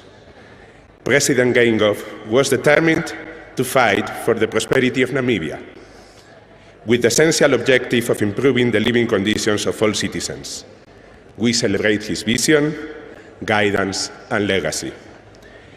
President Geingob was also a strong advocate for the Namibian democracy and rule of law, as proved by his role in the drafting of the Namibian constitution and in the exemplary transition after his unexpected passing that President Mbumba has led. We are grateful for his leadership and the special bonds that he helped forge between our two countries. These bonds date back from 1989. At the time, Spain was a young European democracy after decades of dictatorship. And at the time, we decided to actively contribute to UNTAC, the first of the many UN peace missions that we joined. Spain was also one of the very first few countries to establish diplomatic relations with Namibia. During President Geingob's mandate, the ties of friendship continued to strengthen, opening new pathways of cooperation. We would like to express our support to the Namibian people who say goodbye to a father figure that has marked the history of the country. Let me again express on behalf of His Majesty the King of Spain, whom I represent today, the Spanish government and the Spanish people, as well as on my own behalf, my deepest condolences to the widow, Monica Geingob, the family, the Namibian institutions, and the Namibian country as a whole. Thank you very much.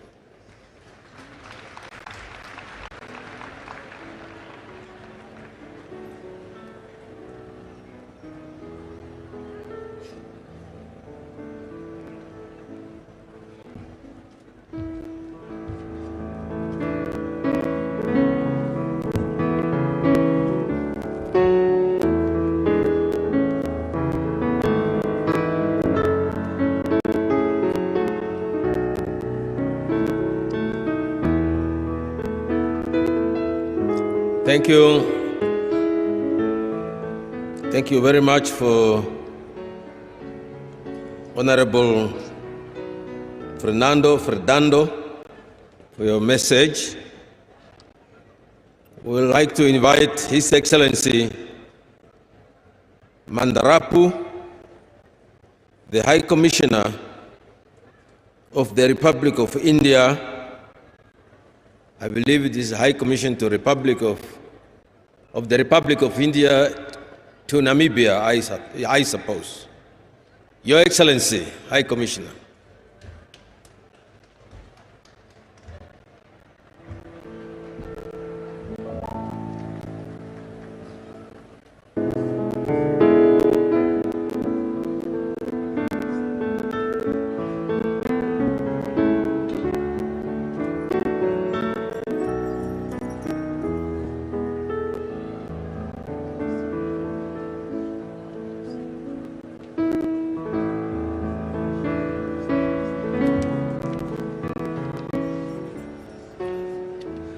Thank you, Honorable Minister, Director of Ceremony. Your Excellency, Dr. Nangolo Mumba, President of the Republic of Namibia. His Excellency, Dr. Sam Nujoma, Founding President. His Excellency, Dr. Pohamba, Second Vice President. Her Excellency Dr. Netumbo Nandi Dwaitwa, Madam Monica Geingob and family, Excellencies, Heads of State and Government, delegates, fellow mourners, it is with heavy heart that I, representing the people and government of the Republic of India, join you at this state memorial service to pay our respectful tribute to His Excellency Dr. Hage Geingob, the third President of the Republic of Namibia. Let me mention that the widespread sorrow and deep sense of loss experienced across Namibia at the demise of their beloved leader is also felt and shared in India. There was an outpouring of grief when the news reached the shores of my country, because President Geingob was a friend of India who believed in the true potential of India-Namibia partnership for the development and prosperity of people. His Excellency Dr. Hage Geingob will be remembered as a fearless freedom fighter, visionary leader, chief architect of Namibia's constitution, a passionate nation builder, and an international statesman with deep commitment to universal values and principles of freedom, equality, justice, peace, and harmony. When the history of evolution of partnership between India and Namibia is browsed, we see how prominently His Excellency Dr. Hage Geingob was part of that decades-old collaboration marked by solidarity and friendship. When the first ever SWAPO diplomatic mission was inaugurated in New Delhi in 1986, he was there.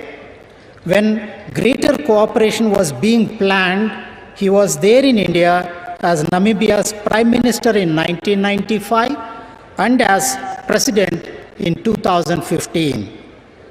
Delhi University facilitating His Excellency Geingob with an honorary doctorate was a small demonstration of their admiration. I had the privilege of presenting my credentials to His Excellency President Geingob and had the opportunity to listen to his inspiring memories linked to India and ideas to take forward the relationship. The interest and well-being of the people of Namibia was above everything for His Excellency. On behalf of the Government of India, I pay tribute and bid farewell to a formidable leader and friend of India. I convey the condolences and prayers of the people of India. May the departed leader rest in peace. I thank you.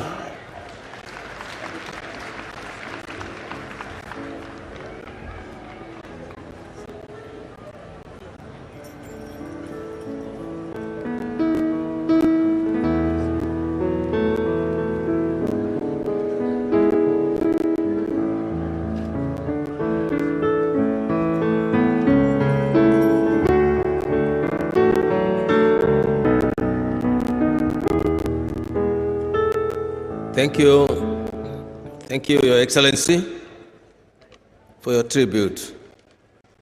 I would like to invite His Excellency, Mr. Hama Salem Ali Salem, President of the Sahrawi Parliament. Your Excellency,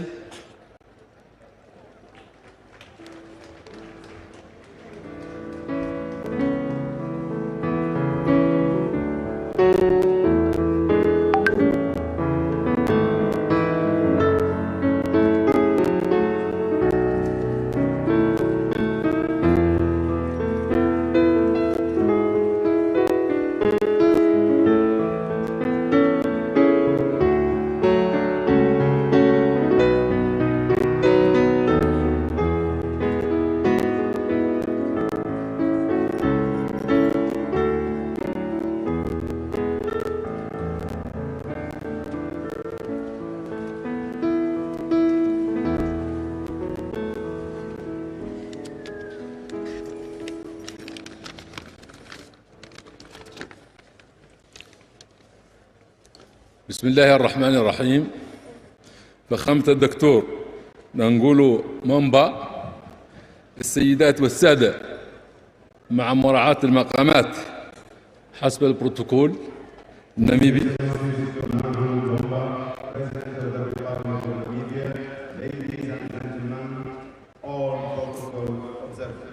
أصحاب الفخامة والسعادة السيدات والسادة،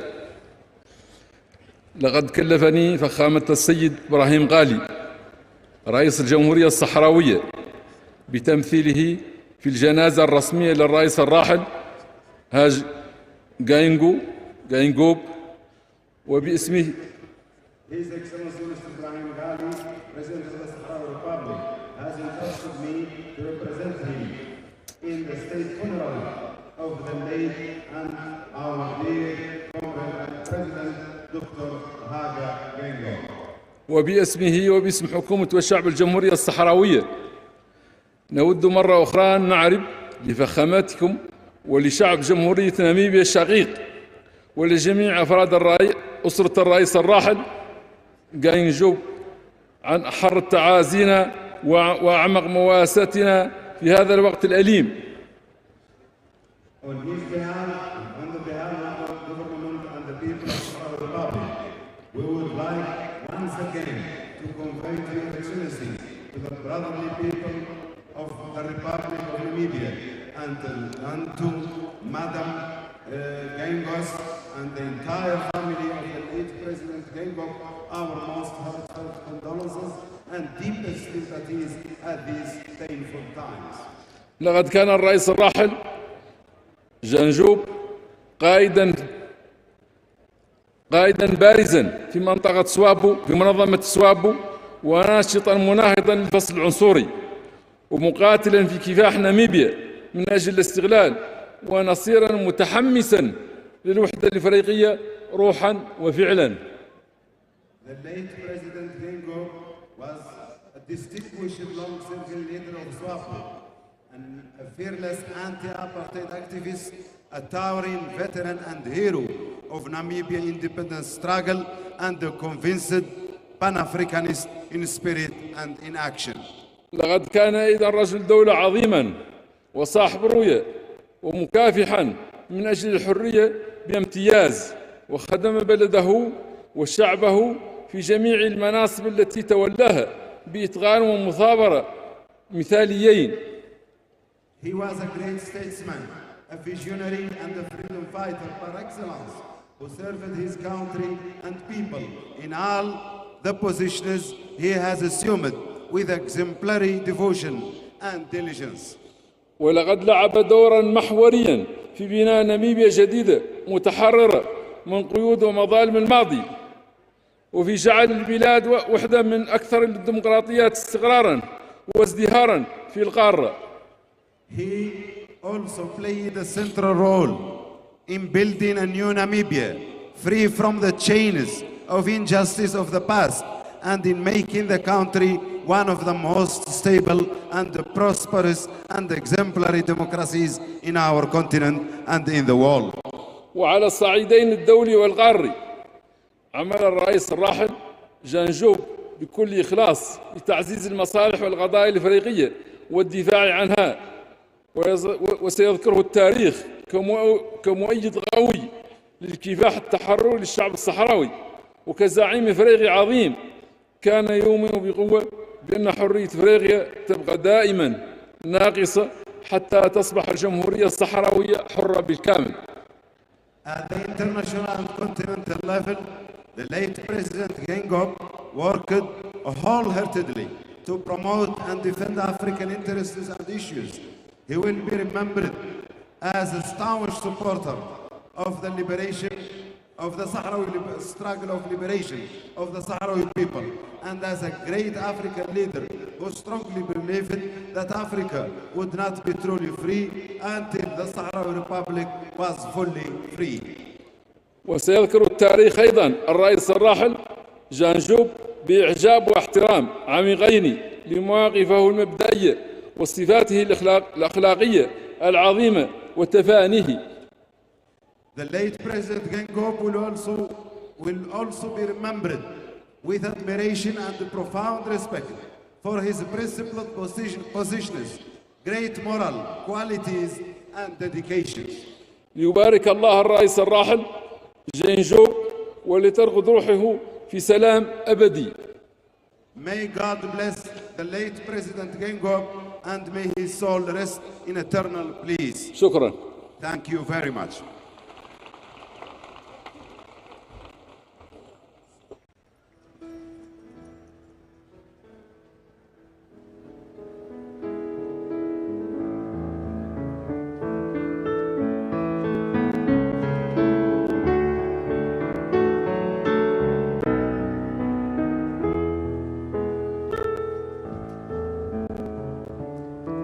Thank you very much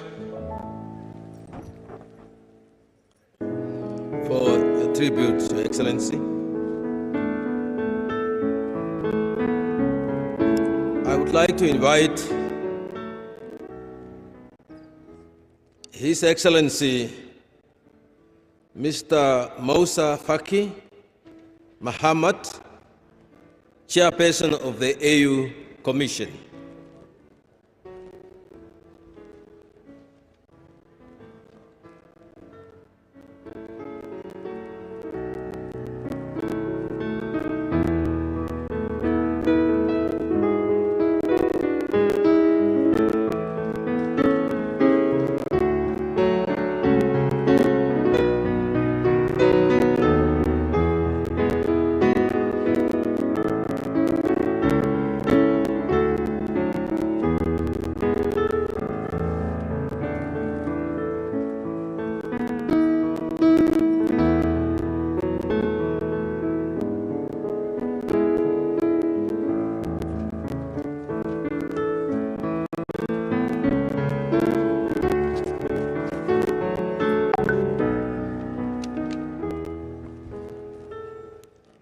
Excellency Dr. Nangolo Mbumba, President of the Republic of Namibia, Your Excellencies, Head of State, Government and Delegations, Your Excellencies, former President of Namibia,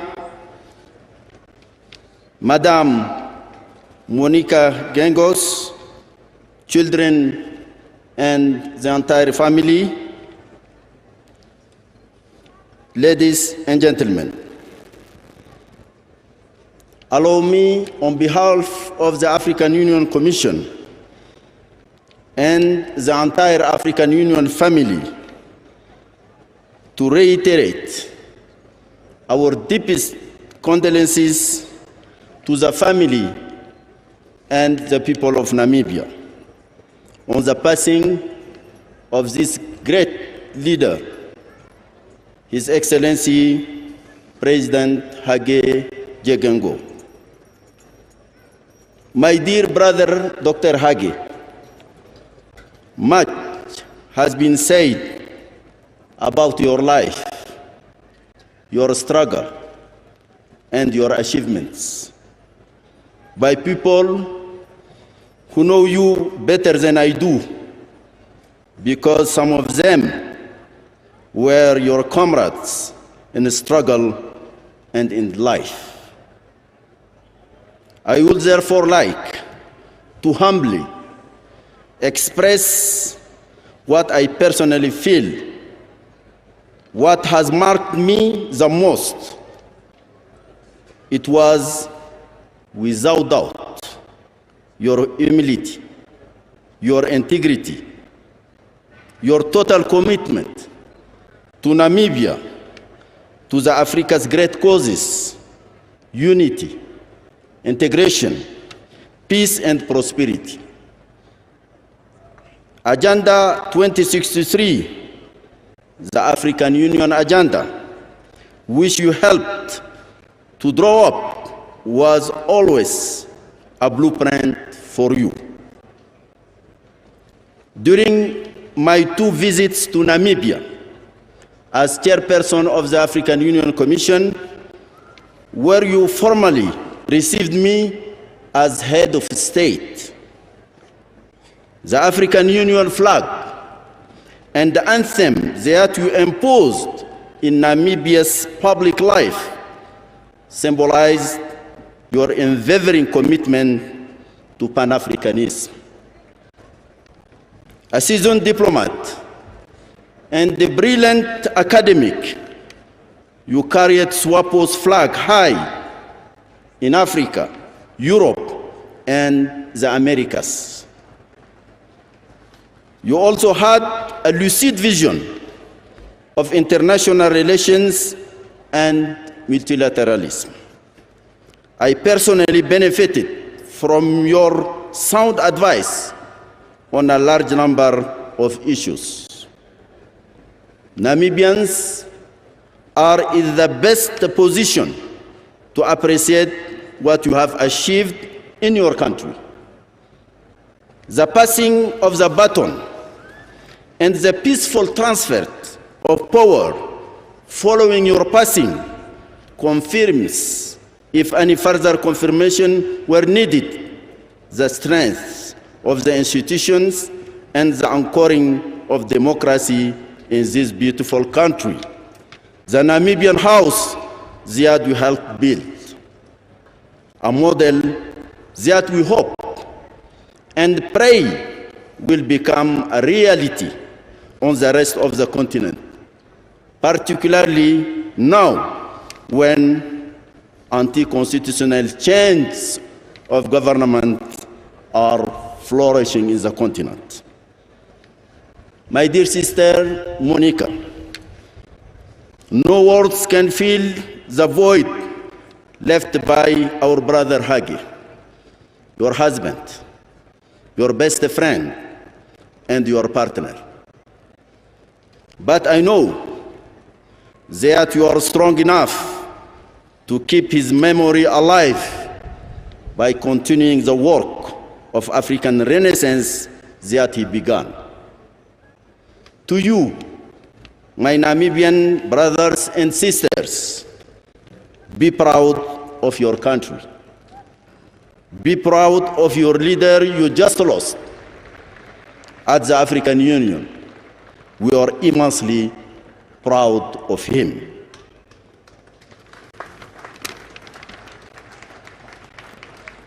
To you, my brother Hage, may the land of your ancestors, where you were born, welcome you to eternal rest.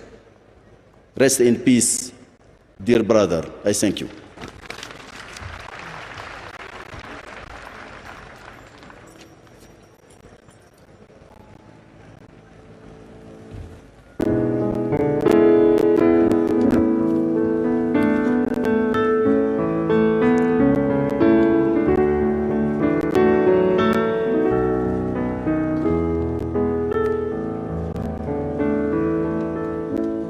Thank you. Thank you very much, Your Excellency, for the befitting tribute. I would like to invite Her Excellency, Mrs. Amina J. Mohammed, Deputy Secretary General of the United Nations.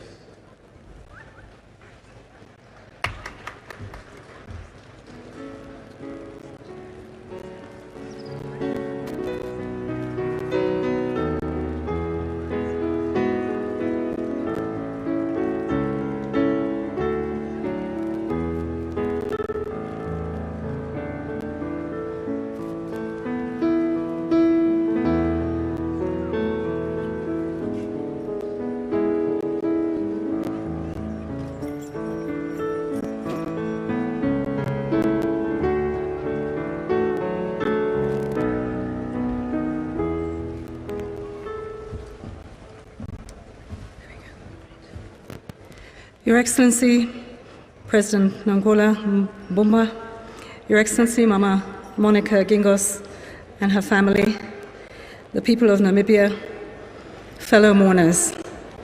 On behalf of the Secretary General of the United Nations, it is truly an honor to be able to join you today to mourn the passing and celebrate the life of a husband, a father, a friend, a grandfather, a veteran of the anti-colonial struggle, and a visionary leader, President Hage Geingob. I saw firsthand those struggles at the gains and their gains at the celebration of Namibia's independence as a young Nigerian, and appreciated that after years of brutal colonial rule and the wickedness of apartheid, it was a momentous occasion.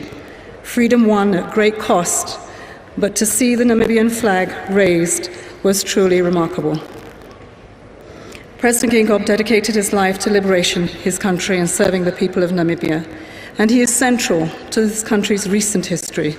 From the humble beginnings of a teacher to his participation in the struggle for independence, to his long service as both Prime Minister and President.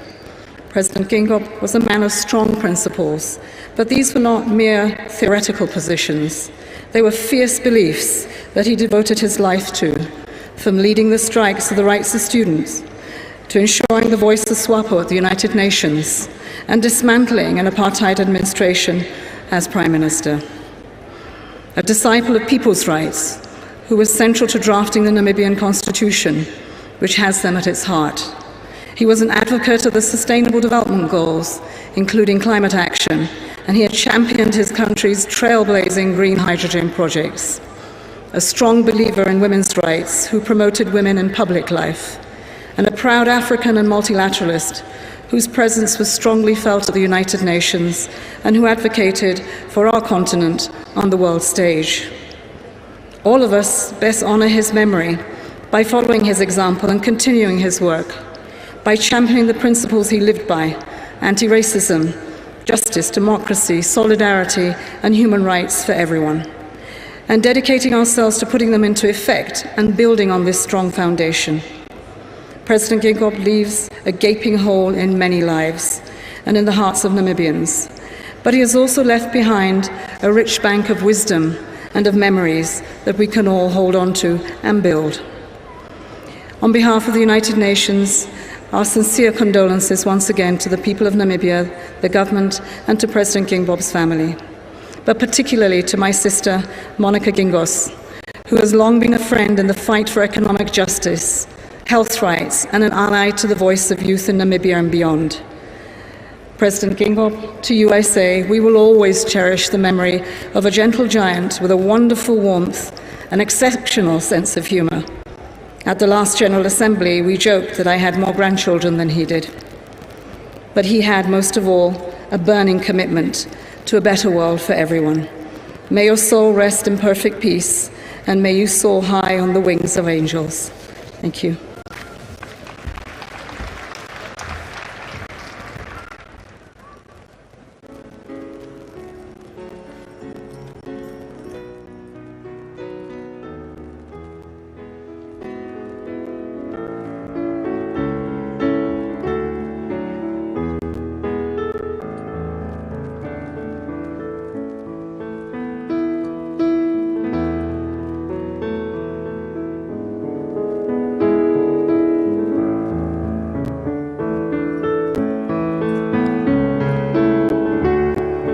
Thank you, Your Excellency, Deputy Secretary General, for your tribute.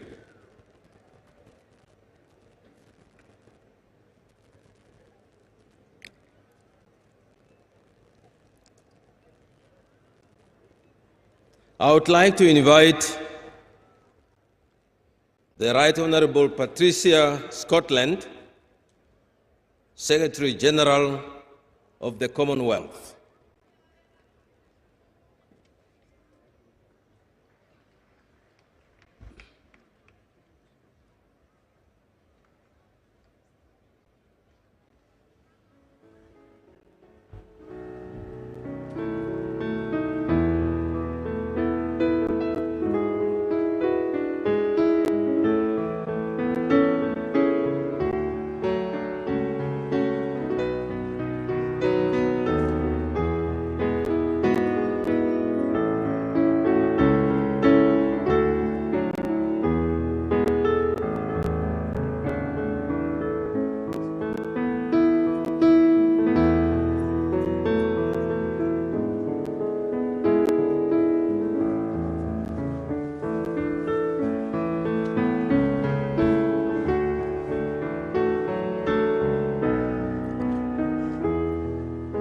Excellencies, Mr. President of the Republic of Namibia, Madam Vice President, Madam Prime Minister, heads of government, honourable ministers, President Geingob's family, particularly his First Lady, our beloved and much cherished Monica Gengos, my friend and my sister, friends, colleagues, compatriots, fellow mourners.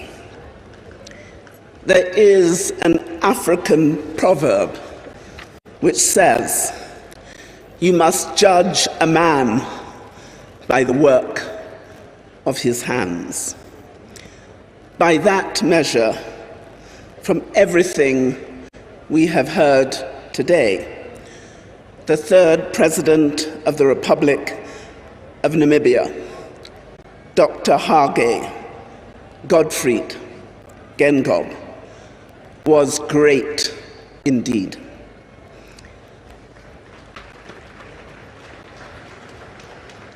He has left his mark on Namibia, on Africa, on the Commonwealth, and the world. We have lost a giant, and we have also lost a friend. He is mourned across all of our 56 countries of the Commonwealth. 2.5 billion people, 60% of whom are under the age of 30, weep with us today. And I will miss his guidance and comradeship, and all of our heads of state will miss him too. From our first meeting to our last, his optimistic vision for the Commonwealth, his view of an independent nations in an interdependent world never failed to inspire. As you all know, I am not just the Secretary General of the Commonwealth. I am at heart a lawyer, and we lawyers like evidence. So what evidence do we have about my dear friend and brother, Dr. Geingob, our beloved Hage? Why was Hage great? Underneath that gentle voice and infectious smile lay a powerful force for good, a driving force for change and progress, a shining embodiment of what it means to live by your principles.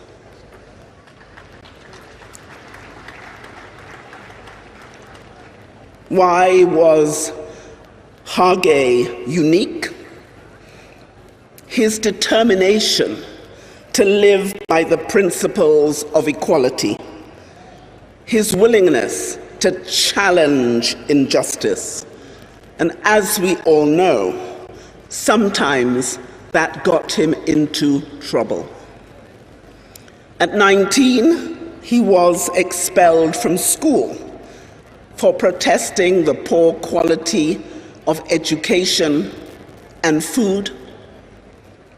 Trouble also meant 27 years, long years, in exile. Why was Hage a patriot? His fidelity to the motherland and his continuous courage enabled him to not only contribute to the nation he loved, but to shape it. He led the work of the United Nations Institute for Namibia, as we have all heard, to create and train the future civil service for the independent nature for which he dreamed. And in doing so, we've heard today how he inspired leaders from across this region. His patriotism enabled him to spearhead the campaign which catapulted SWAPO into power and which saw him take office as the first Prime Minister of the Namibia he helped to liberate. Why was Hage faithful to the rule of law? Because it was the basis upon which he helped craft a robust constitution for Namibia, which still governs this great country today. He crafted it well. Why was Hage a statesman?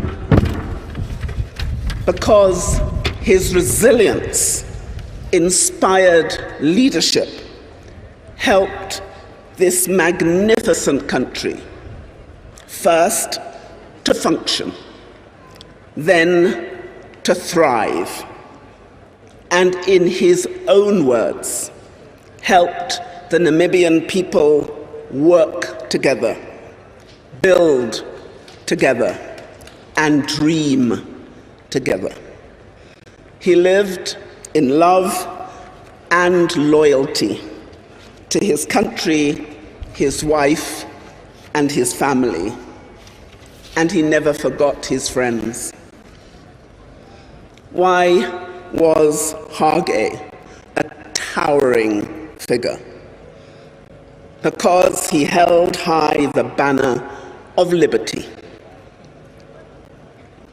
Hage Gottfried Geingob was generous, energetic, intelligent, nurturing, God-fearing, obedient to the law, and a bold leader. And whilst he may have departed this mortal stage, his vision for Namibia, Africa, the Commonwealth, and the world lives on and will outlast us all. In his absence, pursuit of that vision becomes our sacred responsibility. So we honor his memory, not with tears of sorrow. Dear Hage, none of us here are going to be crybabies, not today, but with a renewed commitment to the ideals for which he stood and fought. Namibia, our country. Namibia, his love. Namibia, the motherland. We love thee. Hage Gottfried Geingob loved thee. May his soul rest in peace, and may the light of his legacy shine on to guide us all forward for a brighter future. And my dear brother, my dear friend, may the Lord bless and keep you. May he make his face to shine on you and be merciful unto you. And may your guardian angel walk beside you. And may Jesus keep you safe in the very palm of his hand until we meet again. And may God comfort our beloved sister, Monica. May he bless her for sharing this great son of the soil with us. And may God bless the Republic of Namibia and all of her people. And I thank you.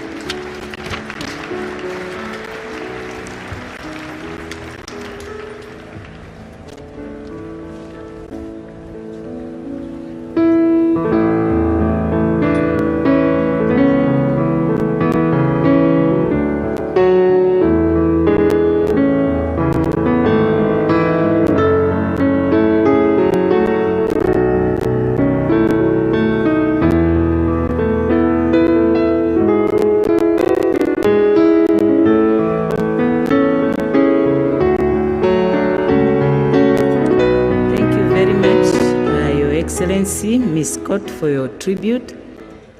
I would like to acknowledge the presence of Mr. Raila Odinga, the former Prime Minister of the Republic of Kenya. Welcome, Honorable Prime Minister, and thank you very much for joining us today. Next on the program is the tribute by Madam Monica Geingob, the widow of our departed President, Dr. Hage Geingob, and I would like to invite the representative of Ms. Geingob to take the podium and deliver the tribute of the widow.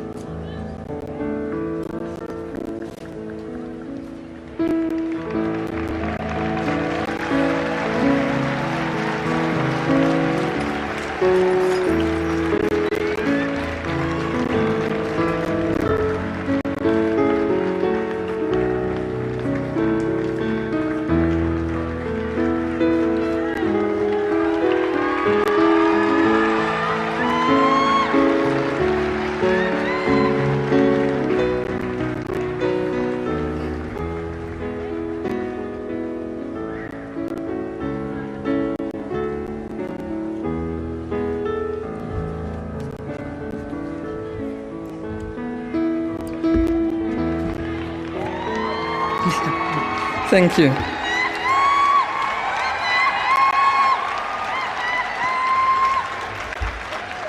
Thank you very much, Your Excellency, Comrade President Ngolo Mbumba, and my dear First Lady, Madam Siski Mbumba, Your Excellency, founding President and founding Father of the Namibian nation, Tatekuru Samsa Fishuna Nyoma and Mekuru, Your Excellency, Second President of the Republic of Namibia, Comrade Ifikepunye Pohamba, and our incredible former First Lady Mekuru Penehupi for Pohamba, Your Excellencies, heads of state and government present, and First Ladies who are present as well, please allow me to stand on the protocol established. I'm a very proud Namibian today. I'm proud because, thank you.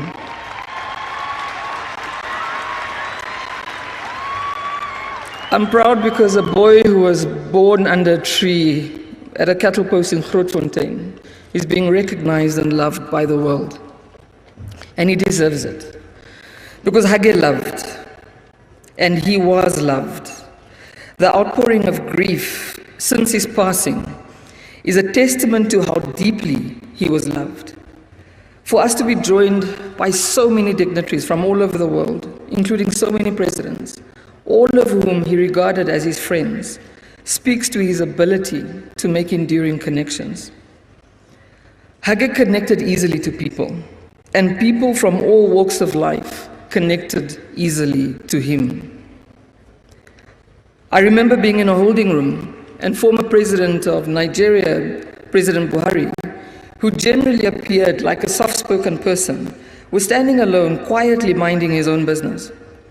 Hage walked over to him, and within 2 minutes, I heard a roar of laughter. I turned around, assuming it was Hage, as he was such a joyful person.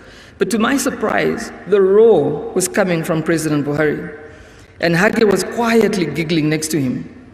His sincerity had a way of connecting with everyone. That same sincerity of his has united us in grief from across oceans, throughout the continent, and in every corner of Namibia.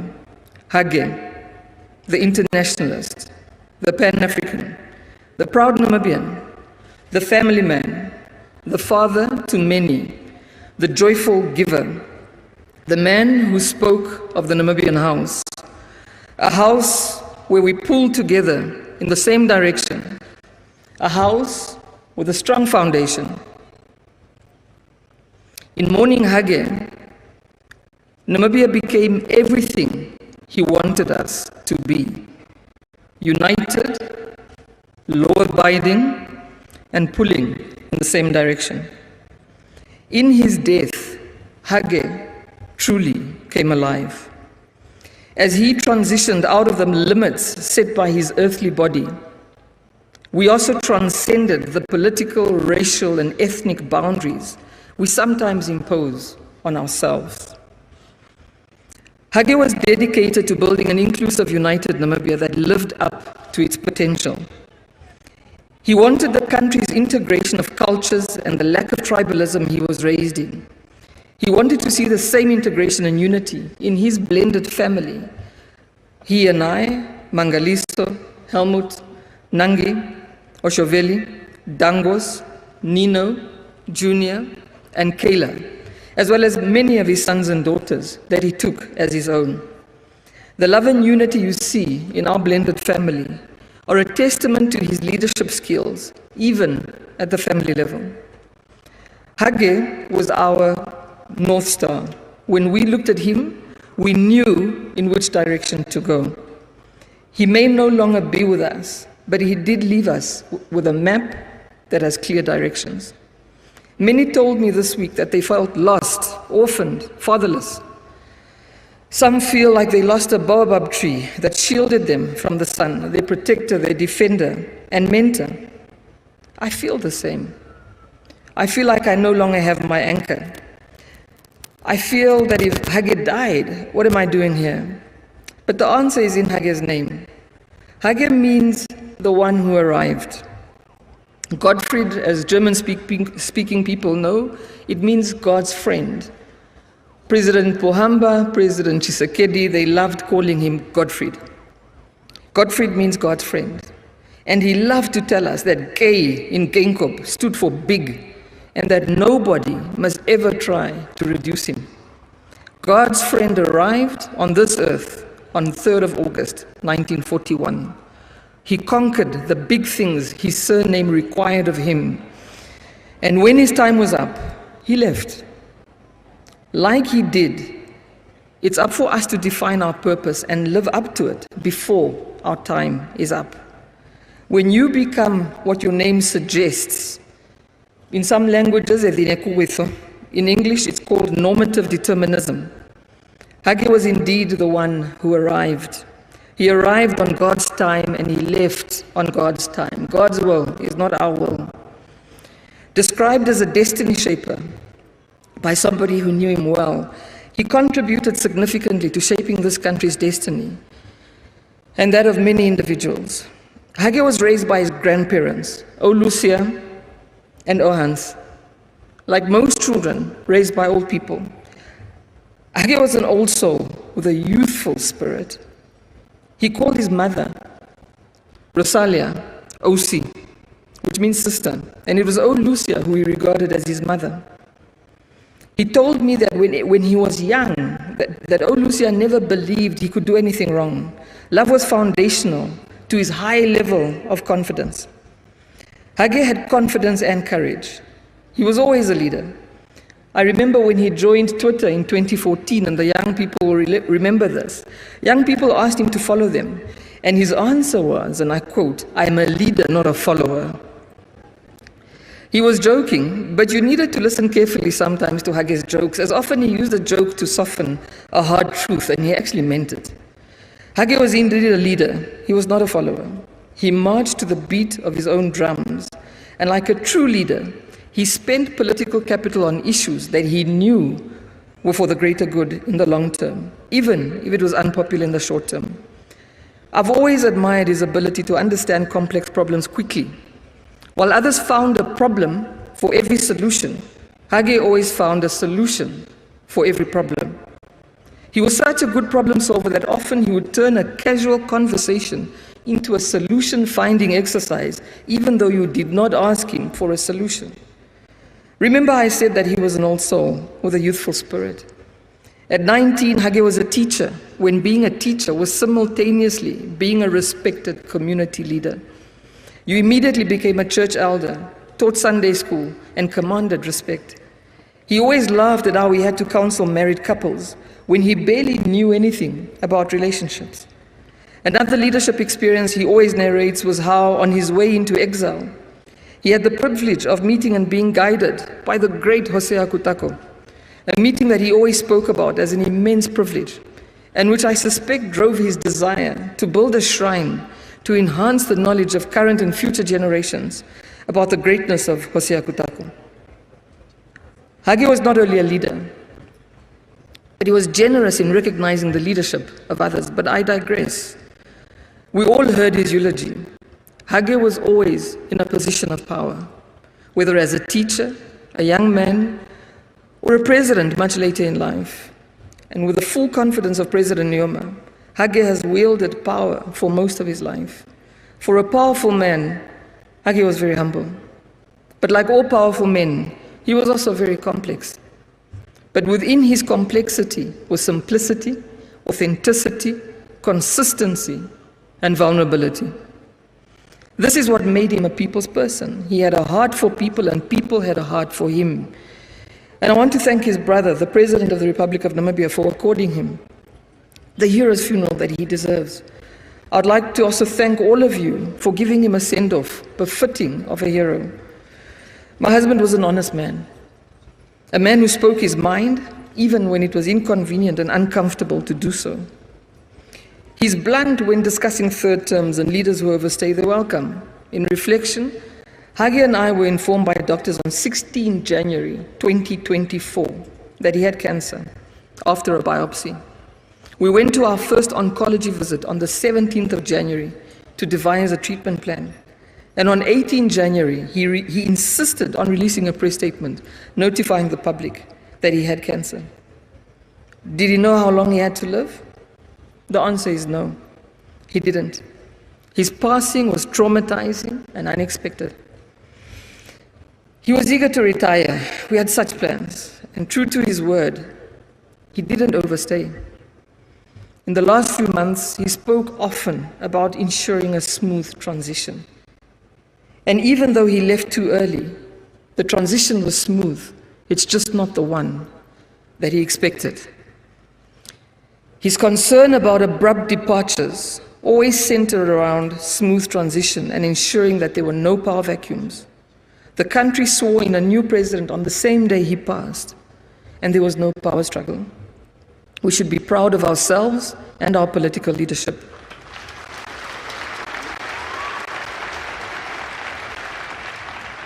And that's both from the governing party and our opposition. If there was a display of political maturity, it was in that moment, and long may it continue. Many people can tell you where and what they were doing when they heard that Hage Geingob was no more. I'll tell you where I was. I was at his side, shocked to the deepest part of my core that someone so full of life, so full of love, had just taken his last breath. Death will humble you. We are not called by our Maker when it's convenient for us or those who love us. We are called when the Lord so decides.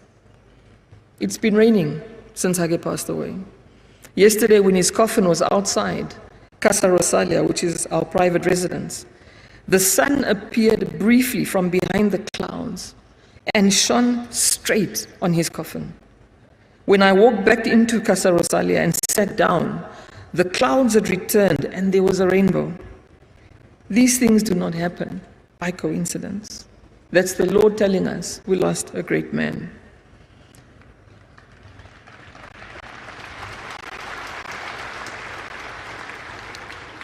Hage's passing is a reminder to all of us to be prepared.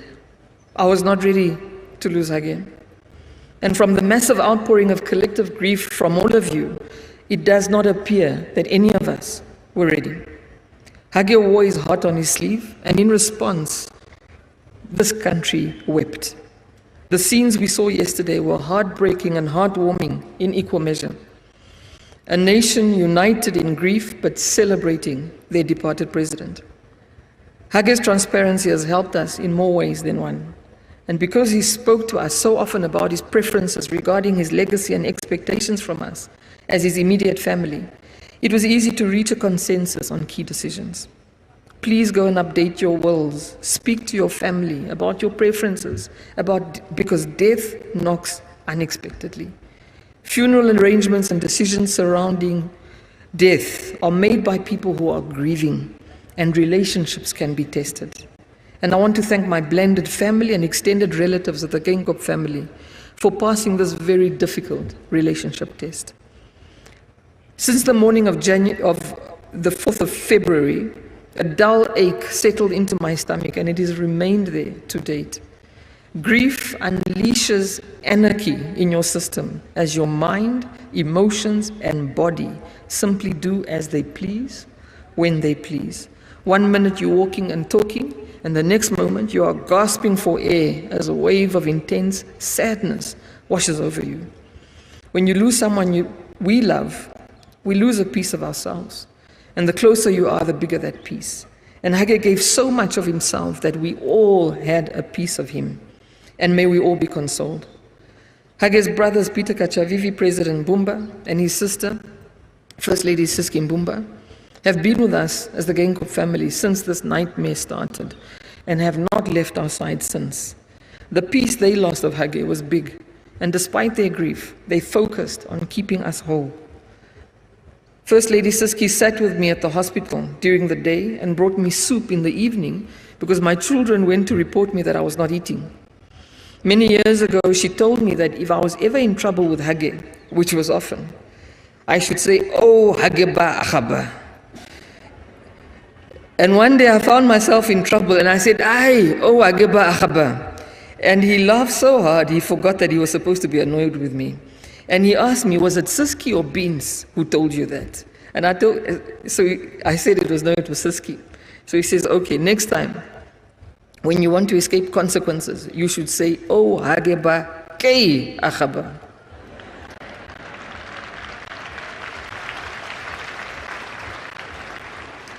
The Vice President, Her Excellency Netumbo Nandi-Ndaitwah, has also saved me. When I got back from the morgue that morning, I walked into the house for the first time as a widow, and the abbess immediately tried to swallow me. She lifted me from the floor where I had fallen and spoke to me in a stern, reassuring, and compassionate voice. She prevented me from sinking deeper into the darkness that constantly lurks, and we must be grateful for the leadership that we have in this country. There was an old man on TV. I think he was from Kunene, he was crying. He said he needed to travel to Windhoek to bury his president. And as I watched, I cried with him. What can I say to all of you, Namibians and non-Namibians all over the world who've mourned Hage like he's yours? In many ways he was. Hage never wanted to be owned. He belonged to all of us. He accepted that, and as a family, we accepted that too.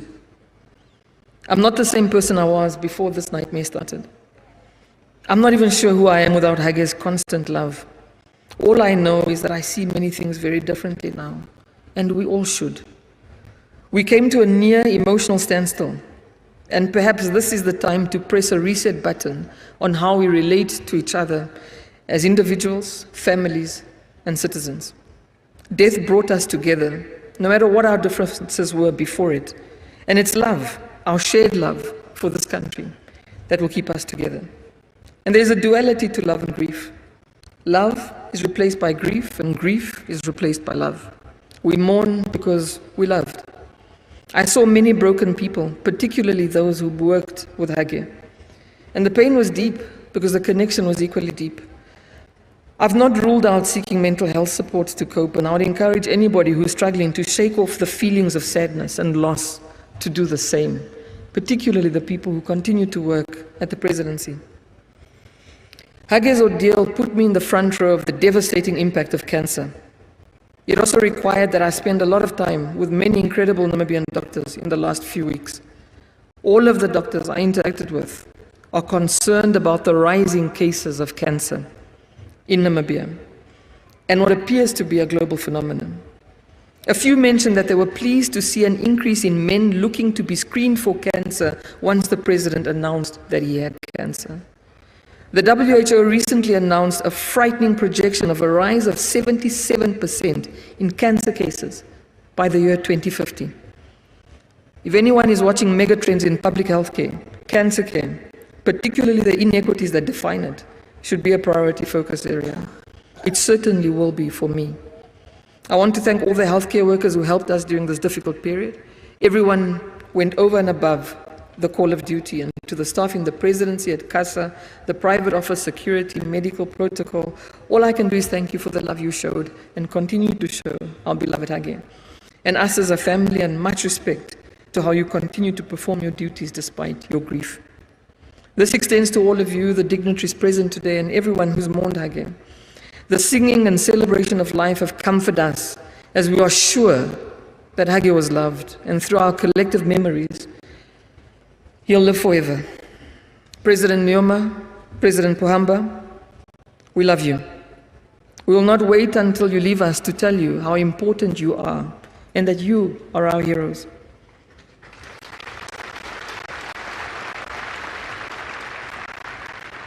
Hage was because you were. Even though Hage has left us, the legacy continues. O Hageba, ke akhba.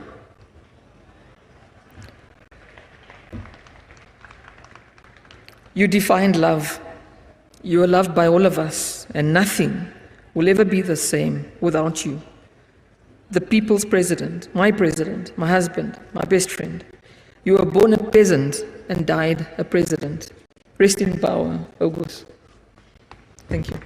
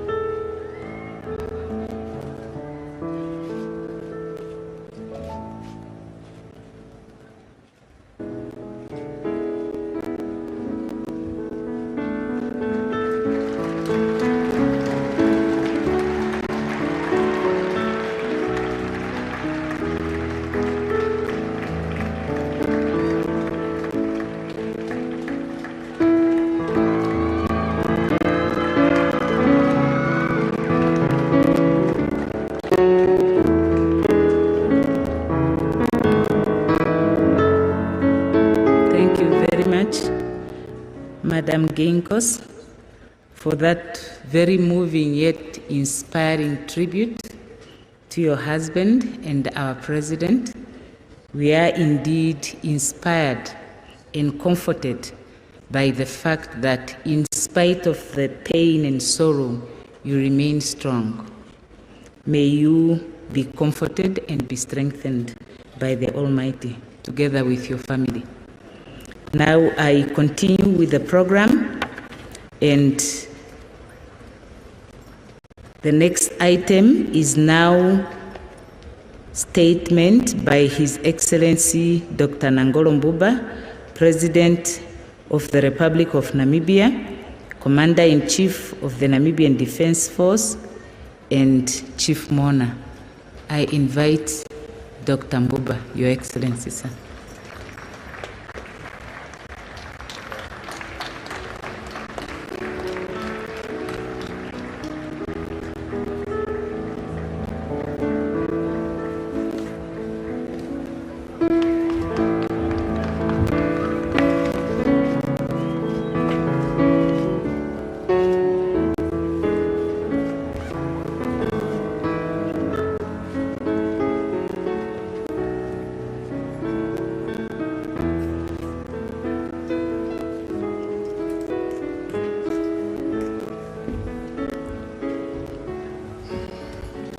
please let us sit down.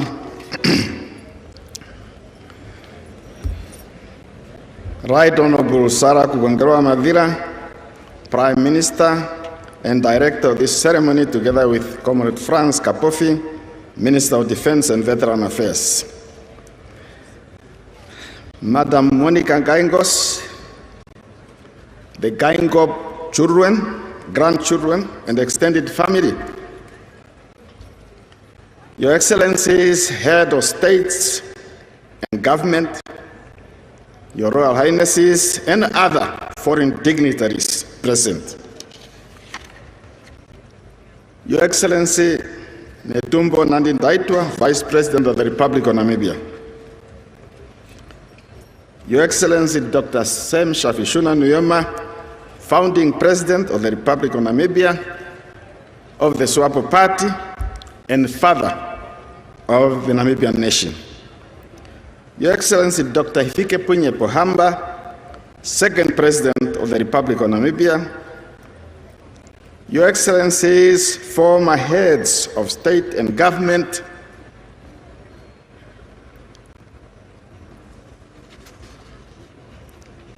Honorable John Mutorwa, Deputy Prime Minister and Minister of Works and Transport, Honorable Professor Dr. Peter Hichevi Kachavivi, Speaker of the National Assembly, Honorable Lucas Sinimbo Muha, Chairperson of the National Council, Your Lordship Peter Shivute, Chief Justice, Madam Seski Mbumba, my dear wife, Honorable Ministers and Deputy Ministers, Comrade Sophia Nahangwa Shaningwa, Secretary General of the SWAPO Party, Honorable McHenry Venani, President of the Popular Movement, Popular Democratic Movement, and leader of the official opposition, Honorable Members of Parliament, Governors, Mayors,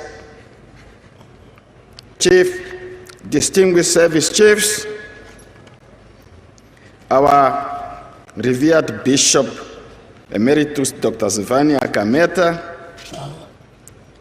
Gaubi Manuel Gassep, Chairperson of the Council of Traditional Leaders, all religious and traditional leaders, distinguished guests, ladies and gentlemen, representative of the media houses, fellow mourners. I know President Hage Geingob will be happy with my statement as prepared, because the directors of ceremony have been so generous. I hope they will also be generous with me. Your Excellencies, ladies and gentlemen, 3 weeks ago, on the 4th of February 2024, Namibia and the world at large woke up to a shock that was seismic in scale and in impact.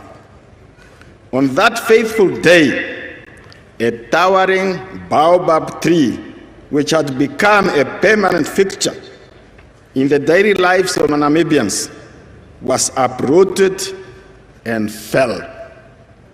It was the day that the nation let out a loud cry of loss and anguish, which echoed across the wide open spaces of our landscape and reached outwards to the heavens. Still reeling from shock and shaken by the cruelty and abruptness of this immeasurable loss, we are faced with the somber reality and the responsibility of memorializing the life of an extraordinary human being in President Hage Geingob. We therefore celebrate the remarkable life of a loved father and a president whose personality and aura encapsulate the essence of what we can only call a larger-than-life personage. It is often said that true greatness is shown through one's works and actions, the way in which you impact the lives of others. This is true of our departed President Geingob. It is in this sense that we have all gathered here today to celebrate the life of an extraordinary leader and the citizens whose life work, whose lifetime commitment, devotion, and sacrifices have left an enduring mark on the lives of millions of people. Namibians at home and abroad are profoundly grateful for the presence of your excellencies and other dignitaries from all over the world who are here with us today to express deep and sincere friendship and support during this difficult time of our sorrow. Your esteemed presence speaks loudly to your solidarity with the people of Namibia and reaffirms the foundation of President Geingob's guiding principles for our foreign policy, namely that Namibia is a friend to all and an enemy to none. Your Excellencies, distinguished guests, and fellow Namibians, once again, I welcome you and thank you for your comforting presence. President Hage G. Geingob was destined for greatness. His birth and subsequent christening as Hage, meaning he has arrived, was a foreshadowing of the arrival into this world of a man who bravely traversed the perilous odyssey of destiny to etch his name in the annals of history as an intergenerational icon, an intellectual giant, and a consummate statesman who scaled the walls of excellence to the zenith of his life's purpose. Not only was Comrade Geingob a most distinguished luminary of our time, a peerless personality, and a colossus of a contemporary leadership, but he was also a man who lived a life of destiny and purpose.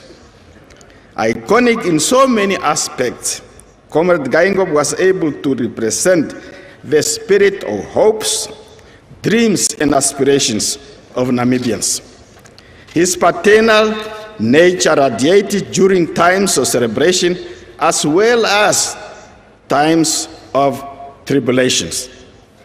An external and eternal optimist, he was always there to celebrate a victory for our national sports teams, athletes, musicians, academics, or any other Namibian who made her or his mark on the national, regional, international arena.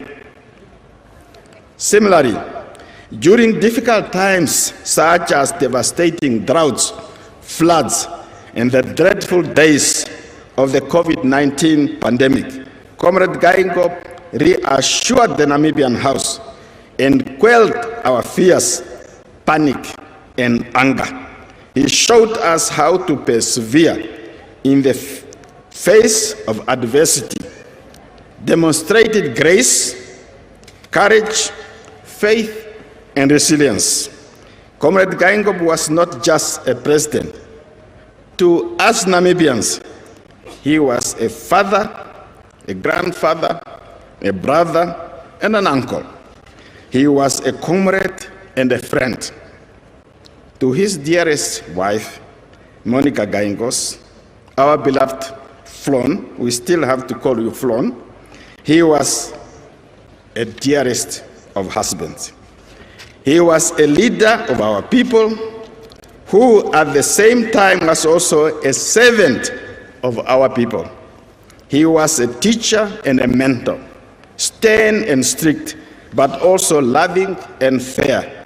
He demanded excellence because his brilliant life embodied excellence and service to others. He was an authentic thinker. who had a penchant for conceptualizing new ideas and realizing illustrious feats. He was that helping hand in times of despair. He was that symbol of resilience and strength in times of weakness. He pointed us toward the light at the end of the tunnel. He was our president indeed when our nation found itself in need. A man of great humility and acute discernment, Comrade Geingob found could fit in anywhere and talk to anyone. He could relate to the youthful and the elderly. He could share a joke with a junior staff member, a public sector manager, and an average citizen, a captain of industry, or with one of his contemporaries. His unifying nature was impactful, both in Namibia and across the continent. The quintessential Pan-Africanist, there are many instances in SADC, the African Union, the United Nations, when Comrade Geingob's ability to unify came to the fore in a most timely manner. One such instance that I particularly want to recall was in 2018 when Comrade Geingob was invited to speak at the Kenyan Heroes Day event. Instead of reading his prepared speech, Comrade Geingob noticed the restlessness of the crowd. He seized the opportunity to forge friendship and peace. He took President Uhuru Kenyatta and the opposition leader, His Excellency Raila Odinga, by their hands and walked with them toward the stage, hands aloof, notifying unity. The crowd cheered as President Geingob turned a tense situation into an extraordinary demonstration of unity. I'm glad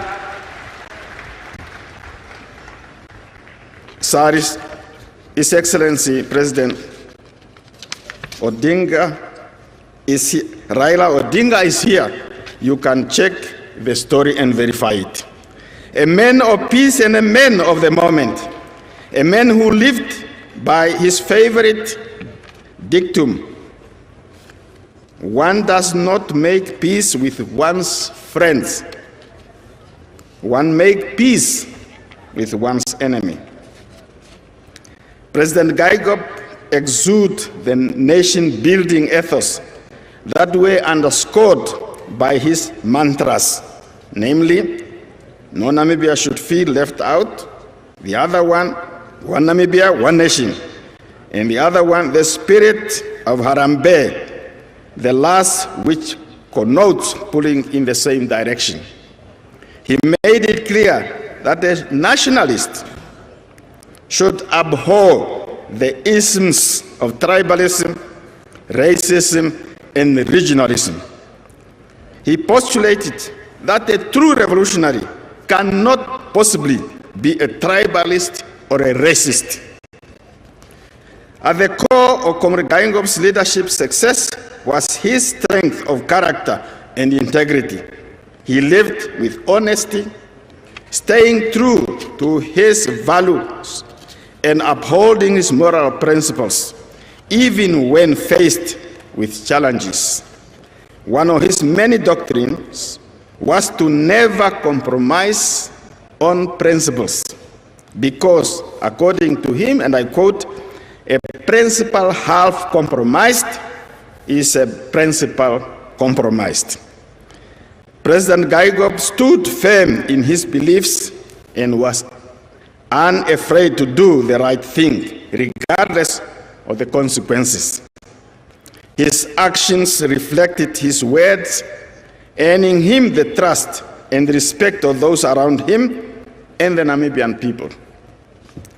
He would always tell us that transparency plus accountability equal trust. Certainly, In the world characterized by secrecies, fake news, and mistrust, Comrade Geingob was a beacon of hope and a true representative of the universally recognized ideals of democracy. In order to fully understand the reason that made Comrade Hage G. Geingob the man he was, one must trace his foundations back to his roots.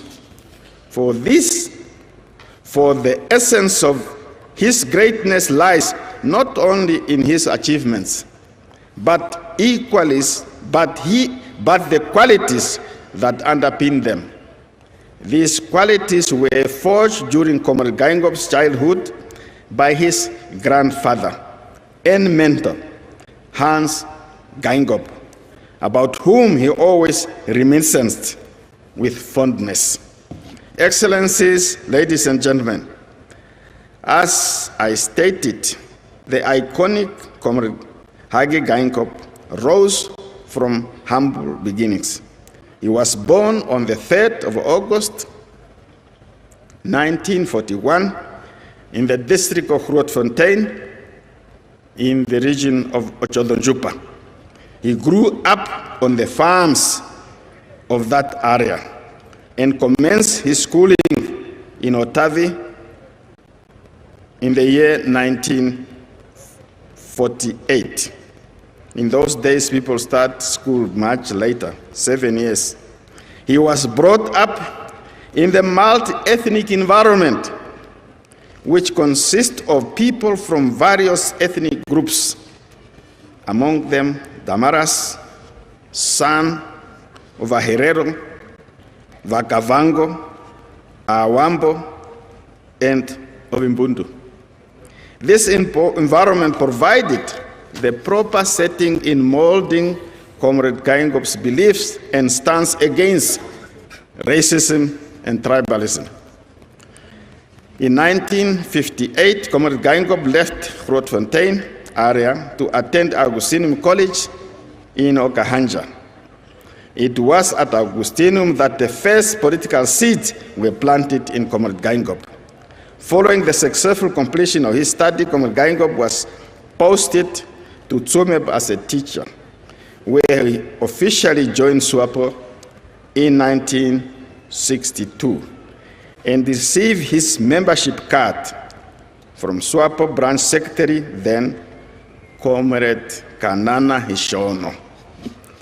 It was in the same year, 1962, that Comrade Geingob learned that Comrades Ifikepunye Pohamba and Eliander Matare were jailed in Windhoek and due to be deported to the north. As they were on their way to the north, Comrade Geingob and Comrade Dinekela Karenga went to meet them at the Tsumeb bus station. Comrade Pohamba mentioned this already. The two of them, that is Comrade Pohamba and Comrade Geingob, never forget how they met, how they looked, and I have no doubt that that's also the reason why Comrade Pohamba later appointed Comrade Geingob to be his vice president. That is my own interpretation. Later on, that same year, Comrade Geingob and his fellow comrades traveled to Gobabis with the intention of crossing the border into Botswana for exile. Before they could proceed, they were informed that the revered chief Jose Akutako was also in the area. Upon hearing this, they went to visit the chief and received his blessings for the journey. To Comrade Geingob, it was an extraordinary honor to have met with the exceptional revolutionary and nationalist chief Jose Akutako, after whom Jose Akutako International Airport is named. It is for this reason that Comrade Geingob resolved at the second land conference held in October 2018 to honor our national heroes and heroines through the establishment of monuments and shrines. In this regard, he encouraged In this regard, he ensured completion of the Chief Hosea Kutako Shrine at Tor Asis, Arminius constituency in the Omaheke region. Excellencies, ladies and gentlemen, throughout his time in exile, the experience of Comrade Geingob helped shape his views and understanding of the world during the Cold War era. Like many of his fellow Namibians, Comrade Geingob left his home country to go into exile to obtain education and to galvanize diplomatic and military support for our liberation struggle. Indeed, he was shaped by the liberation struggle. In 1964, the president of SWAPO, Comrade Sam Nujoma, appointed the young Hage Geingob as chief representative of the SWAPO party in the Americas, as it was already said. Comrade Geingob was later assigned as a political affairs officer at the United Nations Council for Namibia. A few years later, then he became the director of UN Institute for Namibia. That institute prepared Namibians for independence and produced some of the country's talented crop present in the Namibian executive after touching down at Hosea Kutako International Airport on the 18th of June, 1989. Comrade Geingob had come full circle. He had made his journey back home victoriously, ushering in the epoch of self-determination. Your Excellencies, following the successful United Nations supervised election in Namibia in 1989, Comrade Geingob was nominated by the SWAPO party and elected as the chairperson of the Constituent Assembly that was responsible for the drafting of the Namibian Constitution. The drafting of our Constitution was a great feat and a testament to the negotiating prowess of Comrade Hage Geingob, who was able to ensure that all those involved in the process were able to accomplish the task. In that way, they planted the seed of our national reconciliation. On the 31st of March, 1990, Comrade Geingob was appointed by the founding president, Dr. Nujoma, and sworn in as the first prime minister, a position he held for 12 long years. During that period, he set up a unified, modern, and well-functioning public service in Namibia. One of the best ways we can honor Comrade Geingob is for all of us to continue executing our mandates on the basis of accountability, transparency, honesty, and commitment. We should understand that as our dearly departed president used to say, without effective governance and without crucial governance fundamentals, development cannot take place. Excellencies, following a historic victory in November 2014 presidential elections, Comrade Geingob was sworn in on the 21st of March 2015 as the third president of the Republic of Namibia. Who can forget that moment today? Who can forget that momentous day? Who can forget those poignant words? And I quote, I'm sorry I don't have the quality of his voice. I wish I had. This is the day the Lord has made. We will rejoice and be glad in it. With that recitation of Psalm 118, verse 24, Comrade Geingob prophetically summed up not only his presidency, but the entire journey of his life. Comrade Geingob did not waste any time and immediately outlined his vision of shared prosperity for Namibia. He made it clear to his new cabinet that they had entered into a social contract with the people of Namibia, and he stated, and I quote, "The second phase of the struggle is well and truly underway. We need to make haste and fire the first salvo in unison, in the spirit of Harambee. This is why I have declared all-out war on poverty, making it a priority to remove our most vulnerable citizens from the cruelty grip of hunger, homelessness, and squalor. The focus of this administration is therefore to address the prevailing inequalities in the socio-economic architecture. This will involve looking at a range of choices on how to go about redressing a myriad of imbalances which exist due to the policies of past systems which promoted racial exclusion." End of quote. The legacy of Comrade Geingob is premised on this inclusive vision, which we must continue to pursue with the same determination and unrelenting work ethic that he displayed throughout his life. Excellencies, like with many scenarios in Comrade Geingob's life, things did not come easy, and neither was Geingob's presidency. From the moment he walked through the halls of State House, he had to deal with a myriad of economic challenges, unprecedented droughts, and also had to deal with the devastating impacts of COVID-19.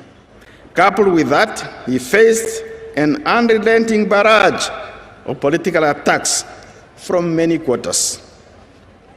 However, like the indomitable lion he was, he withstood all challenges and remained steadfast and resolute in his quest to promote economic recovery and growth, employment creation, and the provision of basics such as housing. He championed with exceptional skill the cause of the poor and vulnerable. He championed the cause of the elderly, the children, the youth, the women, the veterans of the liberation struggle. Throughout his presidency, Comrade Geingob prioritized the key economic intervention through the Harambee Prosperity Plan 1 and 2, with the objective to give momentum to Namibia's economic growth, creating productive employment for our people, particularly for the unemployed youth. At this juncture, let me re-emphasize that we will ensure that the policy of Comrade Geingob will be pursued until they achieve their intended purpose, that of achieving shared prosperity for all Namibians as part of the second struggle for economic emancipation. Excellencies, on the international front, as the chief diplomat of our country, President Geingob worked tirelessly to pursue regional and international peace. As chairman of SADC and later as chairperson of the SADC Troika, he mediated the conflicts in the Democratic Republic of Congo, Republic of Mozambique, Kingdom of Lesotho, Kingdom of Eswatini, the Republic of Madagascar, and provided wise counsel. At the African Union, he was a champion of Africa's cause for the reform of the United Nations Security Council and representation as equal partners in the Security Council. He firmly believed in the solidarity and brotherhood of nations as members of the United Nations, to whom he ascribed Namibia's independence under the motto, and I quote, "Namibia is a child of international solidarity, midwifed by the United Nations," end of quote. He always advocated for justice, self-determination, and independence, which he viewed as sacrosanct for all human beings. This was the driving force behind his championing the cause of the people of the Sahrawi Arab Democratic Republic, the people of Palestine, as well as Cuba, Venezuela, and Zimbabwe, who continue to suffer from unjust sanctions. President Geingob was adamant to the very end that these nations have the right to enjoy their economic freedom and sovereignty without interference from others. Let me state that Namibia's voice will not be silent in championing these causes. In fact, galvanized by the fervent spirit of President Geingob, we will continue to amplify these sentiments on the international stage. President Geingob was a living testament of international and Pan-African solidarity, undoubtedly giving his many talents and gifts. He will go down in history as a diplomat as well as a peacemaker. Excellencies, the President of China, His Excellency Xi Jinping, once said, and I quote, "The family is the basic unit of society and the first school that we attend in life," end of quote. Certainly, throughout his life, Comrade Geingob placed an emphasis on family. The first school he attended was that of family, under the tutelage of his beloved grandfather, Hans Geingob. Truly, the Geingob family will continue to be strong because it is built on a foundation of respect, loyalty, and love. I therefore pay tribute to Madame Monica Geingob, a graceful wife, a mother who is an epitome of loving and loyal spouse, staying by the side of her beloved husband, giving him her devoted care and support to the very end. I also want to commend the children for their constant display of love and affection for a father who also loved them dearly. Lastly, to the entire extended Geingob family, we thank you profoundly for having produced such an admirable freedom fighter, a brave son of the soil who climbed to the highest heights to become the third president of the Republic of Namibia. On behalf of the people and the government of the Republic of Namibia, I extend our deepest condolences to the family for the loss of a husband, a father, a brother, an uncle, a mentor, Comrade Hage Geingob. As I move to the conclusion, I wish to address our cherished departed president, our friend, our brother, our comrade, to some of us, our appointing authority. Dear Comrade Geingob,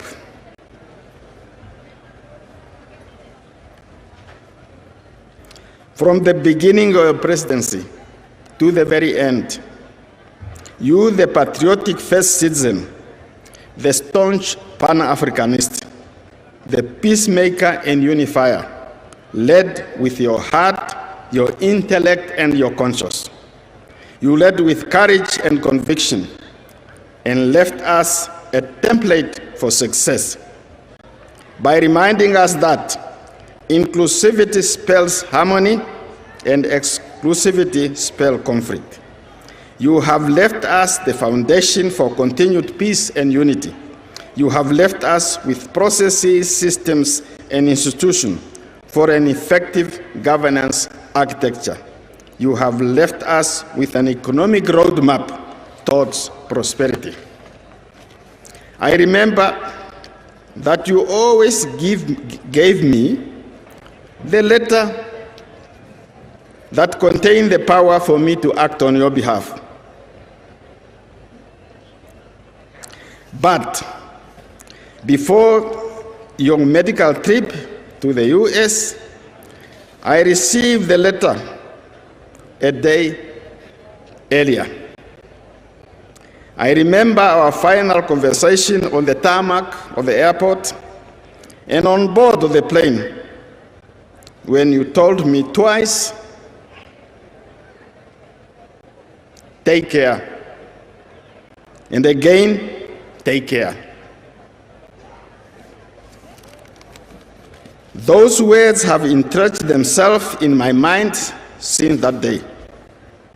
I understand that as a father figure you were trying to tell the rest of us to take care of your beloved Namibia, the country in which you were born, the country for which you risked your life, the country you loved and served, the only country you and us could call home. I will never forget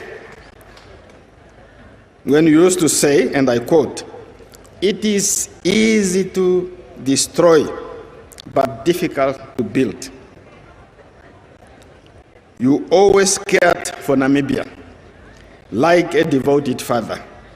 You loved this country and her people from the bottom of your heart. I believe that you can see us here today, and you have been hearing us speaking. I believe that throughout these 3 weeks since the fateful day of your passing, you have seen and heard what was said at various memorials, both in Namibia and abroad. So let me take this moment, my dear brother, my dear senior brother and leader, to tell you that we will definitely take care. We will take care of Namibia's democracy, unity, and the rule of law. We will take care of our peace and stability. We will take care of our sovereignty and independence. We will take care of our children, our youth, our women, our men, our elderly, and our veterans. We will take care of the processes and systems and institutions. We will take care of one another, and most importantly, we will take care of your enduring legacy, the Namibia House of Shared Prosperity, where no one feels left out. Dear Comrade Geingob, although you are gone from our midst, you will never truly die. Your impact on us has been profound. Your footprint on this nation is immense and will stand the test of time. You leave our country in a better shape. Like a fallen baobab tree, your branches, your leaves, and your seeds will ensure that your legacy lives on. You once told us, and I quote, "You will miss me once I'm gone." How right you were. You fought your battles and won. You have answered the call of our Creator. As you ride off into the sunset, victorious but magnanimous, we say to you, go well, Your Excellency. Go well, Comrade President. As your name, Hage, reminds us, you were the one who arrived. You are the one who has gone ahead of us, preparing the way and leading and leaving behind a legacy that will last through the ages. Your great name, Hage Geingob, will not die. It will remain forever etched in our hearts and on the granite and marble stones of Namibia. 1 Corinthians 15, verse 43. Our bodies are buried in brokenness, but they are raised in glory. They are buried in weakness, but they will be raised in strength. Therefore, rest now softly, and my God Almighty raise you in glory and strength. Farewell, my dear friend. Farewell, my dear brother. Farewell, our beloved President. Long live the memory of Dr. Hage Geingob. Long live the Republic of Namibia. And I thank you for your kind attention.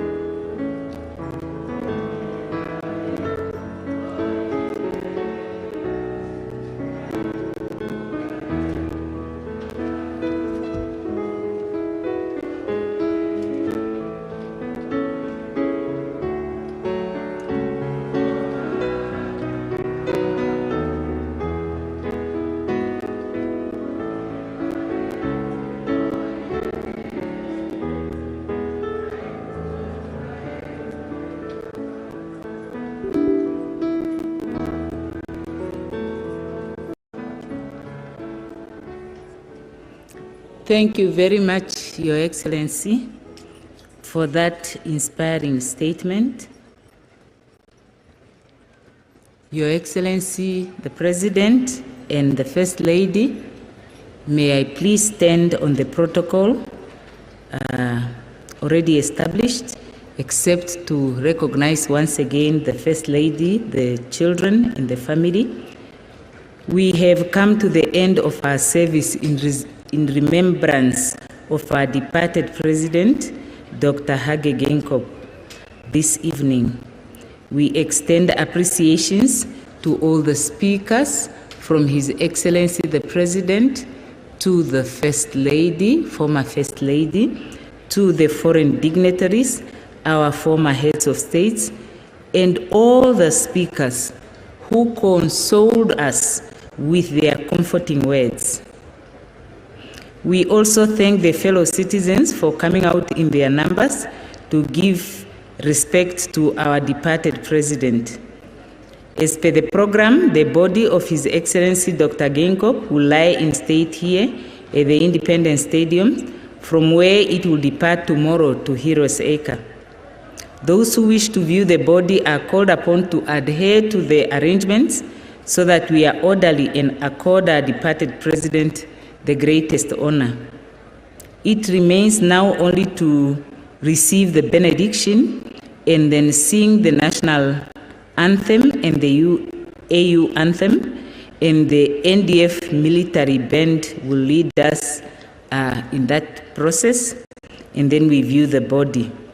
We are requested to give way to the widow and the children, His Excellency the President and the First Lady, and all their excellencies, the former heads of states and the foreign dignitaries, the Vice President and Tate Ndaitwa, and the rest of the protocol will be announced by the protocol team. Tomorrow we shall lay to rest our President at Heroes Acre. We are called upon to abide by the time as by the program.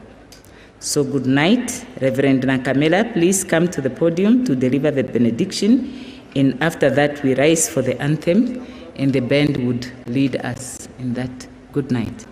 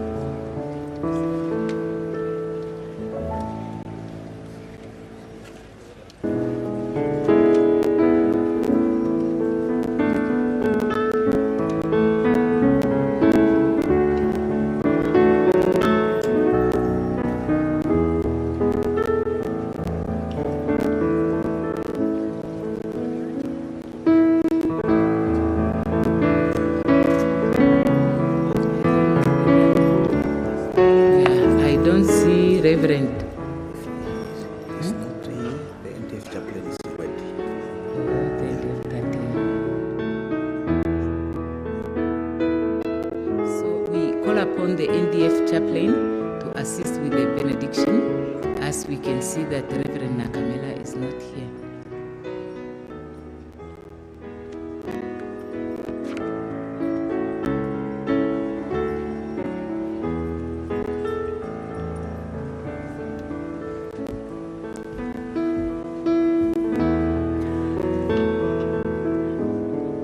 Can we all rise for the benediction?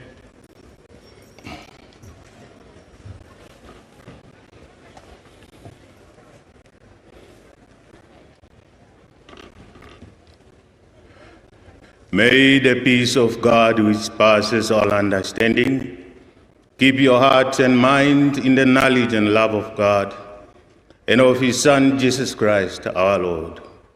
And the blessing of God Almighty, the Father, the Son, and the Holy Spirit be among you and remain with you always. Amen.